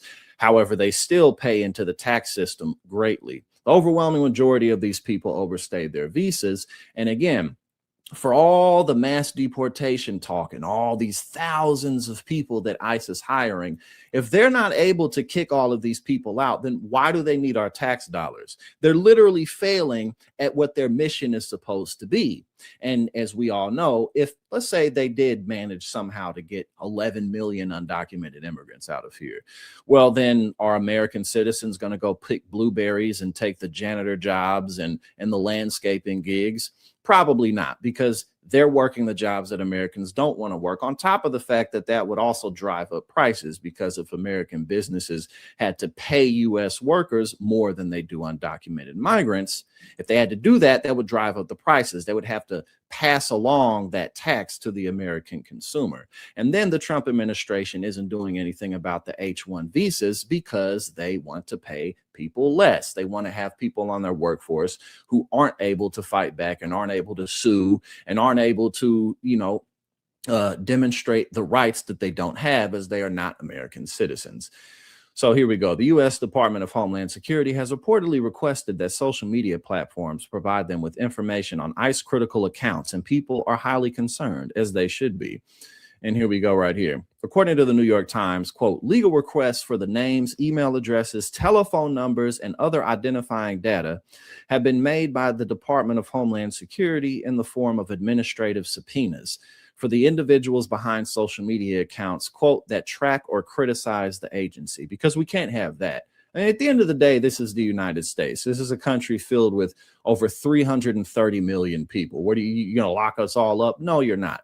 You know, if this country was the size of Texas, or this country was the size of Missouri or Illinois, perhaps you would have, you know, a more of an opportunity to just totally take it over. But there's too many people here. There's too much going on. The state governments have rights that the federal government can't just impede upon, right? And then on top of that, as we just, you know, came in here discussing, the Trump administration is completely and thoroughly incompetent. So what are you going to do? Here we go. And this is from the Global Eye News right here. We just went over that. This is another account. Not a single person implicated in the Epstein files is facing criminal charges, but DHS has subpoenaed the personal information of U.S. citizens that criticize ICE. Exactly. You know, in fact, Pam Bondi, who, you know, was apparently the Justice Department is not going to release the additional 3 million Epstein files, but I think we've seen enough by now. I think we kind of get the picture. However, by law, they're supposed to. So, you know, as they continue to break those laws, they're likely going to have to face real consequences once Donald Trump's second term is over. Even though Donald Trump may be shielded by the Supreme Court decree, the other people in his administration are not. You know, Pam Bondi, who was up in those hearings talking about how, oh, the Dow's at 50,000. We should be talking about that instead. Who cares that children are being raped and trafficked? Who cares about that? But yeah, exactly. Who cares about that? Despite the fact that that was one of the things on the forefront of the Trump campaign, that, you know, we're gonna get these pedophiles and we're gonna shut them down. But that's not happening. Of course, it's not happening because of who all is implicated in it. Donald Trump, who's implicated in these files literally more times than anybody.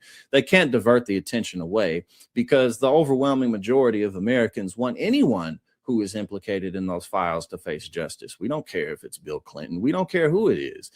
But Donald Trump is literally mentioned in there more than anyone because he was best friends with Jeffrey Epstein for over a decade.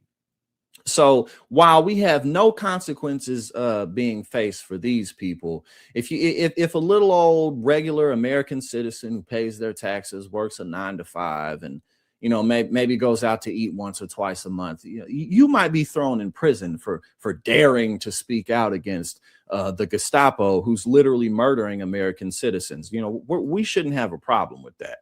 They literally just ran over a woman and they're like, oh, we had no choice. We never had a choice because it's so dangerous out here, even though the majority of the people that they are rounding up are not criminals. They're just regular, everyday people going into Lowe's, going into Home Depot, you know, who work landscaping jobs, work in agricultural fields, things like that.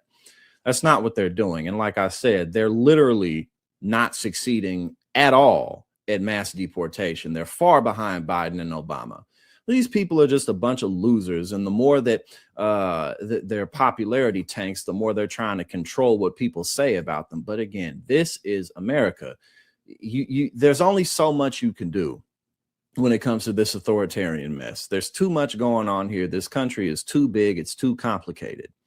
So, you know, at the end of the day, Donald Trump also, I have to point this out, he's not the real deal. You know, he's a wannabe dictator. Most people, you know, who are dictators, authoritarians, are like lifelong military men, you know, people who've been in the military or people who have been in politics their whole life. Donald Trump is a con artist, a tax fraud, a cheat, you know, somebody who rips off people in like the Trump University scams, doesn't pay workers, a celebrity TV host who pretended to be a big business magnate on The Apprentice, and now he's pretending to be a dictator while he's riddled with dementia. So there you go. And there you have it. A very important update that if you dare to, you know, utilize your First Amendment right to speak up and speak out, well, ICE just might have your information. So I would say be careful. I will say be careful. You got to be careful out here, but don't let up. You know what I'm saying? Don't let these losers in. They're going to get swept in the midterms. We got to keep it going. We got to keep the progressive push.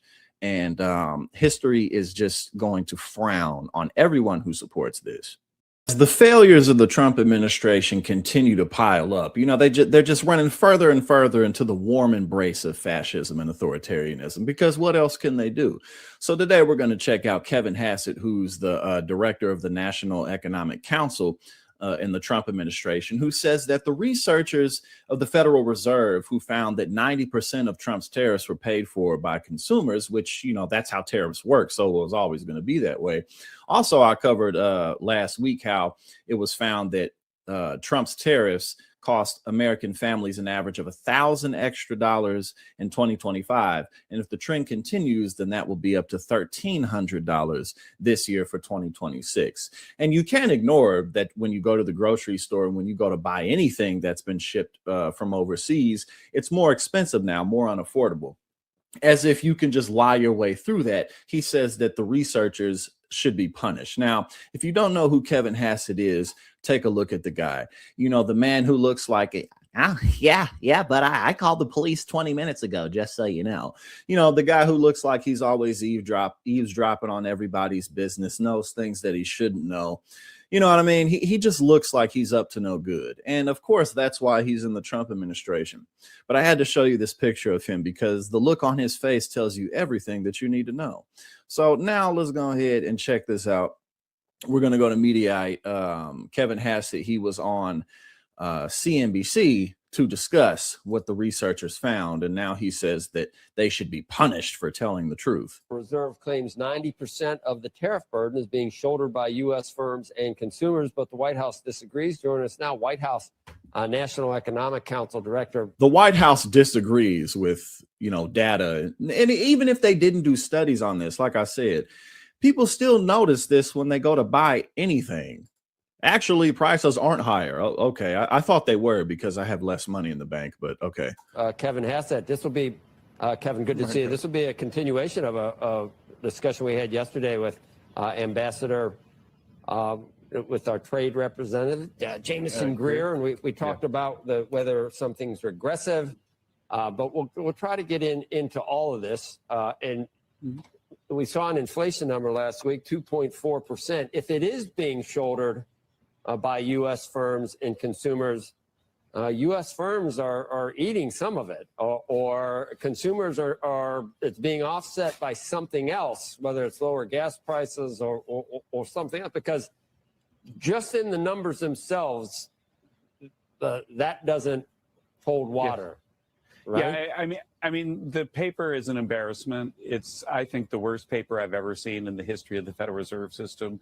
The people associated with this paper should presumably be disciplined because what they've done is they've put out a conclusion which has created a lot of news that's highly partisan based on analysis that wouldn't be accepted in a first semester econ class. Yeah, actually, you know, it's highly partisan because it shows us looking bad. And, you know, even though tariffs work the way they work and corporations were always going to pass the additional expenses on to the American consumer. I mean, like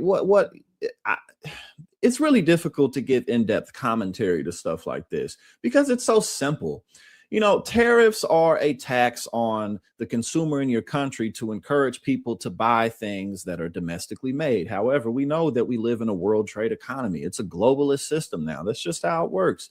You know, a car gets made in multiple countries. It doesn't just get made here in the U.S. or anywhere else. On top of that, you know, corporate America has long shipped manufacturing overseas. That's not new. In fact, Donald Trump in his term, he's been shipping more jobs overseas, but he always comes back and he's like, we've had $30 trillion worth of investment into domestic manufacturing, as if people can't just walk outside and notice that that's not the case. You know, so it's so ridiculous, but it is what it is. But let's hear what the rest he has to say. Thus far, he's mentioned that the researchers should be disciplined, and it's the worst paper he's ever seen. Okay. The bottom line is that if you're wondering like who bears the burden of something, of a tariff, then you remember, Joe, you got supply curves, demand curves, you shift them around, you got consumer surplus, you got producer surplus, and then you look and see how it all works out in the end. And they're basically only looking at changes in prices. So they're assuming that quantities don't move at all. They're only looking at changes in prices. But that's the whole point, is that it's more expensive for Americans. And that was the whole argument against tariffs throughout Donald Trump's entire campaign, including the argument that was made by Republicans. But now that he's president, you know, they have to pretend like you don't see what's right in front of you.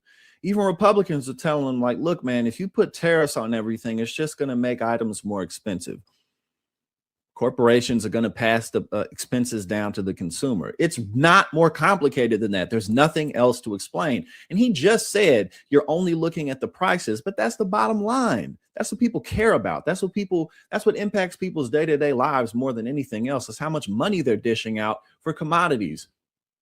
And people don't really have a lot of discretionary income right now. So let's finish the rest. There's a few more seconds of it. But this whole thing is stupid. Basically, he said, yeah, prices are up, but, you know, blah, blah, blah, blah, blah, blah, and just a bunch of BS. But guess what? Quantities did move at all. So the basic theory of President Trump's tariffs is that we're importing stuff from China, but we got producers in the U.S. that make the same stuff, maybe at a slightly higher price.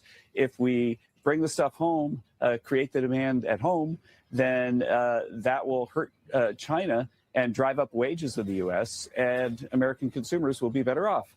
So what have we seen? Prices have gone down. Inflation is down over time.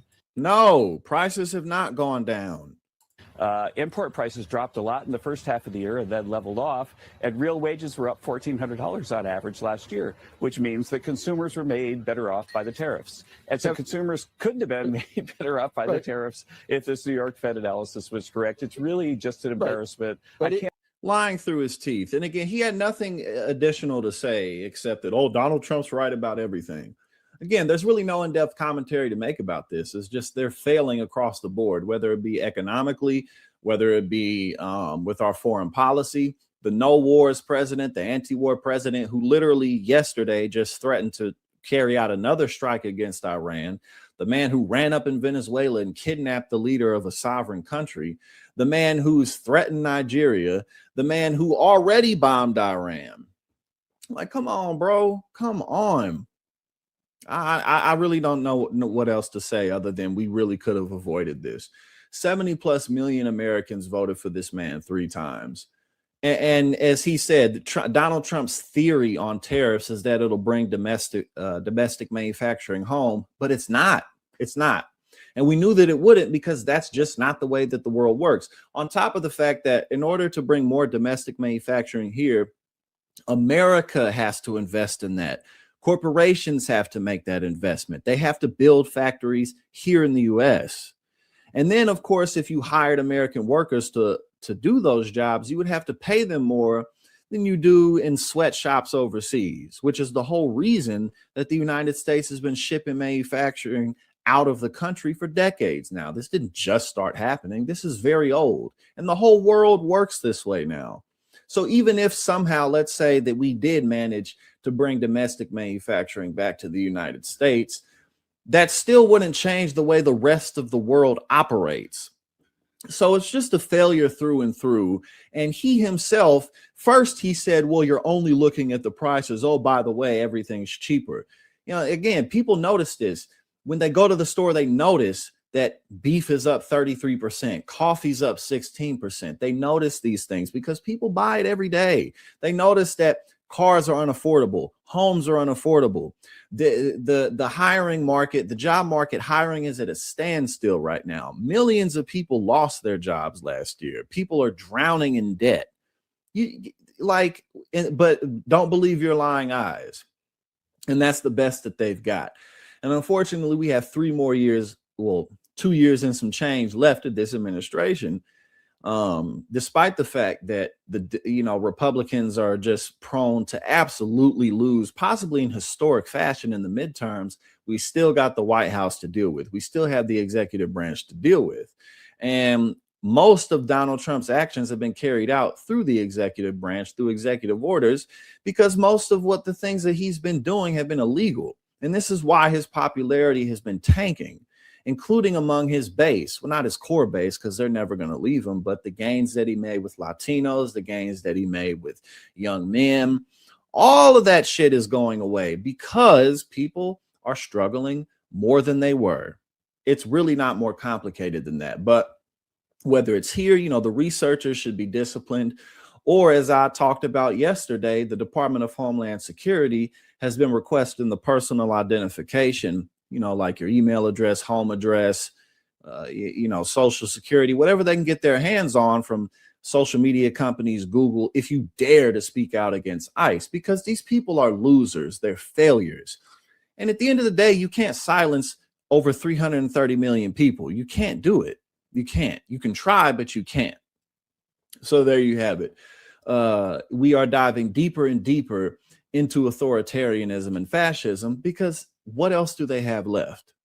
So Donald Trump is, of course, hopelessly himself, which, I mean, I guess at the end of the day, all of us are. But the difference between most people and Donald Trump is that we have the ability to self-reflect and look deep within and potentially grow, learn from our mistakes. But Donald Trump has none of this ability. And so despite the fact that the Supreme Court in a 6-3 decision ruled that, yeah, man, your tariffs are illegal, they have to go through Congress, he's absolutely determined to do it anyway. Not because they're actually working, not because domestic manufacturing is coming back to the United States, but because he doesn't want to reverse course and admit fault and admit that he was wrong. You know, we already went over the numbers and the stats that the tariffs that Donald Trump put under U.S., well, the tariffs that Donald Trump put cost U.S. families an average of $1,000 extra last year.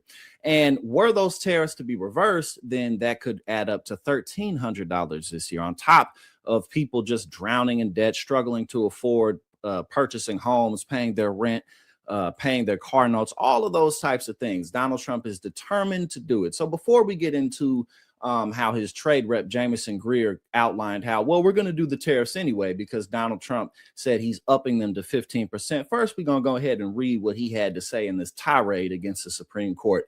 And we're going to do this live together because I haven't read this yet. I wanted to save this for the video so that I could get a real live reaction. So let's go ahead and check this out. Let me take a quick swig real quick because you know how this is a bit rough on the voice. Here we go. The Supreme Court will be using we will be using lowercase letters. He's using lowercase letters because he's lost respect for them. Okay, this dude is a child. Obviously, we know that, but here we go. The Supreme Court will be using lowercase letters for a while based on a complete lack of respect of the United States accidentally and unwittingly gave me, as President of the United States, far more powers and strength than I had prior to their ridiculous, dumb, and very internationally divisive ruling. For one thing, I can use licenses to do absolutely terrible things to foreign countries, especially those countries that have been ripping us off for many decades, but incomprehensibly, according to the ruling, can't charge them a license fee, but are licenses charge fees? Why can't the United States do so? You do a license to get a fee. The opinion doesn't explain that, but I know the answer. The court has also approved all other tariffs, of which there are many, and they can all be used in a much more powerful and obnoxious way, with legal certainty than the tariffs as initially used. Our incompetent Supreme Court did a great job for the wrong people, and for that they should be ashamed of themselves, but not the great three. The great three who agreed with me. The next thing you know, they will rule in favor of China and others who are making an absolute fortune on birthright citizenship by saying the 14th Amendment was not written to take care of the babies of slaves, which it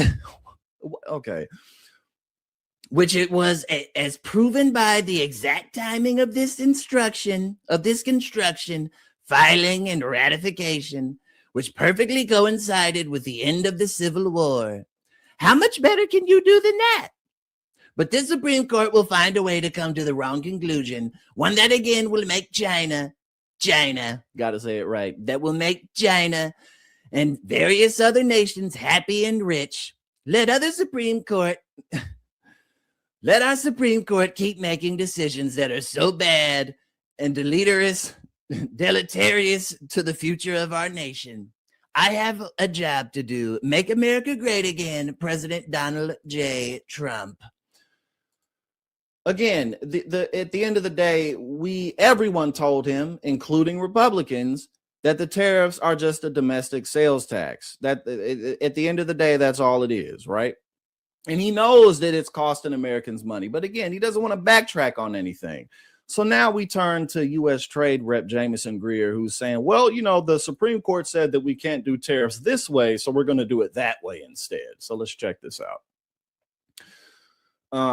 The U.S. Trade Representative Jamison Greer outlined Sunday how the Trump administration's tariff policy will continue despite Friday's Supreme Court ruling blocking most of the president's signature economic policy. He says the legal tool to implement it, that might change, but the policy hasn't changed. And so we're aiming for continuity. I mean, again, we're going to break the law no matter what. Even though the laws that we're breaking aren't helping people, we're going to do it regardless.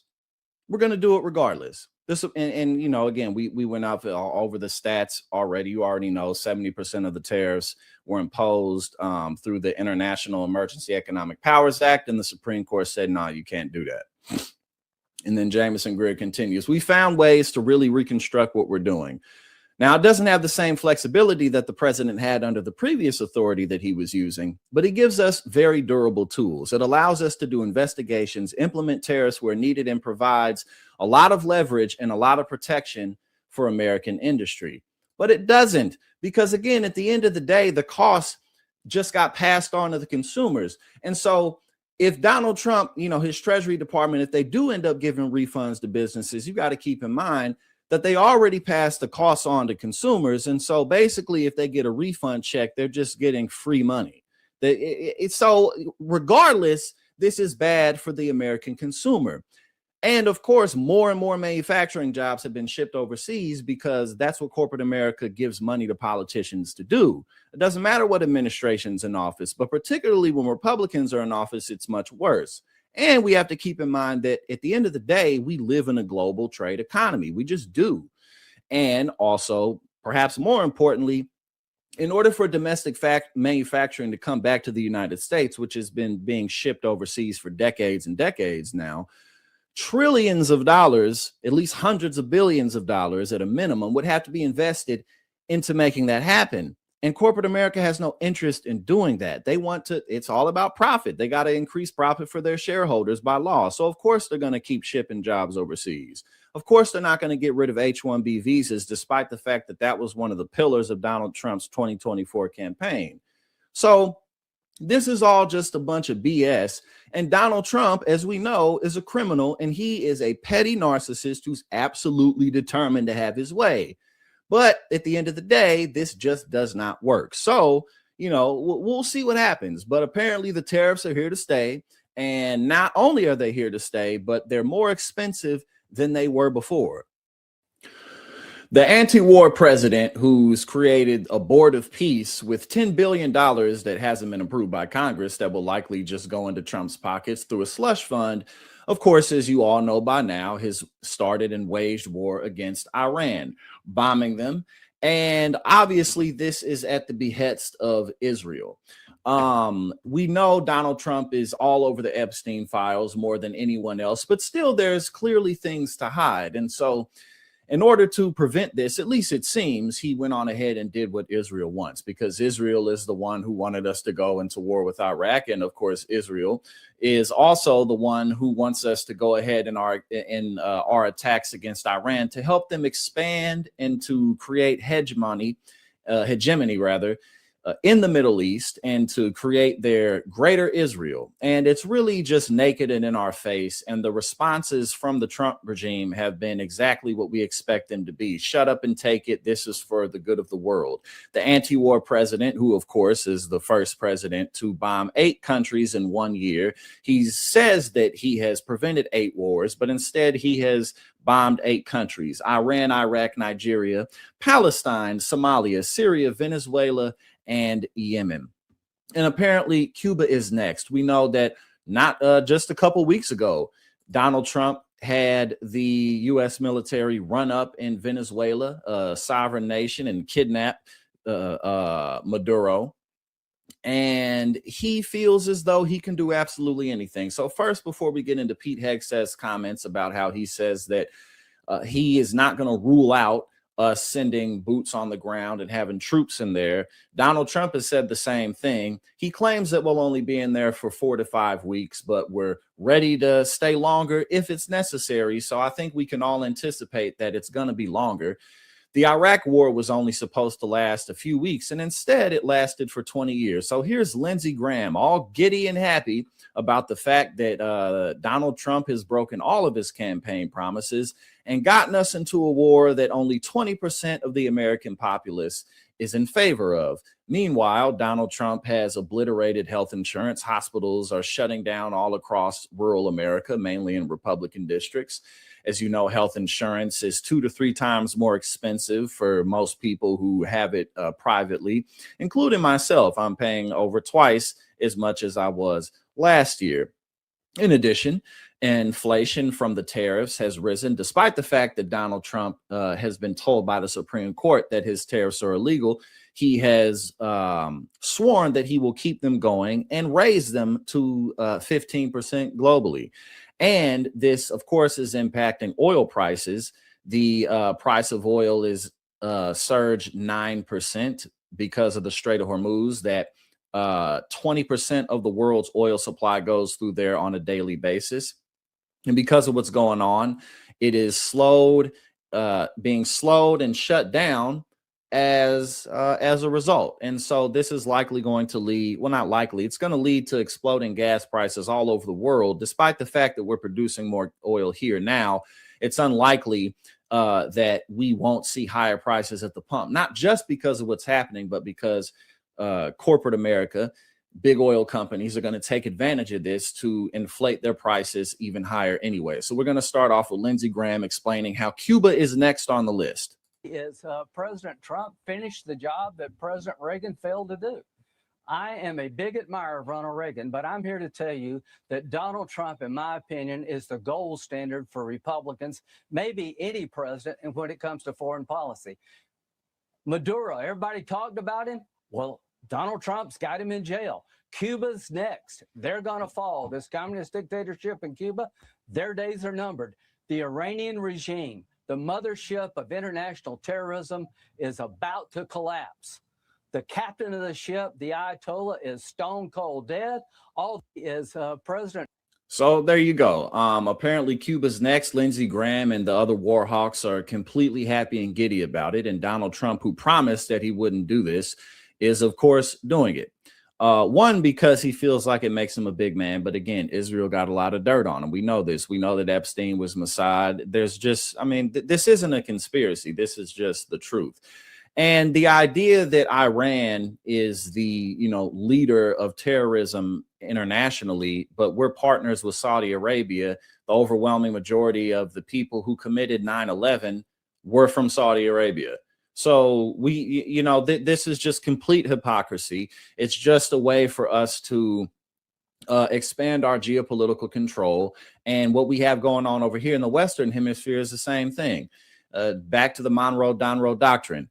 And also, as we all know, Iran was following the Iran nuclear agreement that was put into action under the Obama administration. And the only reason that Trump reversed that is because Barack Obama did it.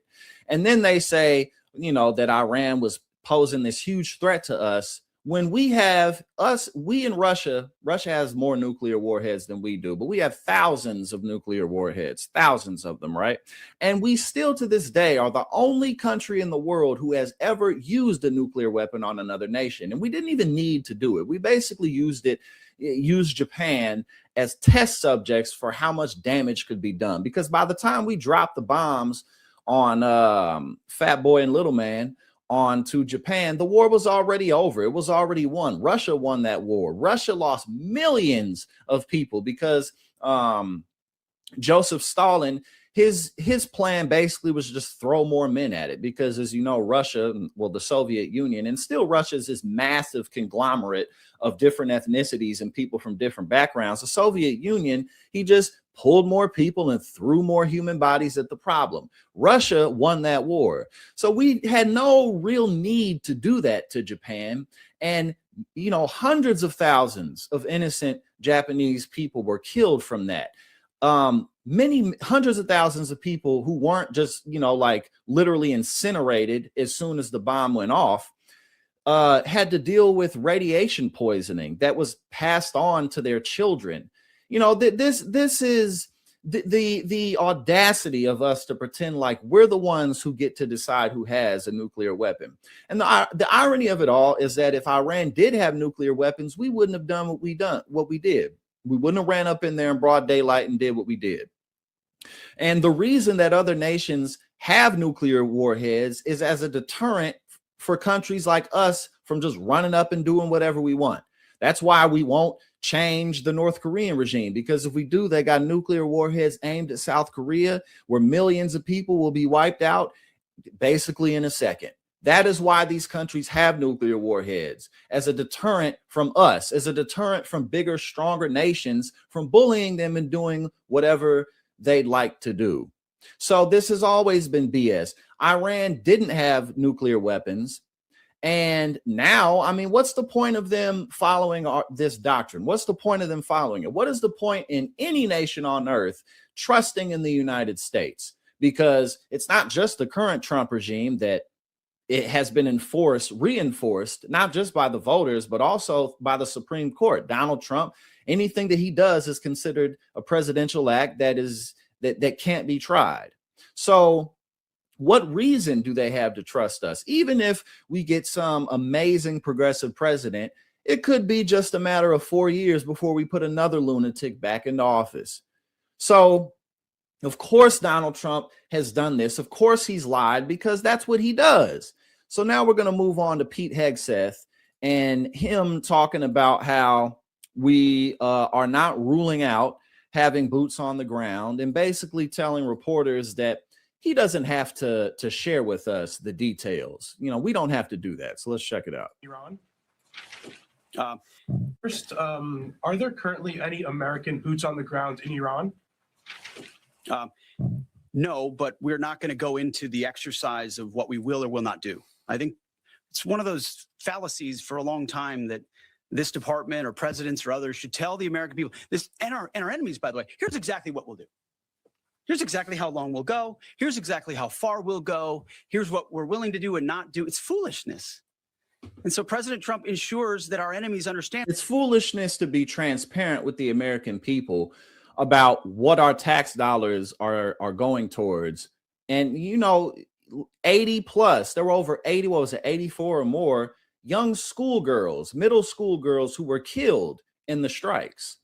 Okay, so we shouldn't ask questions about that. The fact that the last go round of us being in the Middle East, they just lied to our faces and kept us there for years and years. We just recently got out of there, but of course we still got bases worldwide. So are we really ever out of there? No. Despite that, we shouldn't ask questions. It's foolishness to be transparent with the American people who are supposed to be counted on to send our young men and women to die. We shouldn't ask questions. We'll go as far as we need to go to advance American interests. But we're not dumb about it. You don't have to roll 200,000 people in there and stay for 20 years. We've proven that you can achieve objectives that advance American interests without being foolish about it. Now, will we be bold about it? Are we willing to be decisive about it? Do we put months and months of planning into what kind of effects we want to achieve? Absolutely.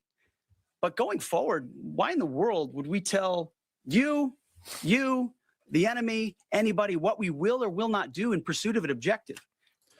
You know, the only reason, obviously, that they're not going to be transparent about what they will and won't do is because the American people don't want this. That's it. They're not going to tell us that we're going to stay in there for as long as we feel like, for as long as it takes to maintain control over the region so that Israel can get what it wants, so that Netanyahu can expand his vision of a greater Israel.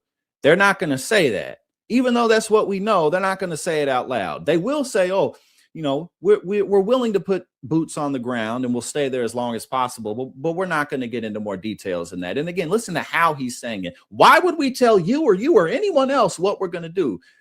Because we put you there, because the American people voted you into office, and we don't want this. We don't want this. Okay. So there's a very small percentage of the Trump base, the lunatics, the cult members, who no matter what Donald Trump does, they're going to root for it and be gung-ho about it. But the rest of us are not in favor of this. We fight to win.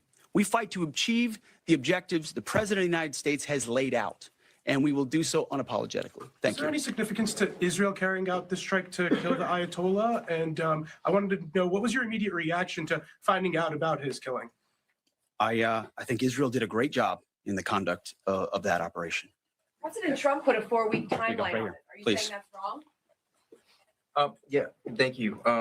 You mentioned during the briefing, General Kane, that there would be additional troops sent to the region. Could you say how many troops currently are involved in this operation and how many additional troops are planned to go in this next phase? I don't want to talk specifics because that would tip the enemy off. We have more tactical aviation flowing into theater just based on the time it took to get it out there. I think we're just about where we want to be in terms of total combat capacity and total combat power for Admiral Cooper. One of the things, though, that a commander, he'll consistently assess the trajectory of the campaign. Is he on or off trajectory? And then make an ask of the joint force, which will then develop options for consideration by the secretary and the president to either increase or in some cases decrease the amount of combat capability that we have over there. I heard the question about 4 weeks. It's the typical NBC sort of gotcha type question.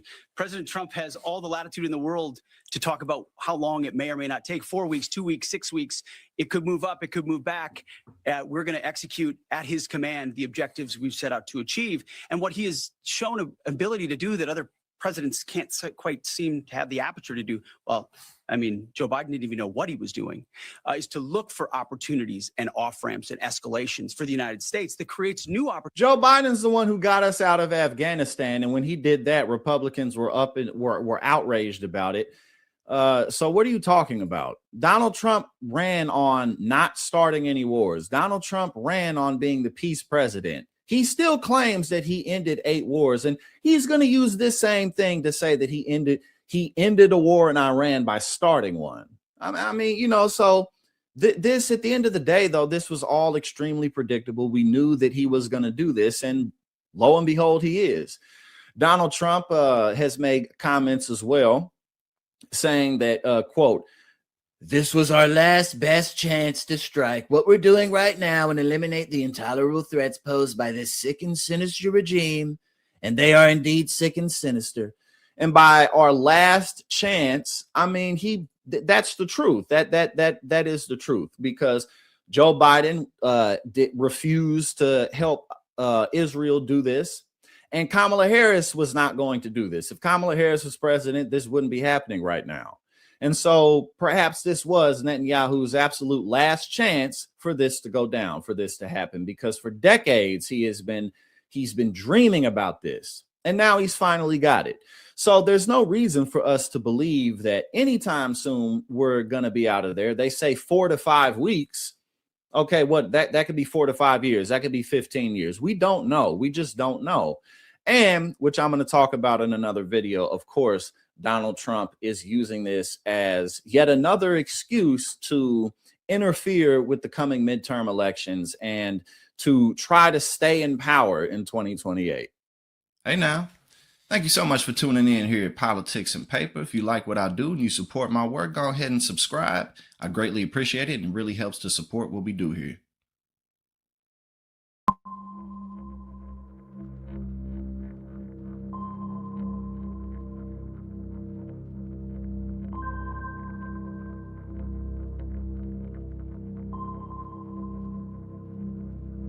Coming up on the Benjamin Dixon Show. President of the United States. These people are crazy. I'm telling you, they're crazy. We heard tonight the rumblings of a desperate man. We ended DEI in America. Donald Trump knows that he is losing. We're lucky we have a country. With people like this, Democrats are destroying our country, but we've stopped it just in the nick of time, didn't we? I've always wanted the Congressional Medal of Honor, but I was informed I'm not allowed to give it to myself, and I wouldn't know why I'd be. Up in the sky, it's a bird. It's a plane. It's the Benjamin Dixon Show. Buckle up for the ride.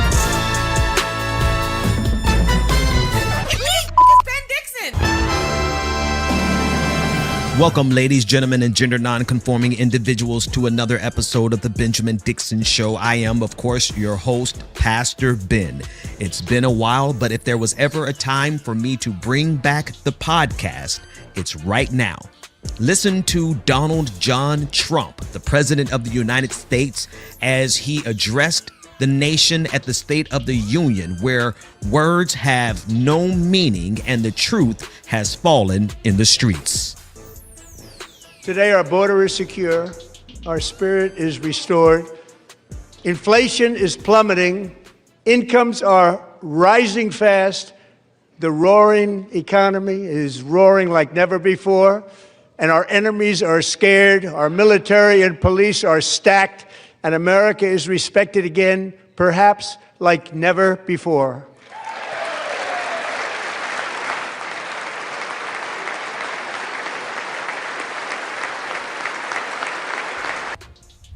Now, I wouldn't dare try to debunk every single lie because that would be the totality of our day. But what you need to know is that what you're seeing at this State of the Union, what you heard, was an empire in decline, where the emperor has no clothes. The political party that supports him, the GOP, the party that is protecting pedophiles as we speak, will never say anything to him to contradict him or correct him. And only a handful of Democrats actually have the nerve. Ilhan Omar, for example, having the nerve. Al Green having the nerve. Rashida Tlaib having the nerve to directly confront the president at the State of the Union. But what you need to hear is the language that is attempting to disguise the accelerated decline that this empire is currently under. The trajectory is towards fascism and complete despair. Listen for the spin. We cut a record number of job-killing regulations, and in 1 year we have lifted 2.4 million Americans, a record, off of food stamps. Here's the lie. Here's the spin. They did not, Donald Trump's administration did not lift 2.4 million Americans out of poverty such that they no longer need food stamps. All this administration did was make it more difficult to get access to food stamps. And now 2.4 million Americans who need food stamps no longer have access to them. It's the same exact thing as no longer testing for COVID and now saying, oh, look, the COVID rate has gone down. Oh, look, the pandemic is over. Well, if no one's testing for it, then of course it looks like the pandemic went away when in actuality it has not. But I digress. If you restrict access to benefits and the rate of people using food stamps goes down, then of course it looks as though people have progressed when in actuality they are still in the depths of poverty. In 12 months, I secured commitments for more than $18 trillion pouring in from all over the globe.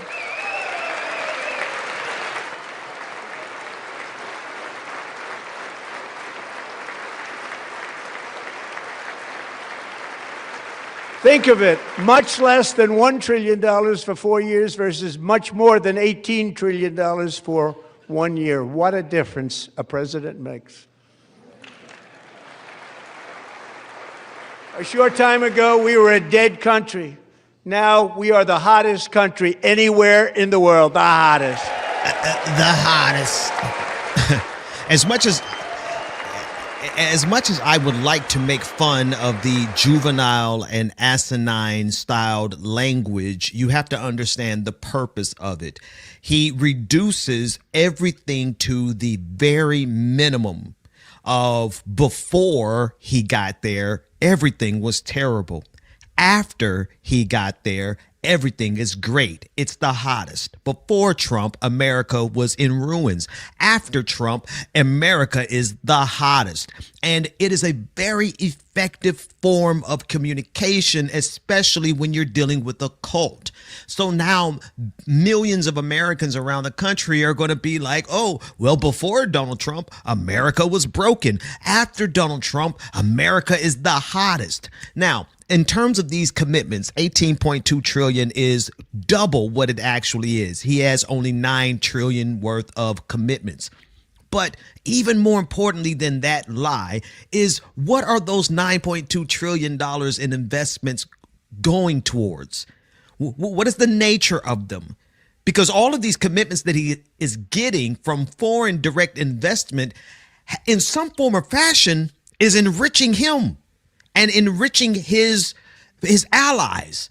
It is the fleecing of America. Donald Trump has made more money in this first year of his second administration than he made his entire life. So when we hear that and people celebrate, even if we celebrate with the real number, which is $9 trillion, you still have to pause and ask yourself, wait a minute, who is it coming from? Who is it going to? And what are the strings that are attached? And is it going to be beneficial to the average American, or is it only beneficial to the pocketbooks of Donald Trump and his allies? The answer is the latter. It is only beneficial to the allies and the pocketbooks of Donald Trump, period. American oil production is up by more than 600,000 barrels a day, and we just received from our new friend and partner, Venezuela, more than 80 million barrels of oil. Huh.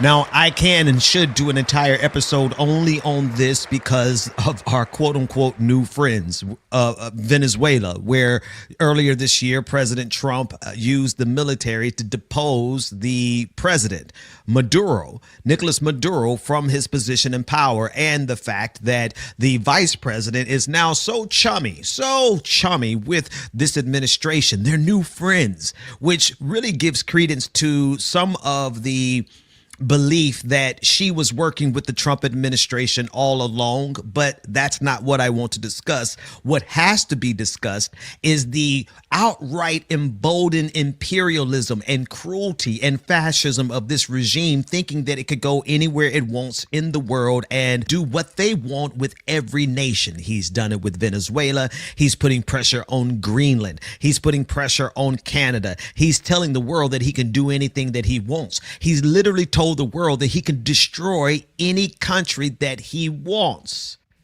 This is the sign of a dying empire and an emperor with no clothes. Let's keep listening to this sociopathy on display. And with our new military campaign, we have stopped record amounts of drugs coming into our country and virtually stopped it completely coming in by water or sea. You probably noticed that. We very seriously damaged their fishing industry also. Nobody wants to go fishing anymore. I think it's the laughter in the background that really gets to me, because what Donald Trump is referencing here are all of the videos that you've been seeing of fishing boats being struck by our military, and people, dozens of people being killed without any evidence, any trial, without any, forget about due process, because that's only afforded to American citizens and anyone in the United States. But even in a military campaign, there are rules of engagement. And what Donald Trump is doing is making a sport out of killing fishermen with no evidence, right? There's not even, they haven't even come back and say, look, here's the evidence of this destroyed fishing boat and these obliterated dead bodies of fishermen. But here's all of the cocaine and meth and everything that's being trafficked by them. They're not even providing the evidence after the destruction to justify their killing. And so the laughter in the background are psychopaths who are getting shits and giggles out of the fact that they're killing people, and they don't even care if there's evidence that they actually are trafficking drugs in the United States of America, notwithstanding the fact that Donald Trump Jr. is probably the biggest purchaser of all the drugs that are run to the United States of America. But I digress. Listen now as he shifts from foreign policy and begins to discuss domestic policy, where he's trying to convince Americans that you should be excited about having to go purchase a passport or find your birth certificate in order to vote. And perhaps most importantly, I'm asking you to approve the Save America Act.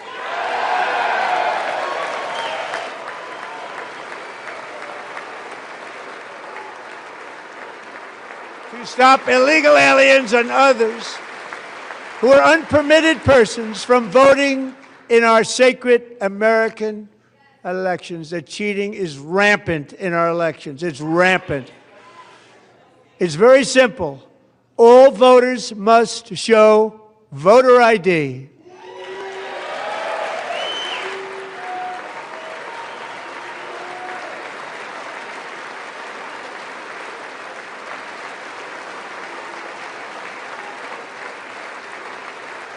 All voters must show proof of citizenship in order to vote.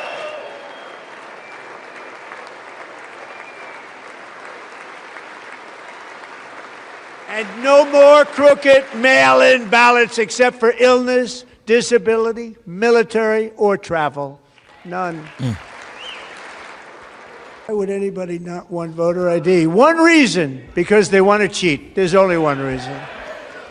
They make up all excuses. They say it's racist. They come up with things. You almost say, what imagination they have. They want to cheat. They have cheated. And their policy is so bad that the only way they can get elected is to cheat. And we're going to stop it. We have to stop it, John. Folks, let me tell you, the ability for truth to be completely just obliterated and irrelevant at this point. It doesn't matter that you are more likely to get struck by lightning 3 times in your life. Hell, probably 3 times in a day than to find examples of actual voter fraud in this country. What has there been 22 examples of voter fraud in like the last 50 years? And of those examples, the majority of them are Republicans. The most recent one was a Republican who registered their dog to vote. Nick Shorter, or Nick Shirley, whatever that goofball who thinks he's that guy who thinks he's an investigative journalist and the whole world is laughing at him, but never mind, he's making money. So I guess that's all that matters. He discovered voter fraud where a dog was registered by the owner and that person turned out to be a Republican. But that's the only example out of hundreds of millions of ballots that are cast every year or every cycle. You mean to tell me we can only find one or two, 3 or 4 examples? And to address that, he is saying, here, let's put these draconian laws in place to make it difficult not to vote, but to register to vote. That's the gag. For you, anybody is comfortable and able to bring an ID with them to vote.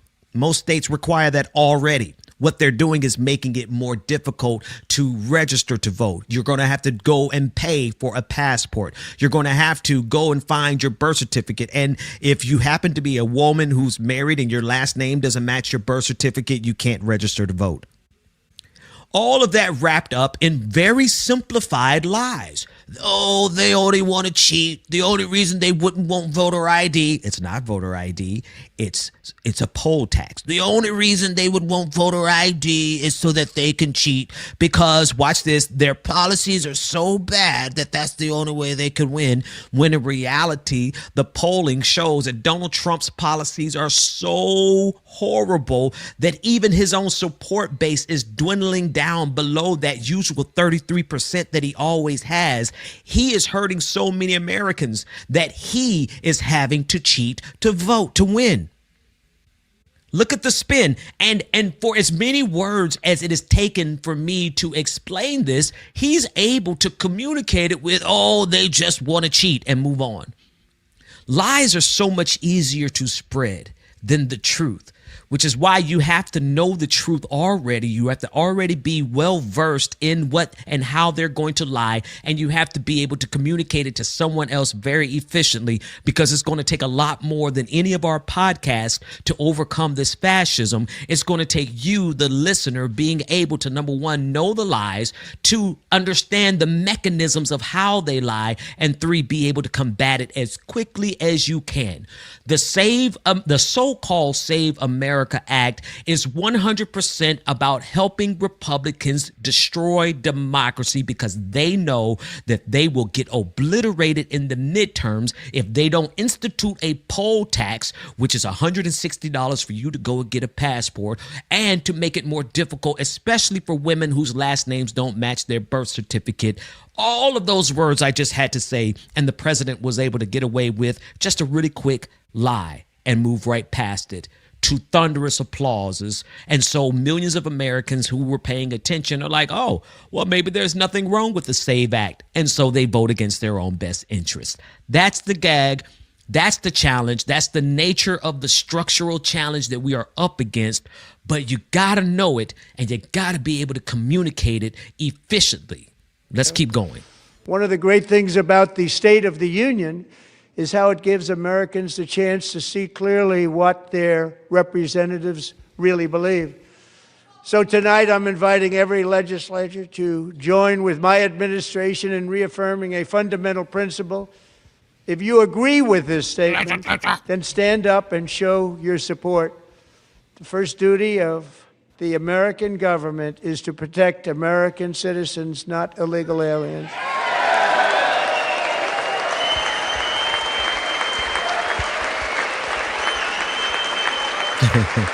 Now this one was particularly funny for me. This was funny because he tried to do a live demonstration. He tried to say, okay, we're going to make a scene here and we're going to make a statement, and whoever stands up agrees and whoever doesn't stand up disagrees. And then he tries to preface it and say, look, America, look at who's not going to stand up. Clearly Democrats, most of them, except for John Fetterman and his goofball anyway. John Fetterman, we're going to have to do something about that turncoat traitor in the primaries, but I digress. None of the Democrats stood up, but maybe like John Fetterman. And they had hoped that this would be a great visual that the world could see, as to make a statement and say, oh, look, Democrats don't want to protect Americans first. But the problem is Donald Trump is such a poor reader and doesn't prepare, doesn't study. He read through those lines to the point where everybody was kind of like, huh? Like, we get what he was trying to do, but the delivery was so just pathetic. But here's the thing, the lie, the spin, the duty of the first and primary duty of the United States of America is to protect American citizens, not immigrants. Setting up a false dichotomy, also setting up an us versus them, to make it seem in your mind and in your heart that our first concern and our first fear should be against immigrants. And how dare the United States of America do anything to help immigrants? Never mind the fact that our foreign policy created those immigrants. Never mind that, yes, a good portion of this country was built on the backs of immigrants, in addition to what the descendants or to what enslaved Africans built. Immigrants and enslaved Africans built this nation. Never mind all of those things. They need you to fundamentally and first of all, above anything else, fear immigrants, because that is always the gateway to fascism. It just so happens that his demonstration at that point was really laughable and pathetic. But, you know, who cares about that fine detail? Let's keep going. The Somali pirates who ransacked Minnesota remind us that there are large parts of the world where corruption and lawlessness are the norm, not the exception. Importing these cultures through unrestricted immigration and open borders brings those problems right here to the USA. And it is the American people who pay the price in higher medical bills, car insurance rates, rent, taxes, and perhaps most importantly, crime. We will take care of this problem. We're going to take care of this problem. We are not playing games. We are not playing games. We're going to take care of this problem. Yeah, and this is what we see now with ICE all over the country, violating the rights, not only the human rights, right, and the constitutional rights that are afforded anyone within our boundaries. Not only are they violating the rights of immigrants, but they're violating the rights of American citizens, because the hatred of immigrants is always the gateway to fascism. The us versus them. Let's never mind the facts. Again, who cares about truth anymore, right? Never mind the fact that immigrants commit far less crime than the average American citizen, right? Never mind that detail. The mere fact that they are an immigrant is all that matters to them. And if you are an immigrant, then they have to destroy you. They have to deport you. They have to demoralize and dehumanize you, because how else are they going to get to the next stage of fascism unless Americans go along with treating immigrants the way Donald Trump administration is? Let's continue. As we ensure that all Americans can profit from a rising stock market, let's also ensure that members of Congress cannot corruptly profit from using insider information.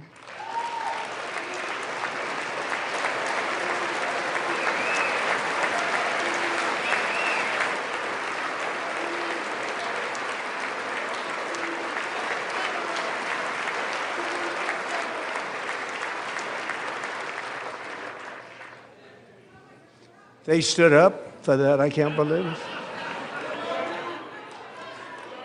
I can't believe it. Did Nancy Pelosi stand up if she's here? Doubt it. Pass the Stop Insider Trading Act without delay. You know, the irony here is this is a piece of legislation that should have always been on the books for the United States of America. But the irony is the fact that Donald Trump is making this appeal to America while he is simultaneously milking America. He has made billions of dollars just in the first year of being the second term of being the president of the United States. Then he shipped his attention to the nation of Iran. We shot him and hung him. We stopped them from hanging a lot of them with the threat of serious violence. But this is some terrible people. They've already developed missiles that can threaten Europe and our bases overseas, and they're working to build missiles that will soon reach the United States of America. After Midnight Hammer, they were warned to make no future attempts to rebuild their weapons program, and in particular, nuclear weapons. Yet they continue. They're starting it all over. We wiped it out, and they want to start all over again, and are at this moment again pursuing their sinister ambitions. We are in negotiations with them. They want to make a deal, but we haven't heard those secret words. We will never have a nuclear weapon. A couple of things, folks. People forget history. First and foremost, there was a joint comprehensive plan of action instituted by Barack Obama over a decade ago that fully and completely addressed the nuclear program by Iran. Donald Trump threw that away as soon as he got into office. And because he threw that away, it put Iran in a position where they're like, okay, if America is not going to keep its agreements, then if we are going to be targeted by the United States of America in this new administration, then they are going to pursue their weapons, or they're going to at least continue enriching uranium. So Donald Trump created the problem. Fast forward to last year. Donald Trump bombed Iran on behalf of Israel. And what did he just say last year?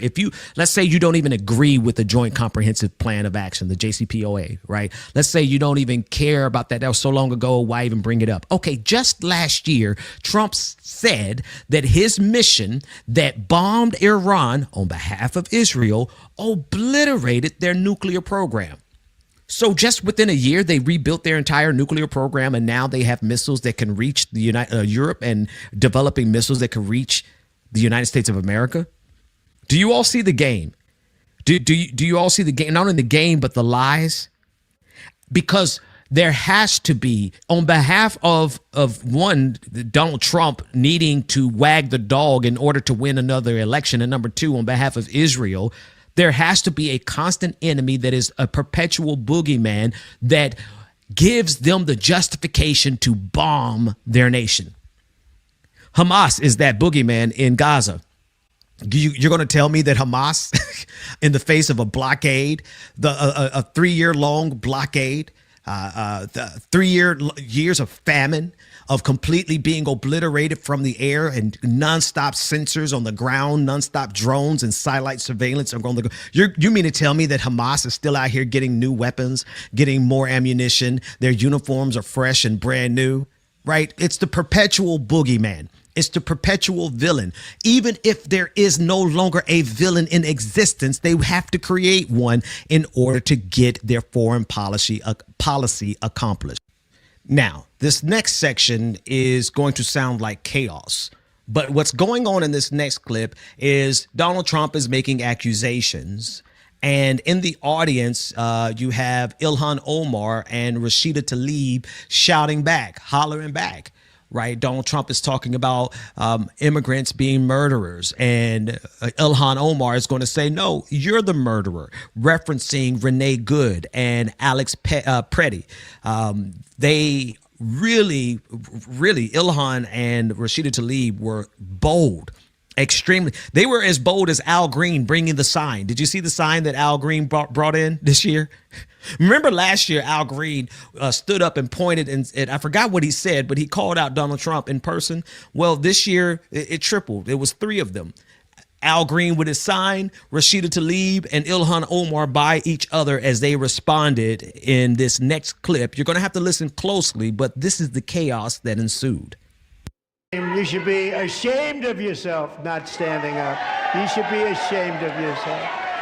That is why I'm also asking you to end deadly sanctuary cities that protect the criminals and enact serious penalties for public officials who block the removal of criminal aliens. In many cases, drug lords, murderers all over our country. They're blocking the removal of these people out of our country, and you should be ashamed of yourself.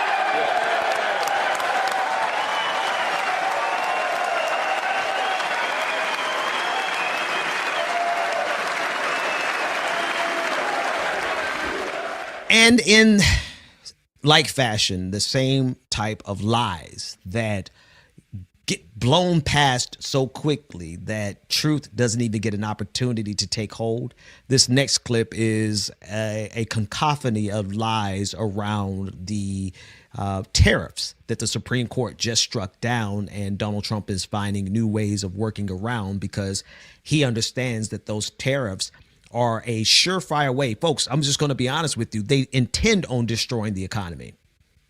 They intend on those soybean farmers to lose their shirts and their farms.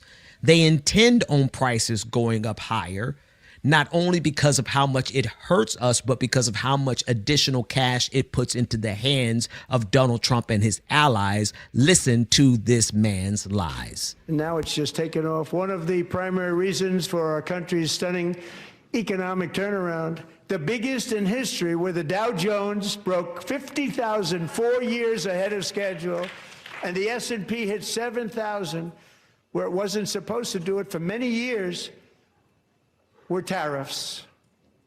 I used these tariffs, took in hundreds of billions of dollars to make great deals for our country, both economically and on a national security basis. Everything was working well. Countries that were ripping us off for decades are now paying us hundreds of billions of dollars. They were ripping us so badly, you all know that. Everybody knows it. Even the Democrats know it. They just don't want to say it. And yet these countries are now happy, and so are we. We made deals. The deals are all done. And they're happy. They're not making money like they used to, but we're making a lot of money. There was no inflation, tremendous growth.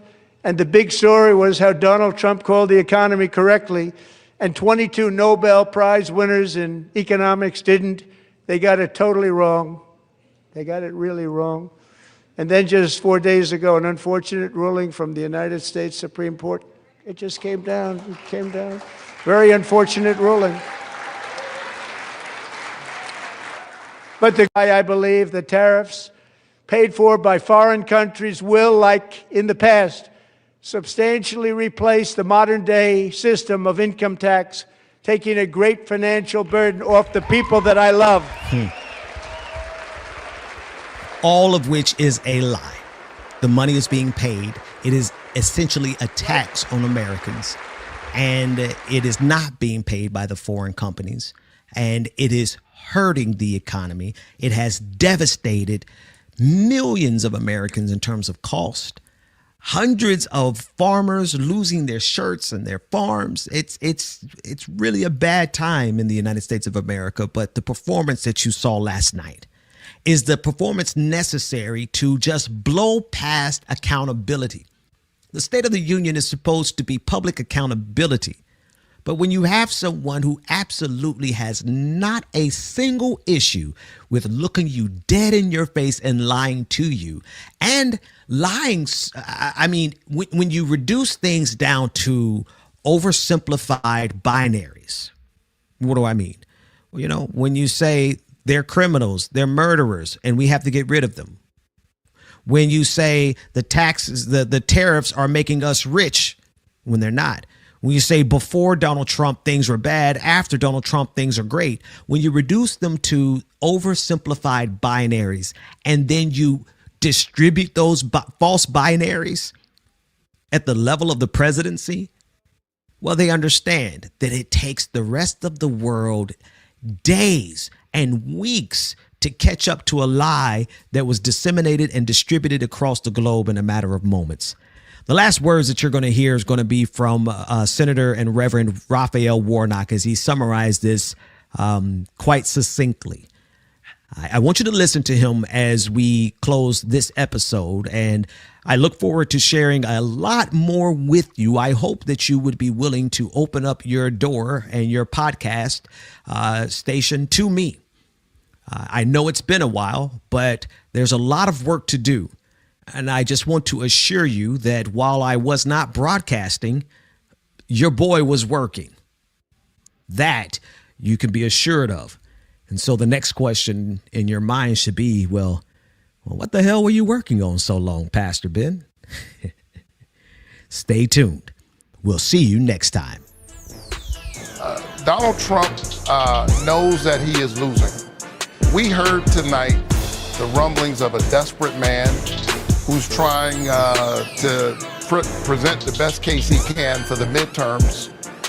It was half lies, half grievances. He knows that he is quickly losing power. And so a signature part of his plan, as he expressed it tonight, was to try to find some way to pass the so-called SAVE Act. They certainly aren't trying to save America. They're trying to save their power at any cost. Damn it, he's gonna try to screw with another one of our elections. Fuck him. Fuck him. He is a fascist. He's a pathological liar. He's a damn psychopath. He's utterly lawless, openly corrupt, and you know what? He's most likely a pedophile. Folks, I want you to take a listen to this former congressman, Republican congressman. He is an angry white man and he is upset. He has had it, and quite right, with Donald Trump. And not only is he angry, but he's saying some very specific things that I think everybody needs to hear. Listen, I am no fan of this guy, Joe Walsh. He and I go way back. We had words years ago because, again, he's a Republican. He was a conservative. I think he may have converted to a Democrat now, but he was a conservative Republican all of his life. And this is what he has to say to Donald Trump. We got a mission right now. Our duty right now as citizens of this country is to meet this fucking moment. That's our job. No time to beat around the bush. We cannot normalize who he is. We cannot normalize what he's doing to this country we love. We have to call him out for what he is. We cannot normalize him. It's not right. It's not American. Oh! We got to meet the moment, and that takes courage. That means all of us have to have the courage to call this out for what it is. He is a fascist. He's a pathological liar. He's a damn psychopath. He's utterly lawless, openly corrupt, and you know what? He's most likely a pedophile. He committed crimes trying to overthrow an American election. Don't you for a moment believe he's not going to fuck with and mess with the midterms. And our duty, our job is to blow him out of the water, come out in numbers like we ain't never seen. This is my fear, and it should scare the hell out of all of us because, damn it, he's going to try to screw with another one of our elections. Fuck him. Fuck him. My man has had it. He said, F Donald Trump. I mean, he was turned up. I don't know. I didn't know if he was going to start a revolution or do an altar call. He very passionate and quite right, because listen, a couple of things. This season is going to be filled with strange bedfellows. This is what I mean. The coalition to save democracy is going to cross so many different intersections. A lot of people who we've never gotten along before. We're going to have to get along now, at least for the moment, to get rid of the fascist. I think one of the things that we have to keep our eye on, the thing that we have to focus on, is that this man, Donald Trump, is serious about overthrowing democracy. He is already in full swing. It's not something that he's thinking about doing. It is something that he is executing. And if we don't realize that and realize that every single one of us has something to do, every one of us, you listening right now, those of you who may never have done, may never have protested, you may have never organized, you may have never made a piece of content, you might not even be on social media, you may never have said something to your family, to your neighbors, to your friends. But right now, if you value democracy, I need you to hear what Joe Walsh said. Donald Trump is coming after the midterms, and if they win the midterms, we can hang it up. Because they have democracy on the ropes, my friends. They have democracy on the ropes. This republic, this empire is scheduled for destruction. We've put ourselves, this country put itself on the path for destruction, and Donald Trump is more than happy to oblige it, because all he has to do is cash out as he burns the empire down, as he burns this republic down, as he burns the United States of America down. We'll talk about why the empire must die, but the United States of America must survive. They are not the same thing. And part of what we're facing right now is because the empire has tried to coexist with democracy. And now democracy is slated to be destroyed by the forces of empire that Donald Trump represents. Not just his own personal fortune, not just his own personal ego, but the things that he's doing on behalf of all of his allies around the globe, the things that he's doing on behalf of Vladimir Putin, the things that he's doing on behalf of Benjamin Netanyahu and Zionism. Donald Trump has aligned himself against democracy, and he's reorienting the empire to operate outside of democracy, which is its preferred method. Let's be sure. There's a reason republics transform into empires. It's because empire never wanted to deal with consensus.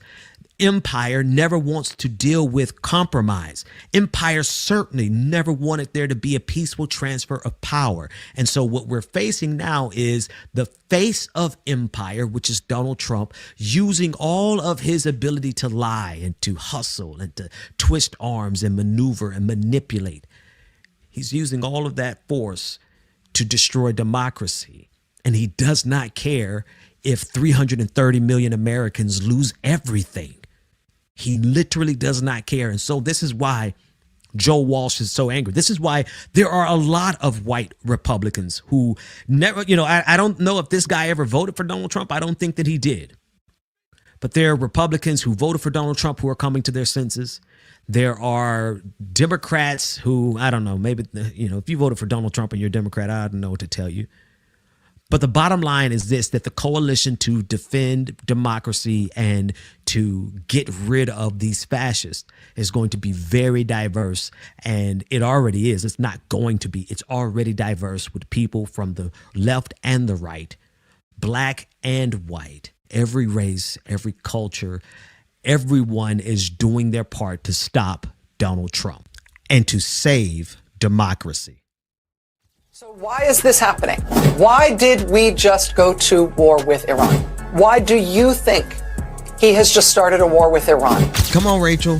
You can say it. I'll say it with you. Israel. You have arrived at your destination. If not stopped, Iran could produce a nuclear weapon in a very short time. It could be a year. It could be within a few months. We are at war because of Israel. It took Rachel Maddow 13 full minutes just to mention the name Israel in her big Socratic moment as she was giving breaking news coverage of the war on Iran. It took her 13 minutes to finally mention the name of the nation that's listed in the Chiron in the lower third of her show, the United States and Israel. Of the United States having apparently started a war with Iran for some reason. Your guess, your personal guess, sitting at home watching me right now, your personal guess is as good as any as to why the President of the United States has just started this war. As you all are aware of by now, the United States of America, along with Israel, has executed Operation Epic Fury against the leadership of Iran, striking Tehran. And according to reports, they have killed the supreme leader, Ayatollah Ali Khamenei, and they are looking to encourage a regime change. Now, we all know why, period. But apparently, my good friend over at MSNBC or MS Now, who I enjoy her work. So I want to say that at first, not that I have to, but you're going to see positive videos on Rachel Maddow coming from my channel because she's doing an absolutely spectacular job deconstructing the war on democracy that is happening in the United States of America. But when you are as brilliant as Rachel Maddow, and we have been watching that brilliance on display for many, many years now, as brilliant as she is, she's never going to be allowed to simply say, we are at war because of Israel. But let's listen to her as she struggles for her life. And again, I'm going to have a positive video about her next week because there's something she said a couple weeks ago that I never forgot. And I'm going to make sure that I share it because it's absolutely pertinent. But right now, don't get in front of the entire nation, Rachel, and pretend like, oh, why are we at war? I don't know. Your guess is as good as mine, is literally what she said. Listen in. Ongoing coverage of the United States having apparently started a war with Iran for some reason. Your guess, your personal guess, sitting at home watching me right now, your personal guess is as good as any as to why the President of the United States has just started this war. In terms of pure rational deduction about what he is doing here, we can basically rule out all of the reasons he has said he's doing it. Is Iran on the precipice of having ballistic missiles that can reach the United States? Absolutely not. The United States is very far from Iran. One might even say it's a whole continent away, which means a ballistic missile launched from Iran to hit us here would have to be an intercontinental ballistic missile. Does Iran have ICBMs? Does Iran have intercontinental ballistic missiles? No, it does not. And there is no known evidence or even serious allegation that Iran is anywhere near developing that technology anytime soon. Even Trump's Secretary of State, Marco Rubio, has recently admitted that, admitting that the threat is only that maybe, quote, one day Iran might have that kind of capability. One day.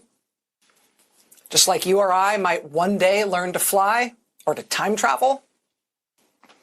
Is Iran a week away from industrial grade uranium enrichment, as the president's diminutive real estate friend Steve Witkoff asserted this week when he was asked about the Iran talks he is inexplicably part of on behalf of the United States government and the people of the United States, despite his only relevant experience and training being that he is an old real estate friend of President Donald Trump?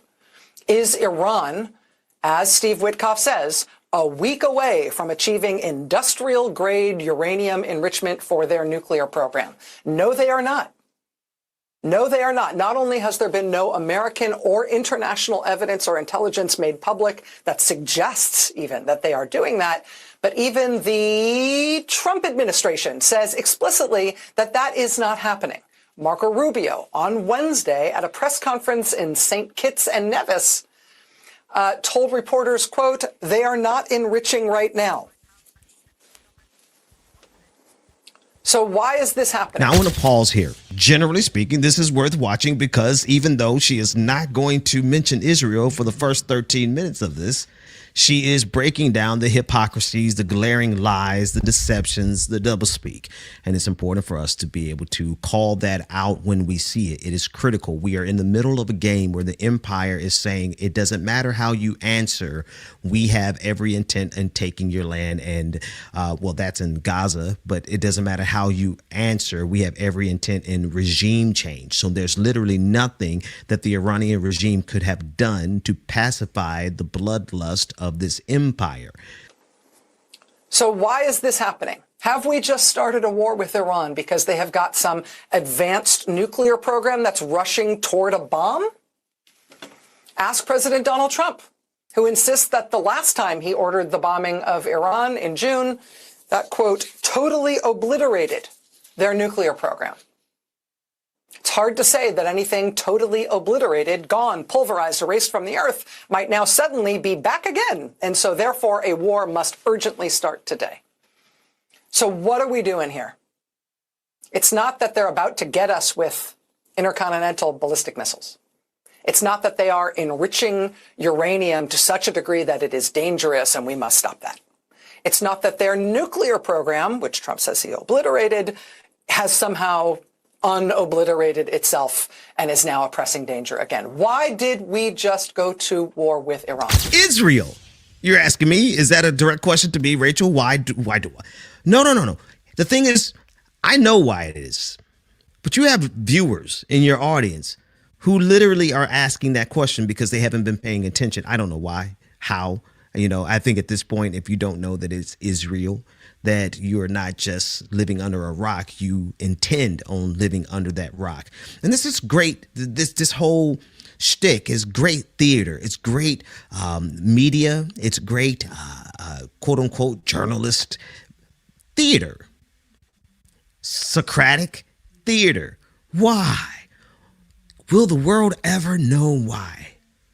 Well, she's going to go into some details, and now she's going to shift the direct blame from Israel. She's going to shift the entire blame away from them. She's not going to mention them. We're 4 minutes, 4 seconds. So she has 9 more minutes of explaining before she mentions that it's Israel. But the next couple of points, again, she's brilliant. The next couple of points are important, and you should know them. Listen in. So why do you think President Donald Trump has just done this? Why do you think he has just started a war with Iran? Is it because his heart bleeds empathetically on a human level for the protesters in Iran who have been killed by their own government in such huge numbers in January and February of this year? Is it because Donald Trump really feels for the Iranian people? Is it because his heart throbs with a passionate support for the right of free speech and the right of people everywhere to protest against their own government and not face violence because of it? Is that what you think?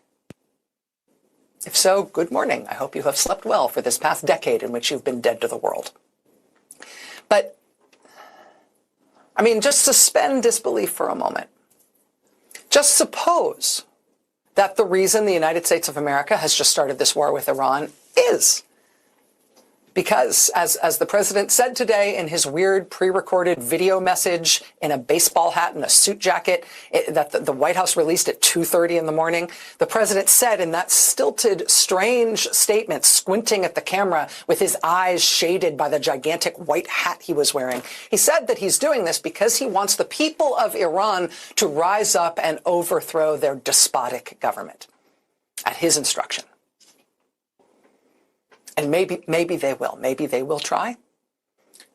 But Iran is a huge, complex country. It is 92 million people. That is more than triple the population of Iraq or Afghanistan when we started our disastrous regime change wars in those two countries 2 decades ago.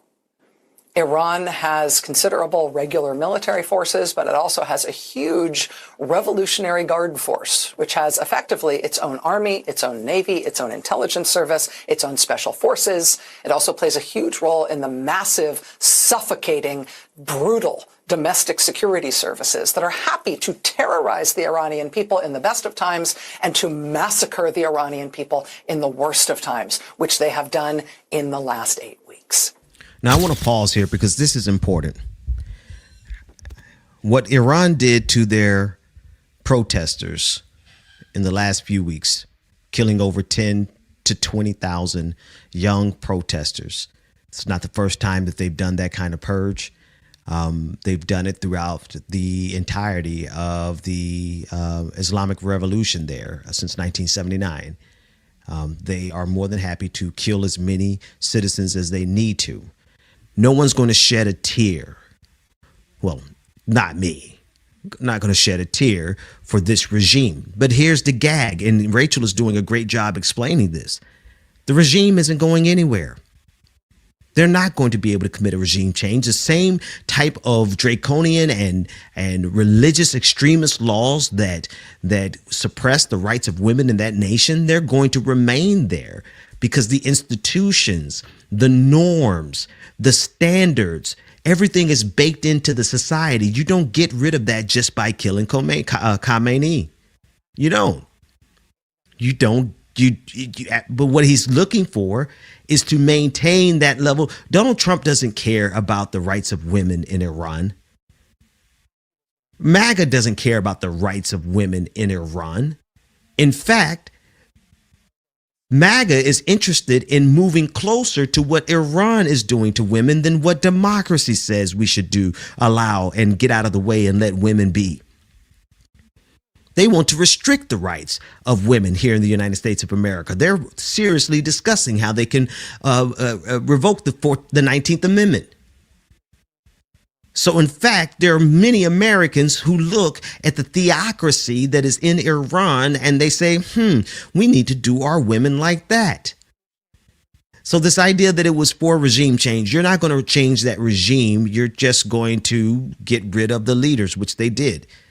And now new leaders are going to step up. But Donald Trump knows that this new American empire, this new style of American empire, it's going in to do really quick regime changes and let someone who's willing to play ball with the United States of America take charge of all of the nations that used to be rivals to the United States of America. Let's keep listening. Why did Donald Trump just start this war? Why is this happening? Cui bono, right? Who benefits? It's always useful to start that question in any country. Who benefits? Who wants Iran bombed off the map and for their own reasons? Who are Iran's rivals and enemies? Okay, so here it comes, right? Just totally getting ready to say Israel right here, right? Who are Iran's rivals and enemies? Perennially, it's the Gulf Arab states, countries like Saudi Arabia and United Arab Emirates and Qatar. You know, Qatar, the country that just gave Donald Trump a really, really nice $400 million plane, really a gilded flying palace for his own use, both during his presidency and after. Trump plans to take that plane with him and keep using it after he leaves office, if he ever leaves office. And you remember United Arab Emirates, famous for recently structuring a totally pointless crypto financial transaction so that $2 billion of it would be stuffed into the Trump family's otherwise worthless brand new crypto financial firm. And of course, you remember the Saudis, who stuffed another $2 billion into the pockets of Trump's son-in-law, Jared Kushner, just as Trump's first term in office came to a close. You might remember enough people were alarmed about that when it happened that the Trump folks actually sort of bothered to come up with an excuse for what made that okay. They said, don't worry, Jared will never again work for the U.S. government. He's never coming back to Washington. So it's okay that he's taken all this money from the Saudis now. We will never have to worry about having somebody involved in U.S. policy who has also just been given billions of dollars by Saudi Arabia, apparently for no reason. Well, that was the explanation when he took all that money from the Saudis at the end of Trump's first term. And now today, who has been leading the negotiations on behalf of the United States government with Iran before we just started this war with them today? I mean, Secretary of State Marco Rubio was in St. Kitts this week. It wasn't him. No, it was Jared Kushner, the president's son-in-law, recently paid billions of dollars by Iran's chief rival, and nevertheless sitting there alongside Trump's tiny real estate friend, Steve Witkoff, who has sought recently to improve his considerable family fortunes by going to Qatar to seek money from its sovereign wealth fund. Weird that those talks didn't work, right? On Israel, and indeed Israel and the United States have worked together in the bombing campaign. Not only the one that started today, but the campaign against Iran in June. But it is the Gulf Arab states who are arrayed against Iran, who want Iran removed. The entire clip is 19 minutes long, and you can watch it on YouTube for yourself. I watched the entire clip segment, and she mentions Israel only one time. And that one time was a casual dismissal of the role Israel has played in this war. That's captured media, my friends. This is the perfect example of how someone can do absolutely extraordinary work on literally everything else that they touch.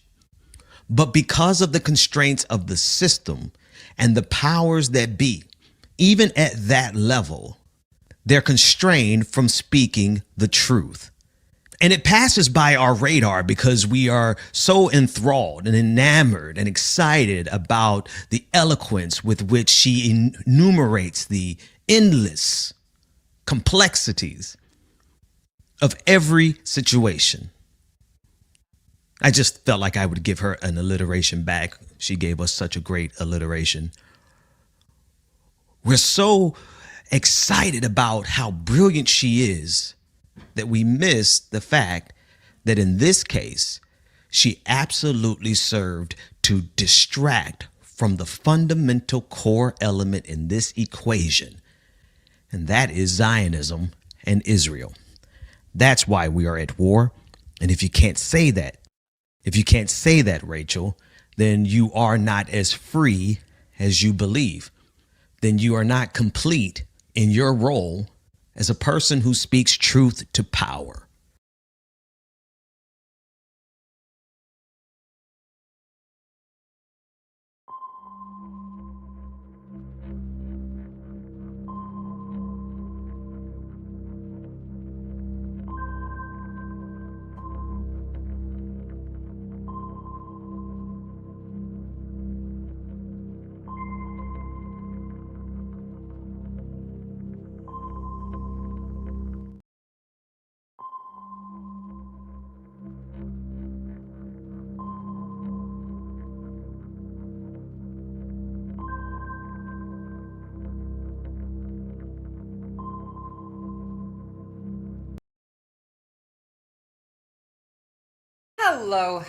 Hello, everybody. Oh my god, it's doing it again.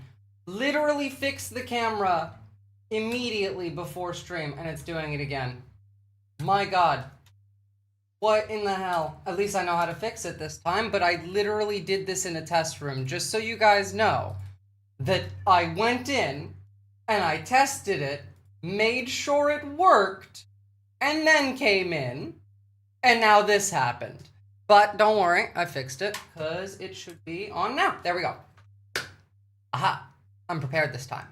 So, today's show is going to be interesting. I have a thesis that I'm going to be presenting. America has lost the Iran war. Sick top, by the way. Thank you. Much appreciated. And I'm going to be proving how we've lost the war today. And to be clear, before we start with that, I just want to give you like a tiny little taste of some good news and a little bit of a funny bit of news. But David Sirota may have personally prevented the nuke timeline. So Polymarket, as you guys know, the betting app, was allowing people to place bets on when a nuclear strike would occur. Now, obviously, this is a huge deal considering we know for a fact members of the government bet on Polymarket, both before and after any like particular military action or any real thing that they're going to do. And so having the ability to make money off of it, such as, you know, this, like hundreds of thousands of dollars potentially being on the table, made it significantly more likely that maybe we would use a nuclear weapon, because the people who bet on it may have benefited from it. But was complained about loudly enough, went pretty viral, that Polymarket actually took down the bet and made it so you can't create ones like this anymore. So tiny little bit of good news there. Fantastic. And one more unrelated to Iran piece of news, but this is still related to the bigger picture. Peter Thiel went to Japan today and met with Japanese Prime Minister Takaichi. And the funny thing is that the TV news station that this was airing on reportedly called Peter Thiel America's shadow president, which is not exactly incorrect. I just think it's quite funny. Obviously, this is in Japanese, and I can't translate it for you, so we're not going to be watching that. But regardless, I just wanted to throw that one at you as well, just because it's funny. So let me first off explain my my personal view on why we've lost this war. Now, I need you to understand, I'm going to be citing some people that I fucking hate citing today. Unfortunately, these are the people who have actual access to the data now because everyone else got kicked out. Now, this not being one of them, at least to begin with, but I do agree with this analysis by Mario Nawal, and to be fair, like, I don't like citing him either, but so far we've had Trump say he's surprised by the attacks in the Gulf. Khamenei's replacement is likely going to be more radical, and again, by the way, Ayatollah Khamenei had a fatwa against nuclear weapons, as in, like, he thought that it would be a haram, like it would be a sin against God to use or create a nuclear weapon. The next dude, not that likely to have that same kind of a feeling. Everyone's running low on air defense munitions. We're also running low on Tomahawk cruise missiles. And the Strait of Hormuz is closed. Global energy prices are spiking. Global everything prices are spiking. And from Matt Walsh, one of the worst people in the world, ironically, kind of correct here. So far, we've heard that although we killed the whole Iranian regime, this was not a regime change operation. Although we obliterated the nuclear program, we had to do this because of their nuclear program. Although Iran was not planning any attacks on the US, they also might have been, depending on who you ask. And although we're not fighting this war to free the Iranian people, they're now free, or might be, depending on who seizes power. And we have no idea who that'll be. Gotta give it to him for that one. He's correct there. Look, that's just the teaser. I'm going to go into each and every one of these points one step at a time to show you that we've lost. But first and foremost, America. Do you feel great yet? Because this is the beginning. Hell, Americans, you guys are better off on the fuel situation than the rest of the world. Because you at least are stealing some from Venezuela, for one, and have your own production. So far, by the way, we've had the states with the biggest rise in gas prices compared to a week ago. As of today, number one being Louisiana, which is up 39 cents a gallon. Georgia up 37 cents a gallon. Iowa up 35 cents a gallon. Indiana, West Virginia, Oklahoma, North Dakota, Ohio, South Dakota, Illinois. I need you all to understand that this is all going to continue because there is no international shipping right now. There's no trade ships going anywhere. There's no insurance available for them. The Strait of Hormuz is closed. The Suez Canal is closed. Not a single country has taken the United States' offer to escort them through these canals, and there is no insurance available for shipping tanker vessels, which are hundreds of millions of dollars to purchase, and the insurance alone is usually tens of millions. They're not going anywhere. They're not going to sail because they will go bankrupt if anything happens to them. So it's not just gas prices, it's everything prices. And we have Trump today saying that he has no concern about gas prices. One station I've seen has it over $4 already. In Australia, ours went up $1 a liter within the first couple hours of this. Then you look at liquid natural gas. Liquid natural gas shipping rates soared 650% from $40,000 per day to $300,000 per day. And again, this is assuming you can even ship it because you can't get insurance.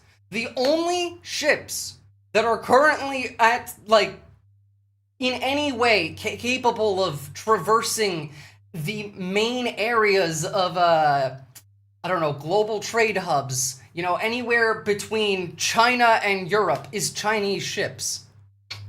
Your top looks nice. It's also especially fitting that looks like you're kind of detective drawing lines to various people. Well, I was going to say, we are covering what everyone's calling a holy war now, so the satanic top, or looking top, might have been fun, but, we'll get there when we get there. I do like that as well. But, to be fair, they don't care about you. And here is it from them themselves. I'll tell you what, I have never had more compliments on something I did. People felt it's something that had to be done. So if we have a little high oil prices for a little while, but as soon as this ends, those prices are going to drop, I believe, lower than even before. I'll tell you what, I have never... Sure, yeah, absolutely. Yeah, no one trusts the U.S. anymore. Might just pirate escorted ships under some bullshit pretense. We're significantly more likely to do that than, help them, I would imagine. I wouldn't trust them. Oh, and look, everybody, the Dow right now, it's under 50,000 and dropping, just like everything else. And, I swear, everything is getting worse. It's been for a while. I've been talking about how much worse the economy is for a while, and it's just continuing on the same trend. As soon as it ends in 15 years, yeah, you mean never? A record number of people tapped into their 401ks early last year. How many did that? 6%, or about 4.5 million people, took out hardship withdrawals. The number's concerning, but it is easier to tap your retirement account early because of changes that Congress has made in recent. Yeah, record numbers, concerning, but it's easier, Fox News spin, obviously. Look, guys, there is no after this ends. If our goal was any of the things that we have stated, we'd be acting very differently. First off, regime change. Ayatollah's dead. If we wanted to put in a Western puppet that would be friendly to the United States and Israel, we got Reza Pahlavi, begging with his hand up, pick me, pick me, pick me, for about 9 months now. And we've just said straight up, nope. No, the goal here is not to liberate Iran. It's not to install a Western puppet. It's to create a power vacuum that is then filled with extremists so that can be used as justification for further war in the region. That's the whole point. By the way, anyone who wants to run for election, here's a perfect little ad for you.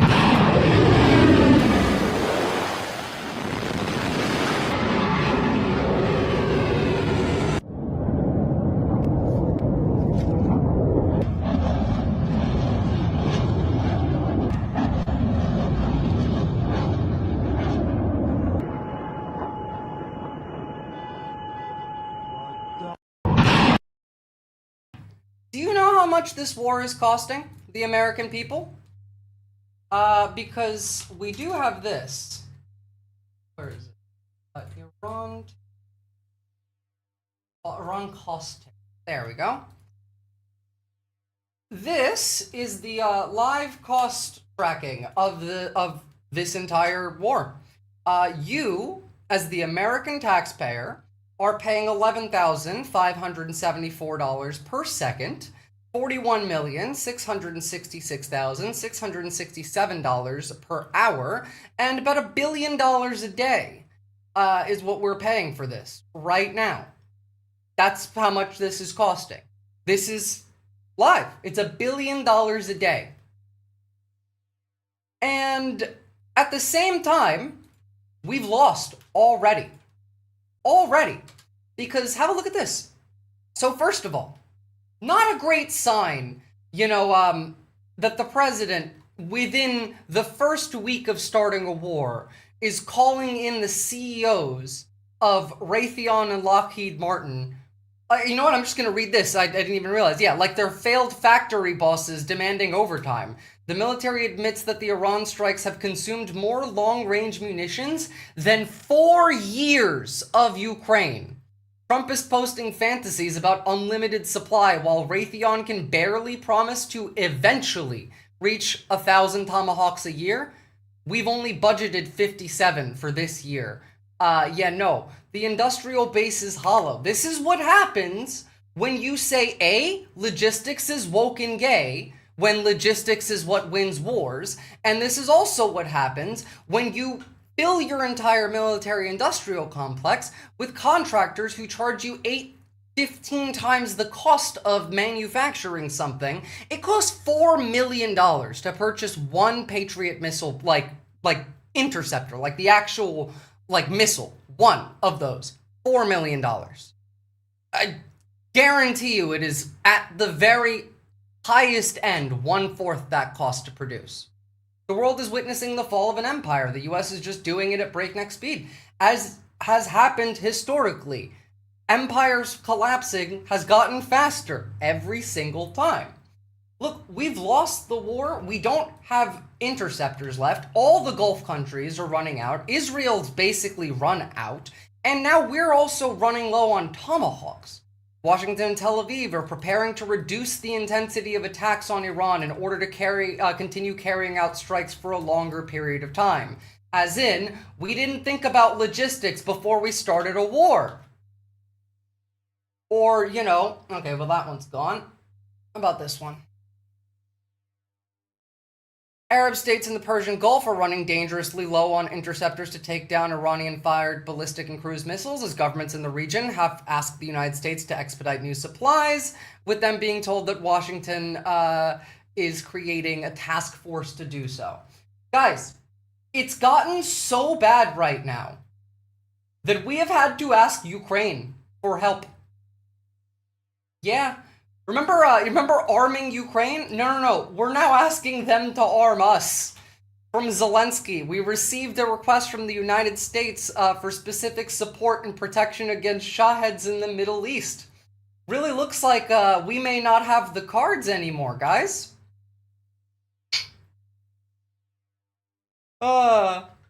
Your face when you have no cards. Trump's light bulb moment. When you have need of Europe after all. Fantastic video. A very good position. Yeah. You're gambling very with hard lives thing of to do. millions of people. You're gambling with World War III. You're gambling with World War III. For the American people to see what's going on. You're right now not in a very good position. You're gambling with lives of millions of people. Sorry, that one just gives me too much joy. It's very, very funny. But continuing on with the trend of I hate citing these people, but in this case they have access to the information and therefore I have to. Here's pedophile Matt Gaetz sitting on the sidelines. Generally dog shit Colonel McGregor, but correct in this case. In fact, from satellite imagery, like evidentiated. I'm not even gonna play this because I don't want to listen to them talk. But yeah, no, we've had to pull our Navy back to India because all of our bases are ashes. Like, we've had to pull back to India with our Navy because it's impossible for us to maintain it closer. It's dangerous. We've lost officially 6 people. I guarantee you that number is significantly higher than 6, considering right now, hey, if you live anywhere near Delaware, they're offering a new job. They're hiring staff to process the personal effects of casualties from the war, you know? Soldiers that are not coming back alive. We have 6. I feel like you wouldn't really need to be hiring new people for 6 dead soldiers.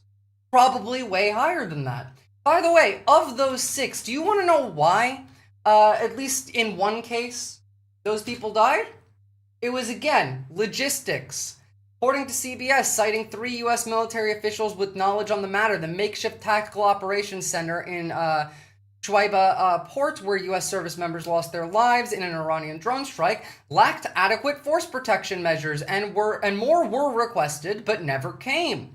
According to CBS sources, T-walls shown below were the only form of protection around the operations center. According to one source, while Kuwaiti batteries were in the vicinity, no U.S. Counter-unmanned aircraft systems or counter-rocket artillery and mortar systems have been dedicated to the vicinity, and it's unclear if Kuwaiti batteries engage the oncoming threats. Like, we didn't even prep them. All of this is being completely obscured by the US. All we hear is military success, none of the failures. Yeah, no. We lost the war. That means they could have known it was coming, couldn't do anything. No.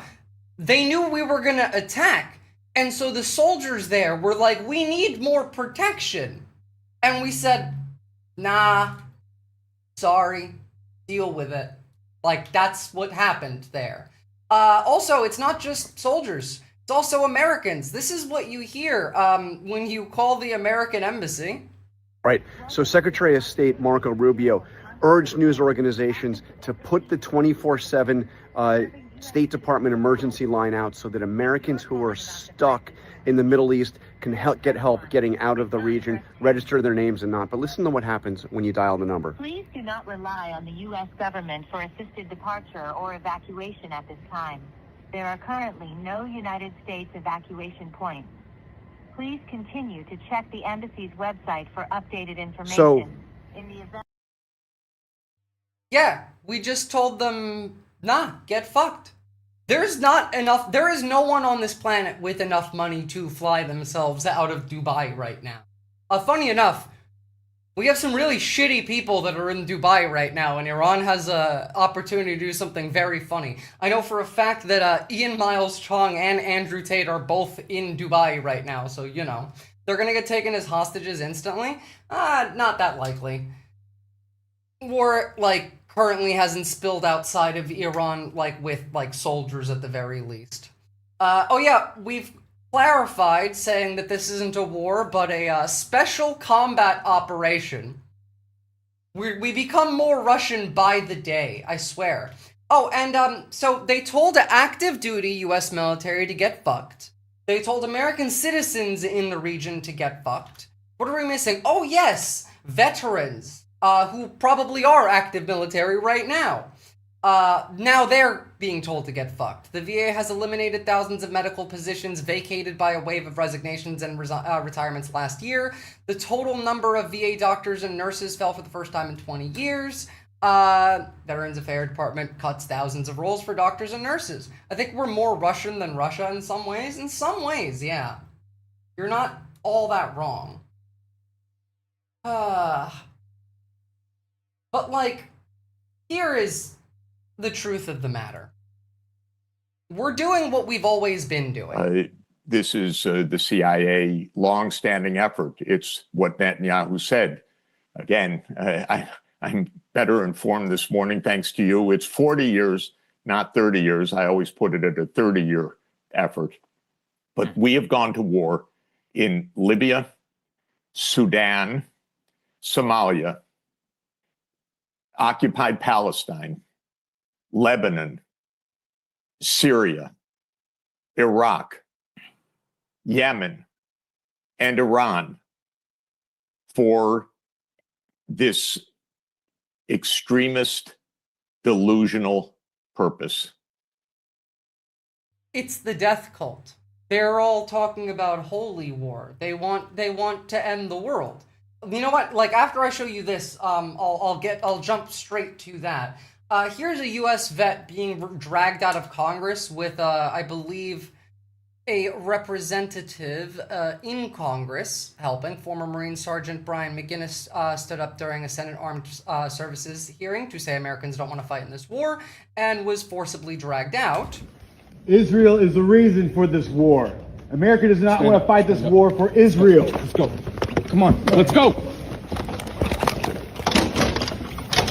America does not want to send its sons and daughters to war for Israel. Your inability to name that shows your exemptness as leaders. This is wrong. And nobody wants to fight for Israel. By the way, that's what fascism looks like. Reminder to all our Commandant. Remember when, like, we had a real country? Please stand up as a Marine and stand up for America. Ow. No. That's a member of Congress or the Senate helping drag the Marine out. Brave dude, also incredibly fucking strong. He's a Marine. A holy war is really gonna suck for the Holy Land? Oh, yes, it is. You have no idea. It's about to get real bad. What's the fight for Israel? By the way, this dude, Laura Loomer, is posting his kids' photos online right now in order to harass him. Like, genuinely, right now. That's what's happening. That's how they reward you for serving them. True? True? Alright, now let's talk about the fact that the American jihadis are the ones in charge. So first off, here's Lindsey Graham. This is a religious war. Who wins it at the end of the day? Do the radical Islamic terrorists who want to kill all the Jews because God told them to? Who want to kill me because I'm an Already just straight lying, but like, it's funny where they're talking about how this is a religious holy war and one side is led by a pedophile cannibal. It's kind of funny. Who want to purify Islam, to reject moderation and make everybody a jihadist? This is a big deal. I'll deal with Section 230. Every accusation is a confession, is a theory, like gravity is a fucking theory. Strike and strike and strike and strike and strike and strike and strike and strike and strike and strike until you have victory. For every enemy that is aligned against you, let there be that we would strike the ground, for you will give us victory, God. I hear a sound of abundance of rain. I hear a sound of victory. I hear a sound of shout. I hear a sound of a lady who really, really, really needs some antipsychotics. And singing. I hear a sound of victory. I hear a sound of an abundance of rain. I hear a sound of victory. I hear a sound of an abundance of rain. It doesn't matter when it's from. It's like, these are the people that are in charge. These are the people that are running the show. I pray for your grace and your protection over him. I pray for your grace and protection over our troops and all of our men and women serving in our armed forces.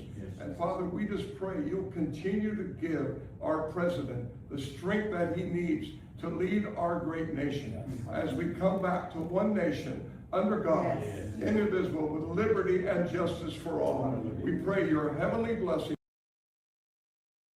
So, you know, we have all of that, and then we have this.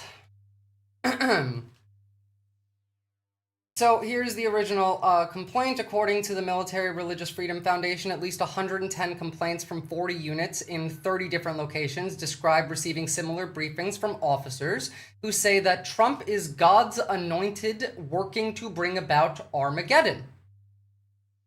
March 2nd, 2026, Information Weinstein. Mr. Weinstein, thank you for taking my calls and the calls of some of my colleagues to what happened earlier this morning with our combat unit. Please protect my identity and the identities of those I'm speaking for, as we discussed. Our unit is not currently in a combat zone, AOR, regarding the Iranian attacks, but we are in a ready support function where we could be deployed there at any moment. I am an NCO in our rank withheld in our unit. This morning, our commander opened up the combat readiness status briefing by urging us to not be afraid, as it is as what is happening with our combat operations in Iran right now. He urged us to tell our troops that this was all part of God's divine plan, and that he specifically referenced numerous citations of the Book of Revelations referring to Armageddon and the imminent return of Jesus Christ. They are trying to cast a magic spell to end the world and summon Jesus. Like, I've been saying that for a while. Also, I mean, first off, I showed this on my stream the other day. So here's the Israeli end of this. So we saw this happen the other day. We don't know, maybe one from Israel. This was actually said in English, but it gets worse. Let's just hear what he has to say first. We don't know, maybe one of the missiles will hit the mosque and clear the place. This is specifically in reference to Al-Aqsa For the third Bet HaMikdash. That could also be a miracle. If it was up to me, the last time when they shot hundreds of missiles, I would pretend that one missile came from Iran and shoot it down. You know? Then all the Arabs will go against Iran, it will be the end of the problems. Just openly plotting, false flag with very clear intent. Oh, you make them fight with each other, this bunch of lunatics. Never too late. You deal with a bunch of cowards. So today, we have an announcement coming out of Israel that Al-Aqsa Mosque will be closed tomorrow, Friday, the 3rd of Ramadan, to worshippers on the pretext of a danger resulting from the launch of Iranian missiles. As it so happens, this is a measure that is directed only at Muslims. It announced the closure, isn't one that's only directed at Muslims. It also announced the closure of the Church of Holy Sepulchre and the wall, as if Christians and Jews gather on Fridays for prayer, which they don't. Saturdays and Sundays in that case. It should be noted that all Jewish religious schools in occupied Jerusalem continue to hold gatherings, teaching, and celebrations on a daily basis, as in, like, if there were real fears of that, then they would also shut the schools, you would think, So now we have the pretext, we have the intent, we have the magic spell that requires this, and now we have the excuse. If they do this, I'm telling you right now, if anything happens to that mosque, it will be at bare minimum, best case scenario, decades of holy war. And to be clear, that is what they want. Now, here's another thing. Now, obviously, you guys understand nuance here.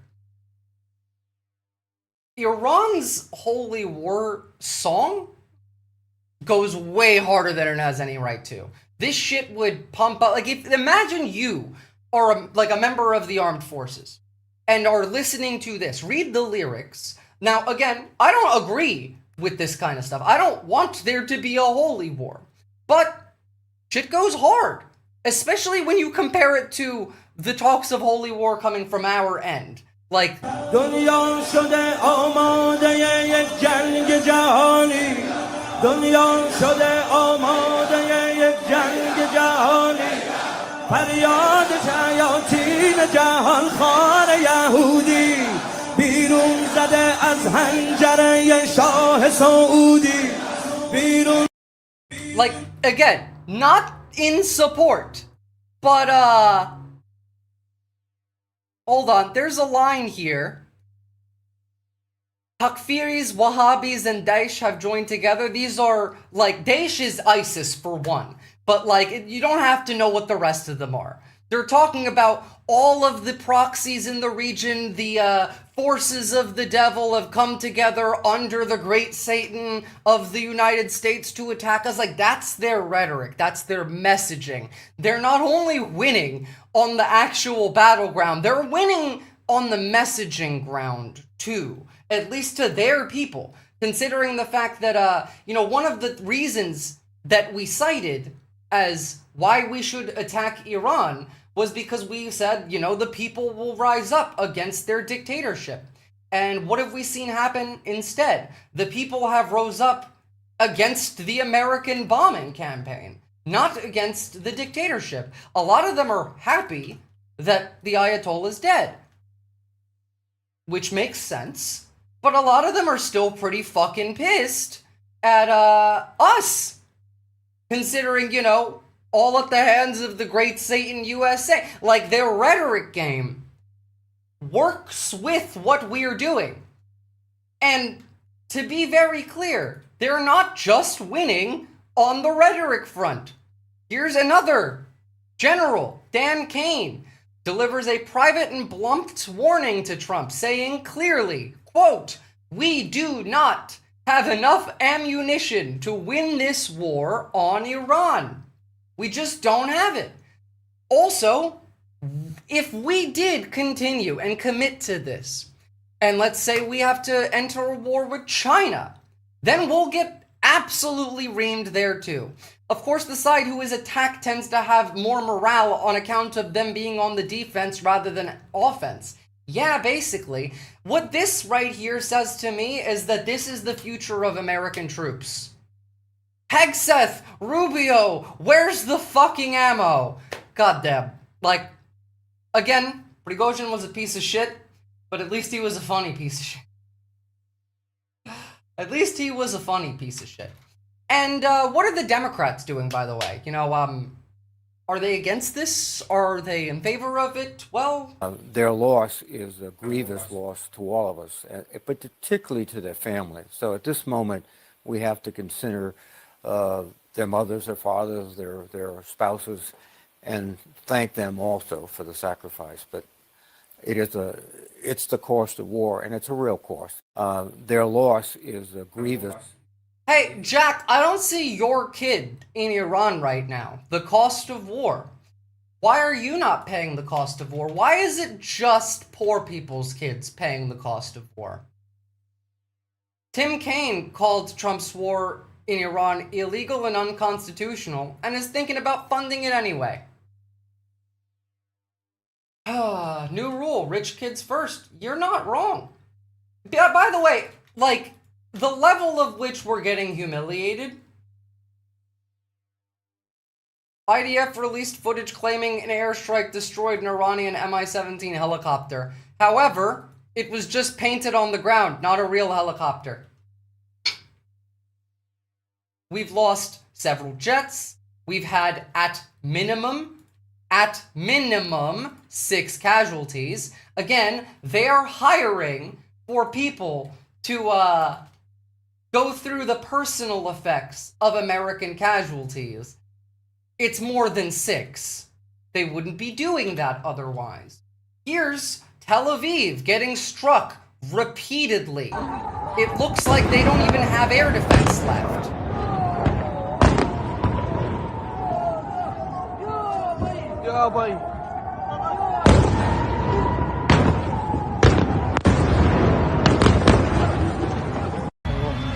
This is confirmed.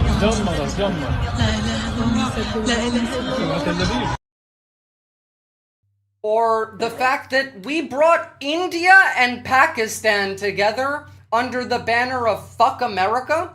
Mind you, Pakistan is currently actively in its own war. It's at war with Afghanistan right now, and in Iraq, in Pakistan, and in India, we've had protesters raiding the US embassies and consulates. In Pakistan, we've seen US soldiers shoot and kill 10 Pakistanis doing this. Are they still dancing in the bunkers? Probably. They're all death cultists. They're like, the spell is working. They're gonna summon Jesus soon.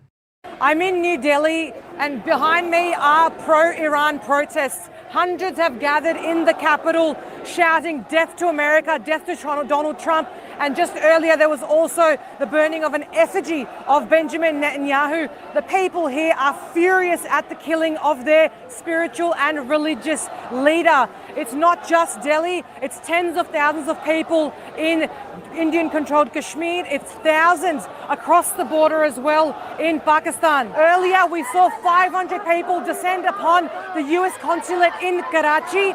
They breached the perimeter there and set the building. Like, again, we've united India and Pakistan under the bunker of fuck America. What's up, Headless Chicken?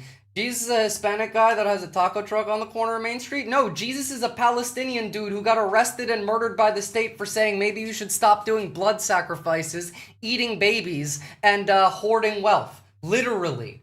Like, by the way, instead of calling this the Iran war, I am much more keen on calling this the first corporate war. Because we've seen strikes specifically on Amazon web servers. We've seen these strikes because of the use of Claude in like planning of the operations. So we're having corporations now getting hit specifically. By the way, here are some of the damage to our bases in the region. Like the $1.1 billion US missile warning radar in Qatar that was taken out by Iran. The AN/FPS 132 Block 5 early warning radar, $1.1 billion gone. This is what the base looked like. This is what the base looks like now. We got a bunch of these. A lot of our like bases are just flat out ashes now. That's what that looks like up close. And that's useless now. This space is grand, this space is vast, this space has plenty of extra room. Tell your friends. True. Hold on. Here's some decimated US bases. Wait, that's not the one. This is the one. The first day of the war, Iran claimed to have struck major radars and air defense systems in the region. Well, today we received satellite imagery that seems to confirm that Iran was in fact telling the truth. Iran struck both UAE THAAD missile defense radar sites. The UAE operates 2 THAAD batteries, each equipped with one AN/TPY-2 radar at dedicated locations. In recent years, the radars were typically parked just outside their hangars during peacetime. Site 1, prior satellite imagery shows radar components positioned outside the hangar in their usual location. Post-strike imagery shows debris in the same spot, suggesting the AN/TPY-2 was likely destroyed. Okay, this is a very big deal. That is a very big deal. We have a lot of these in the region. I showed on my stream last week that because we hit a lot of Iran's radars that they use for targeting, Chinese TV, like state media on television, was airing US bases and their locations and their layouts and their distance from Iran, like trying to help them target them. Yeah, no, this has gotten bigger. By the way, here is the Iranian foreign minister's response when asked about his thoughts on a possible US ground invasion. Like, is he afraid? This is what the Iranian foreign minister says. By the way, we would lose in a ground invasion. 250,000 Americans would lose. Iran is 3 times the size of Afghanistan and entirely mountainous. President Trump has not ruled out boots on the ground in Iran. Are you afraid of a U.S. invasion in your country? No, we are waiting for them. You are waiting for the U.S. military to invade the ground troops? Yes. Because we are confident that we can confront them, and that would be a big disaster for them. And he's right. He's right. First of all, not only can we not get, like, we're not going to be able to easily get tanks, Humvees, Bradleys in there. It's mountains with tight passageways where we're just sitting ducks to get rained down on from above anyway, let alone the fact that, like, Afghanistan fucked around for 20 years and kicked our ass. And That was just caves in the desert. This is all mountains, and Iran also has like a real proper military. Also, now we're seeing Russia and China getting more involved, and now usually I wouldn't take much coming out of Russia, especially Russia in relation to the UN, seriously. I would in this case. So Russia's Foreign Minister Lavrov just announced that Moscow will do everything possible to make the US-Israel operation against Iran impossible, not condemn it, not criticize it, make it impossible. Russia is now actively coordinating with the international community, the UN Security Council, the UN General Assembly. China suspended global fuel exports. The Strait of Hormuz is closed to everyone except Beijing. Gulf Money is publicly questioning Trump. The UK hesitated. Spain kicked us out and said, get fucked. Azerbaijan just got hit. However, we have some fuckery happening there as well. It's not great. It's not great. And meanwhile, like, this is the Iranian people in the streets supporting the regime.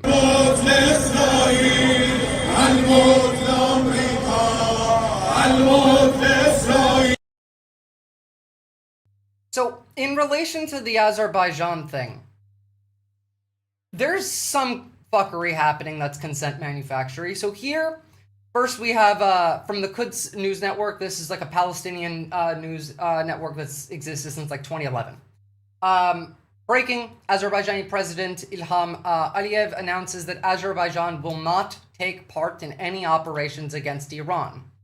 Right around the same time that was posted, 4 hours ago, just a little bit after, we have this headline coming out of ABC Australia. Azerbaijan vows to retaliate after Iranian drone strike. One of these two are lying. And I have a feeling it's this one, you know? I don't know which one is true. However, there's some confusing things happening. For example, we've seen a couple NATO countries not just have threats, but receive hits. It doesn't make sense for Iran to do it this way. Like, so there is no reason for Iran to attack a NATO nation like Turkey, but a drone did. Iran denies sending it. There's no reason for Iran to attack a base that belongs to the UK in Cyprus, but a drone did. Iran denies sending it. Now Azerbaijan has been attacked. Iran denies sending it. Now, I need you to keep in mind that Article 5 being deployed here is not popular. UK doesn't want to do it. France doesn't want to do it. They also had one of their bases bombed in the UAE. And I believe Iran's, point here about like, no, we didn't send that, because it makes no sense. Turkey, specifically in this case, is the second largest military in NATO. It is been in active conflict for about 2 decades. So, real active military. If Turkey got involved, Iran would lose. They have zero incentive to strike Turkey. Cyprus, I could have believed on its own, but they say they didn't do it. And the UK seems to believe them. The final allegations Iran denies are multiple drone strikes on Azerbaijan. They were against an Azeri enclave. Turkey is being weird and fidgety about them, and Azerbaijan has lately been at war with Armenia. So pretty dubious that Iran is trying to draw it into a war. It doesn't make sense. It doesn't make sense that Iran would do this. The way the US and UK are acting, not invoking Article 5, refusing to discuss what happened, providing flight paths that seemingly are improbable, shifting stories slightly, suggests something is off to me, and I agree here. Seth Abramson being like one of the old school journalists and is generally pretty good at his job. I don't necessarily buy it. Like, it's giving bullshit. How? I don't know. But at the same time, I mean, like, there's a lot that you're not seeing that's happening within Israel as well. Like, according to reports coming from inside of Israel, particularly from Tel Aviv and Haifa, the situation is pointed towards organized civil disobedience and breakdown of military discipline. When more than 200 buildings are reduced to rubble and the Iron Dome defense system is perceived to have completely failed, it has because it's run out of interceptors, it's natural for the public to lose trust in the state. We've seen clashes between the military and the police. There's a scent of rebellion. Israeli media and social media reports suggest that if several reservists have refused to report for duty, their stance is that the leadership is absent. Clashes have occurred between civilians and police. Like, who sent it? The US? It could be Israel, it could be anybody. It could be a proxy, it could be the Russians. Who the fuck knows? There's fuckery about. I just don't think that that's Iran. It doesn't make sense for it to be Iran. Yeah, so, like, it's interesting. There's internal disagreement happening in Israel. And you know what? I don't blame them when this is getting through. This is a set of cluster missiles that Iran recently sent. There's no Iron Dome left. There's no interceptors launching. I don't see anything like that. Some people have said the drones were sent by Saudi Arabia. It could be. They're on our end too. Like, we coordinated with the Saudis before this. Like, I talked about that at length. Follow the money. Hold on. I'll open this up next. What are the chances of an oopsie on this missile? None? There's no intercept. But the reason why, like, I could buy that it's Saudi is this. So before the war started, we had a timeline that went Mohammed bin Salman and the UAE pushed Trump to attack Iran while both had massive financial ties to Trump, Kushner, and Witkoff, all of these people being in the Epstein files. Is Benji Milikowski still hiding in Germany? I think so. U.S. intelligence said Iran posed no imminent threat, yet the war started after talks led by Kushner and Witkoff. The Saudi investment fund invested $2 billion in Kushner's affinity partners, pays him about $25 million a year in fees, and could generate $137 million for him. The UAE invested $200 million in that same fund, and then the UAE's national security chief, Tahnoun, bought 49% of Trump's crypto firm World Liberty Financial. And from a $250 million payment, about $187 million went to Trump's family entities and $31 to Witkoff's family. Then $2 billion worth of crypto tokens were purchased after that. And then shortly before the war, a $7 billion U.S.-Saudi real estate project with Trump-branded hotels, golf courses, and 500 luxury villas was announced. So follow the money, the Epstein class, blah, blah, blah. I could see it being specifically directed from, like, Saudi Arabia, those ones. I can see that. I think logically, Iran is still testing while depleting U.S.-Israeli defense resources. At a certain point, likely coming soon, they will strike something totally unexpected and devastating. Well, for one, that's what I was going into with that cluster munition strike. They have openly said this before, and we've seen it play out during the 12 Days War, where they send their weaker, older missiles first to deplete the interceptor stockpile, and then, like, occasionally pepper in, like, one of their newer hypersonics to target, like, an important thing in between, oversaturate, send some drones ahead of time because those fly slower, and then send the missiles so that they all get around there at the same time, which is target saturation, which makes the AI targeting not have an easy time in catching those missiles. All of this works together in that same way. And yes, you are absolutely right. The goal currently is testing to see how much of their stocks run low on, and whether it is now finally, like, time to send in the real stuff. The person I heard say it said the same thing, that they followed the money and then laid out the money path. Yeah. It's very, very clear. It's not like they're trying to hide it, you know?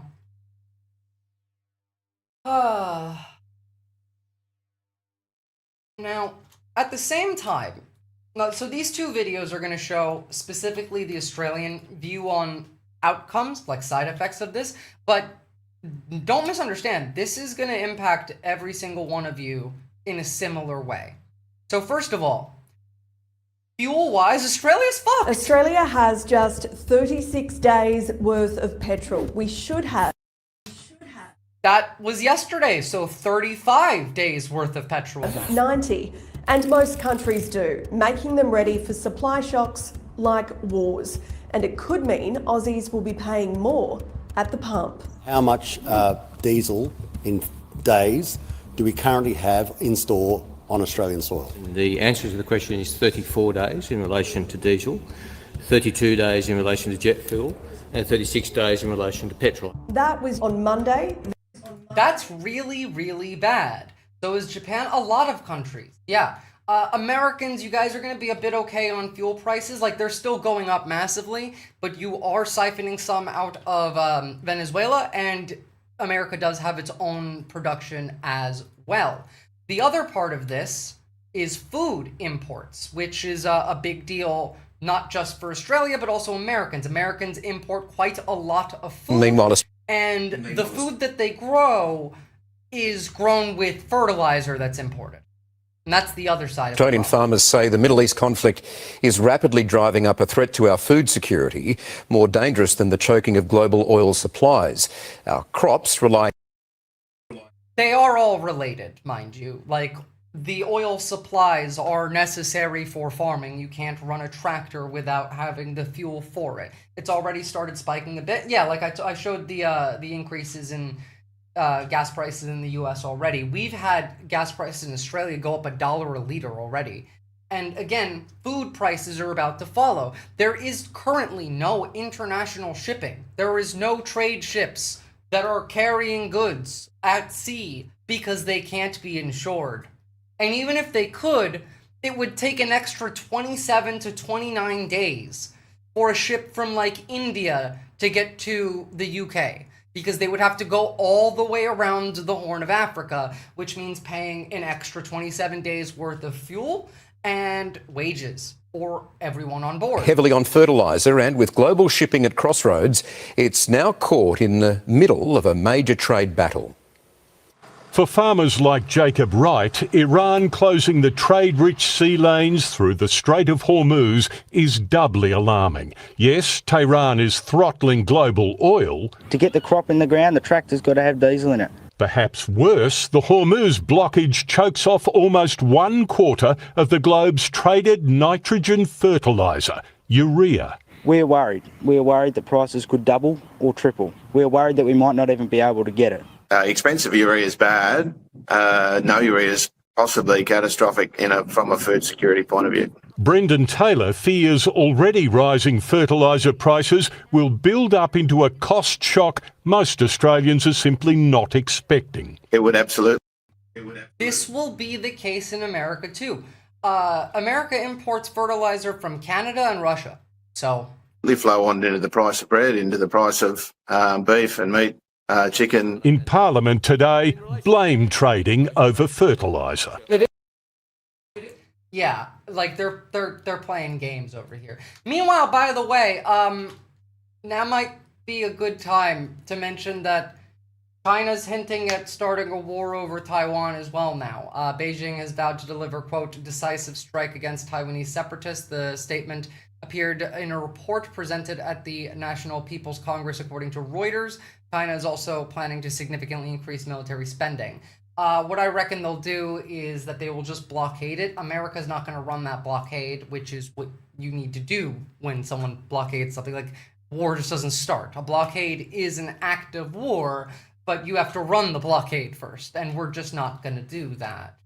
I did say March or April for this, so that does kind of line up. I wasn't so sure they would continue on, because there is an election later this year, and it does look like, the party that favors unification with China may win in that election. And depending on what that looks like from the Chinese perspective, they may or may not actually end up having to do this. But, I mean, it'd be time. It would be time. Meanwhile, we're going to jump off the war for a second, and I need you to understand the kind of world we are living. Because it's not exactly what you expect.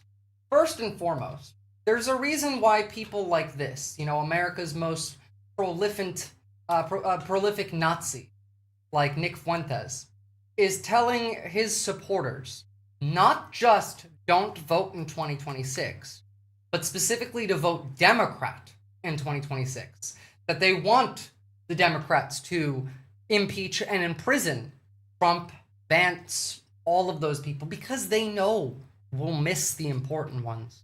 We won't put the important ones in prison. Thiel won't go to prison. He'll just leave the country.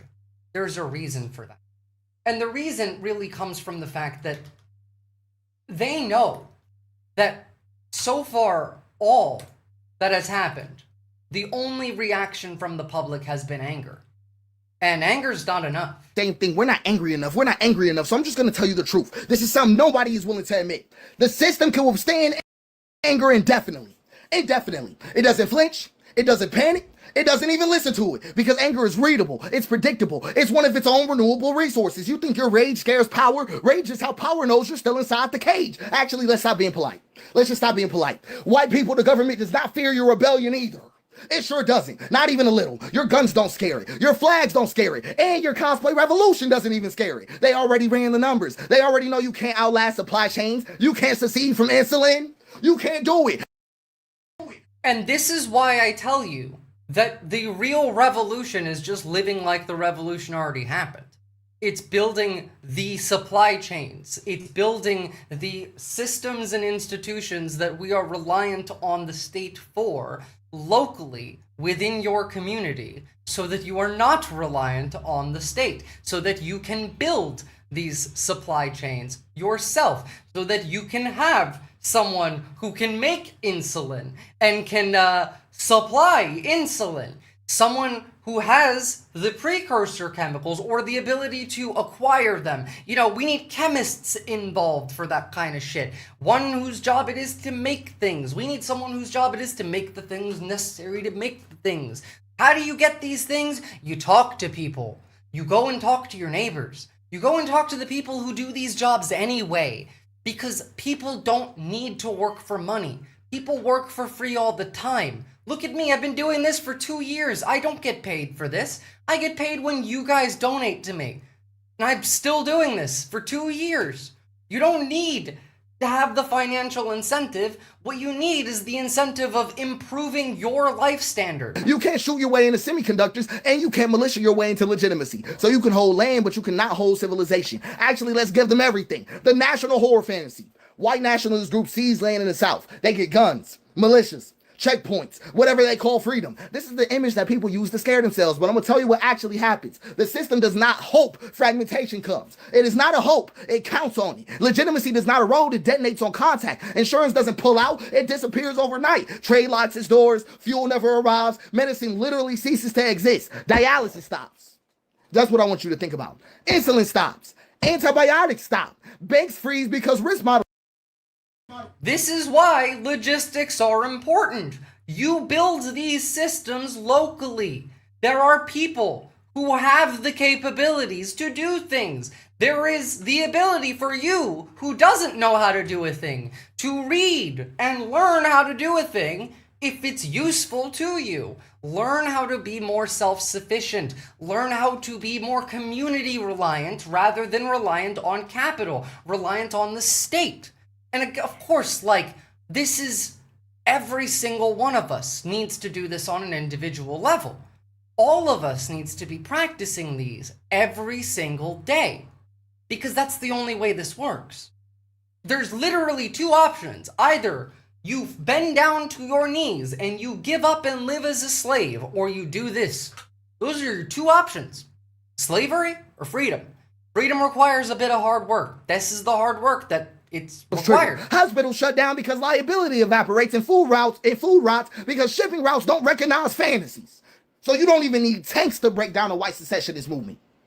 Not at all. No speeches, no dramatic crackdown, just silence. The sound of people recognizing too late that civilization is not held together by dominance, but by thousands of invisible agreements that they never learned how to replace. So the system wouldn't even need to crush the scenario. It lets it bleed itself dry into the word freedom tastes like ash, and the people there are left standing, begging for the very continuity they thought they could conquer. And that's the grief underneath every white fantasy. Not that domination failed, but that white dependency was exposed. Let's get to freedom of speech, because we can kill all the romance around it right now. Speech is free.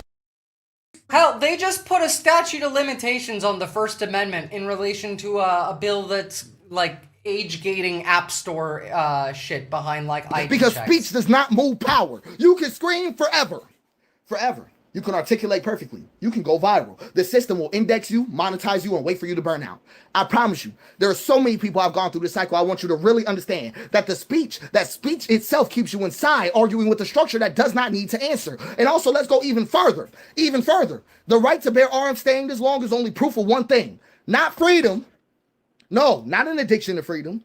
Not trust. Confidence. The state didn't hesitate to disarm you because it decided it didn't need to. If civilian weapons posed a real threat to power, they'd be gone. They'd be gone. I want you to really think for yourself. Not debate. No, there'd be no debate around it. There'd be no mythology around it. There'd be no culture war. They'd just be gone. The fact that they're still here means that the calculus is already closed. They already know that you can't aim at credit. I'm just keeping it real with you. You can't shoot legit. Exactly, Shufel Poofer. You're building the nation underneath the existing nation. You're building the foundations of it, not the nation itself. You are never, like, all of this is such a big project that none of us will live to see the final version of it. All we can hope to do is build the foundations of this so that the next group can then build the rest of it. I've already accepted that, like, when this stuff fails, I'll basically be incapacitated due to my medical issues and not have the burden of the meds that I'm on. Even with the meds, I'm barely operable. I mean, in a lot of cases, I feel the same way. I wouldn't be, like, able to do this without the medication that I'm on every day. I'm on 2 stimulants. I'm so riddled with ADHD, not only do they have me on Vyvanse, I'm on modafinil, which is another stimulant that we give to Air Force pilots when they go fly on sorties. Like, yeah, no. But then again, learn chemistry. Learn how to make some of this stuff at home. Make friends with people nearby who do. Make a community who is willing to go out of their way to protect you because you matter to them.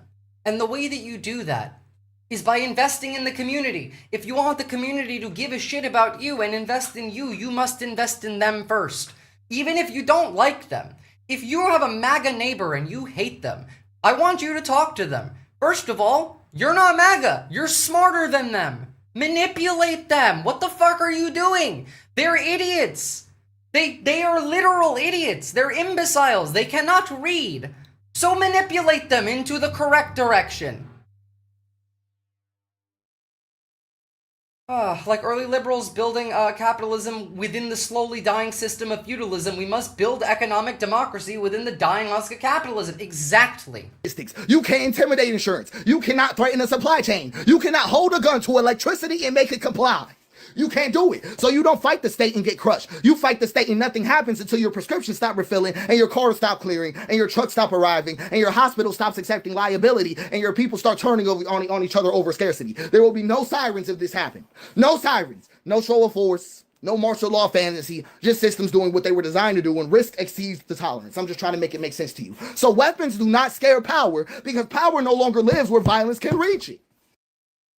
Saying make your own meds in your backyard is kind of a non-starter. Well, it's that or die. They're taking your meds away. You're not going to be able to afford them, regardless of what happens. No matter what happens, you have to learn how to either acquire your medication or you're going to die, because they're going to make it impossible for you to acquire. They already are in many, many cases.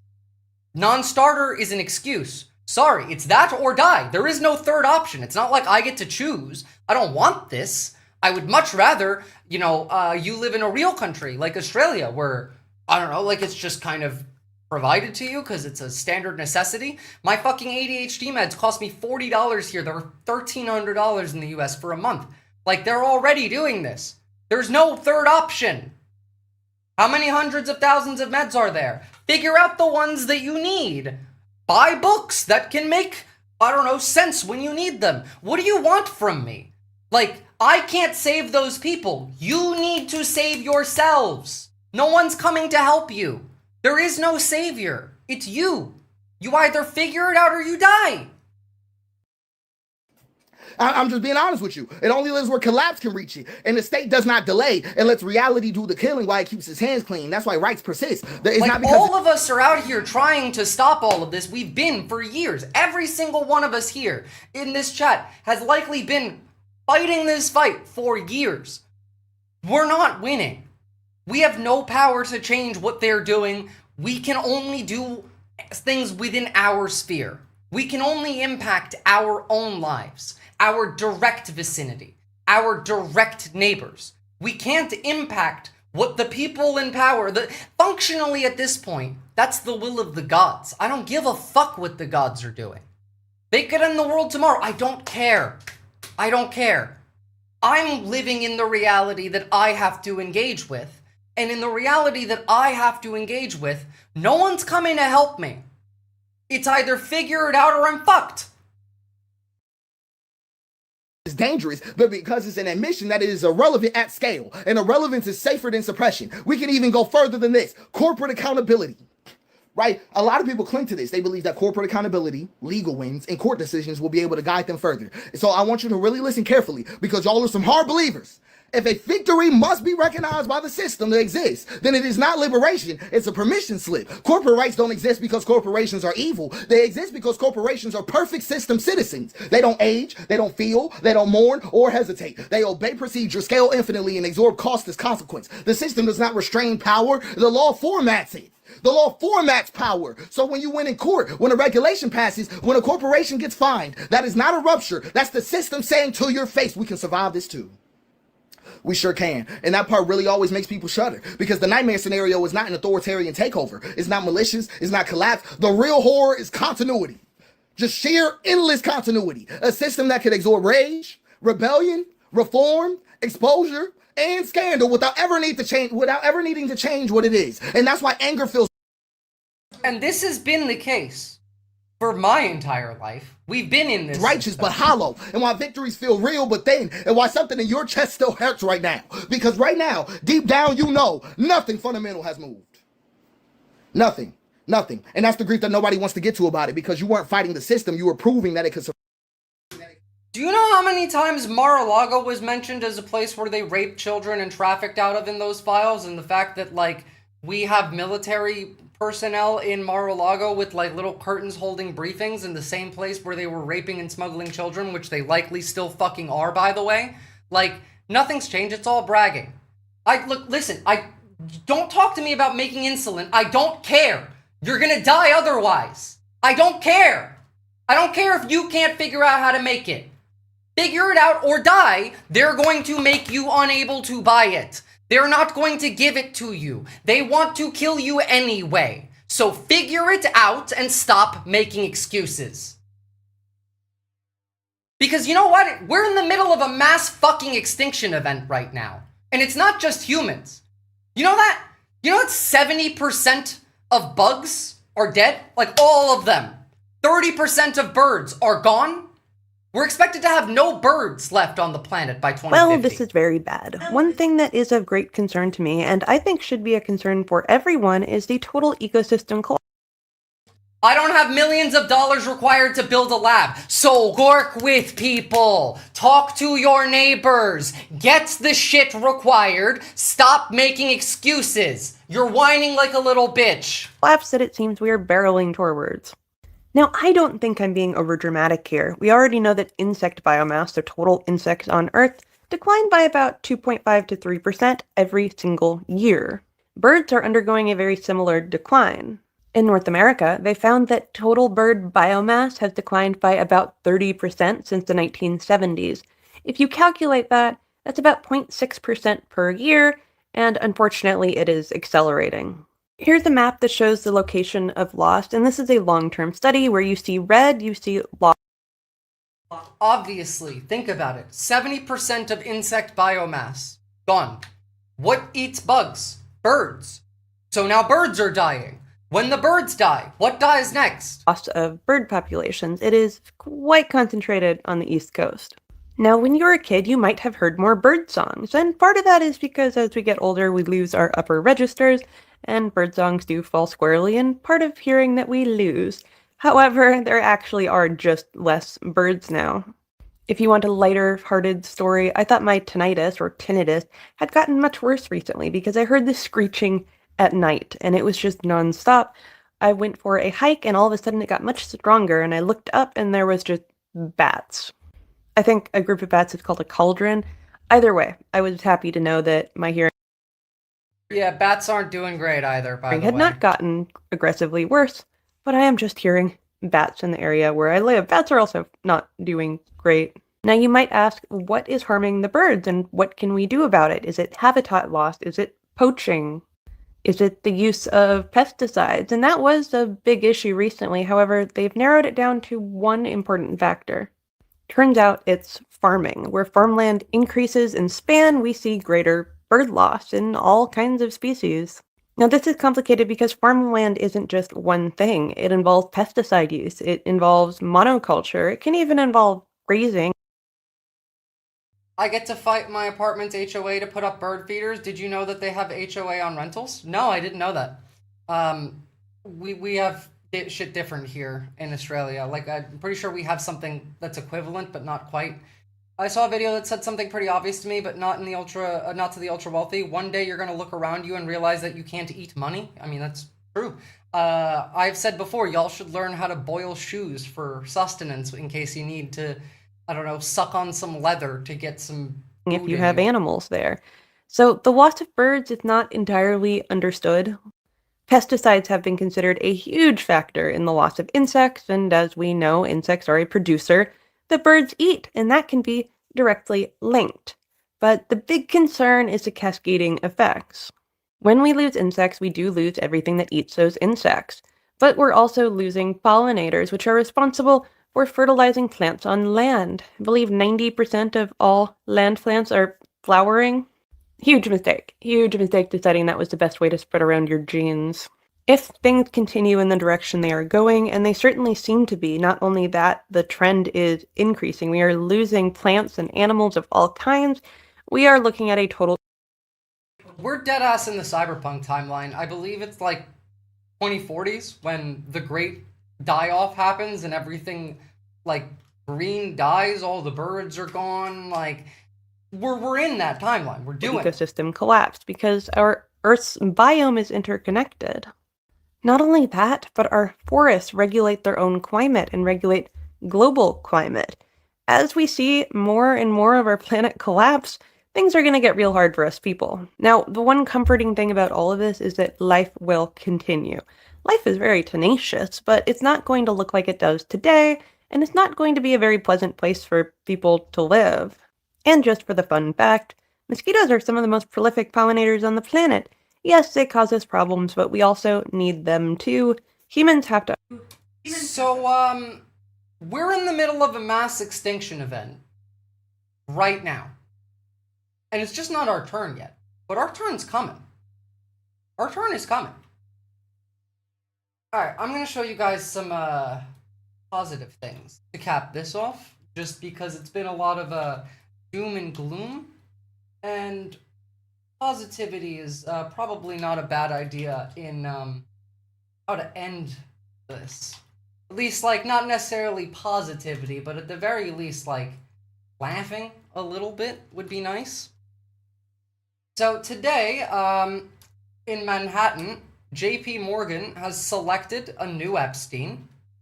That has happened. In some good news, when you have a real government, like New York City does now, New York reports the lowest levels of shooting victims, and murders ever recorded for the first 2 months of a year. Major crime is down nearly 8% citywide, burglary hit a record low, and retail theft dropped 25%. And now for some cute shit.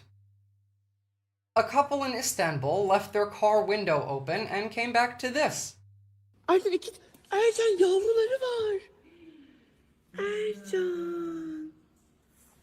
Ne yapacağız? Ay Ercan, anne o bir kere oğlum değil. Aşkım çıkarma. Nasıl çıkarmayacağım? Kalsınlar. Aşkım karton bir şey yuva getirelim. Just like, it doesn't even look like the cat gave birth in the car. Looks like the cat just brought all the babies into the car. Here's another cat-related one. God, I love Turkish cats every time. This is an Istanbul University lecture hall that was temporarily closed because a cat gave birth in the lecture hall, and the teachers, the professors, did not want to disturb the kitty cats because it was warm and felt safe. Yeah, almost certainly. And one more cat-related thing for you. This is brand new. I only saw this today, and I mean, brand new to the penguins too. Here is a look at penguins meeting a cat for the first time in the Falkland Islands.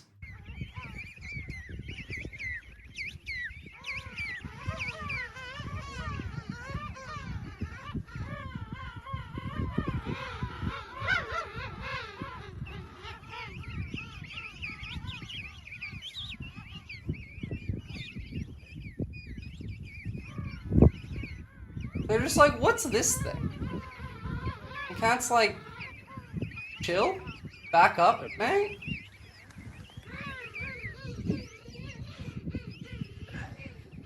Actually, it looks like it wants to play. I've never, like, seen penguins and cats interact before. I didn't even watch this one all the way through. I saw, like, 5 seconds of this. I was like, oh, wait, I gotta watch this one live. They're both like, what the hell is that thing? Yeah, literally. And, I'm gonna be ending it a bit short today, guys, just because, I really want the message that I gave you to set in. We have lost the war in Iran. It was all bullshit to begin with. And we are in the middle of a mass extinction event. If you want to survive, worry about the correct things. Worry about, you know, how to do that. And also, we used to have proper war banners back in the day. Like, this was trolling back in the day over war. Come at you, cuckold. Like, why don't we have this? Why do we have DUI Pete these days? Fuck that shit. I want this back. This was the days. Trump and the Epstein files. Trump. It's mostly the Trump files at this point. I do have one more thing. I actually almost forgot about this. This is the best campaign ad I've ever seen. For Kat Abuzala. Kat Abu Ghazaleh is the kind of radical Democrat Fox News warned you about. Kat believes you deserve universal health care, groceries, and housing. Where does she think we are? The richest country on earth? Kat isn't a millionaire. She doesn't take PAC money. She can't even afford health insurance herself. How can she possibly relate to normal, hardworking corporations like you and me? And it gets worse. As a journalist, Kat's reporting helped lead to Tucker Carlson's departure from Fox News. Is that who you want fighting extremists in Washington? Kat claims the Democratic Party should not bow down to Trump or his billionaire friends. Does she think strongly worded letters count as bowing? Kat Abu Ghazaleh represents a new generation of progressive Democrats working to redefine the party's future, and she plans to do it with her ferocious attack cat by her side. Is this who you want representing us? Kat Abu... 10 out of 10 ad for Kat Abuzaleh right there. Love that shit. Guys, thank you so much for tuning in. Thank you to this space. Thank you to all of the lovely people and contributors, all of the mods, Nick, Jet, Latino Mafune, Johnny, all of you. Thank you so much. Going forward, little announcement before I end. I'm working on those videos that are going to give you all instructions on how to set up Matrix yourself, how to jump into one.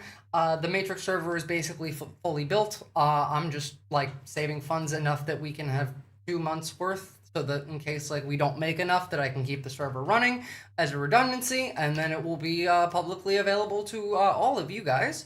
And because of the time it's going to take for me to do that, and I have to learn a few things, I'm going to be doing 1 week on, 1 week off. I will be on this space every week. But I won't be doing my regular Twitch and YouTube streams for 1 week, and then I will do them another. Like, you guys have noticed, obviously, if you watch me regularly, that my streaming schedule has kind of gone out the window. I do not have enough time to do all of the things I need to do. Shame you gotta end the show, but I get it. I'm also kind of dying of heat stroke right now, so, you know, thank you. I will see you guys next time, and have a lovely evening. Bye-bye.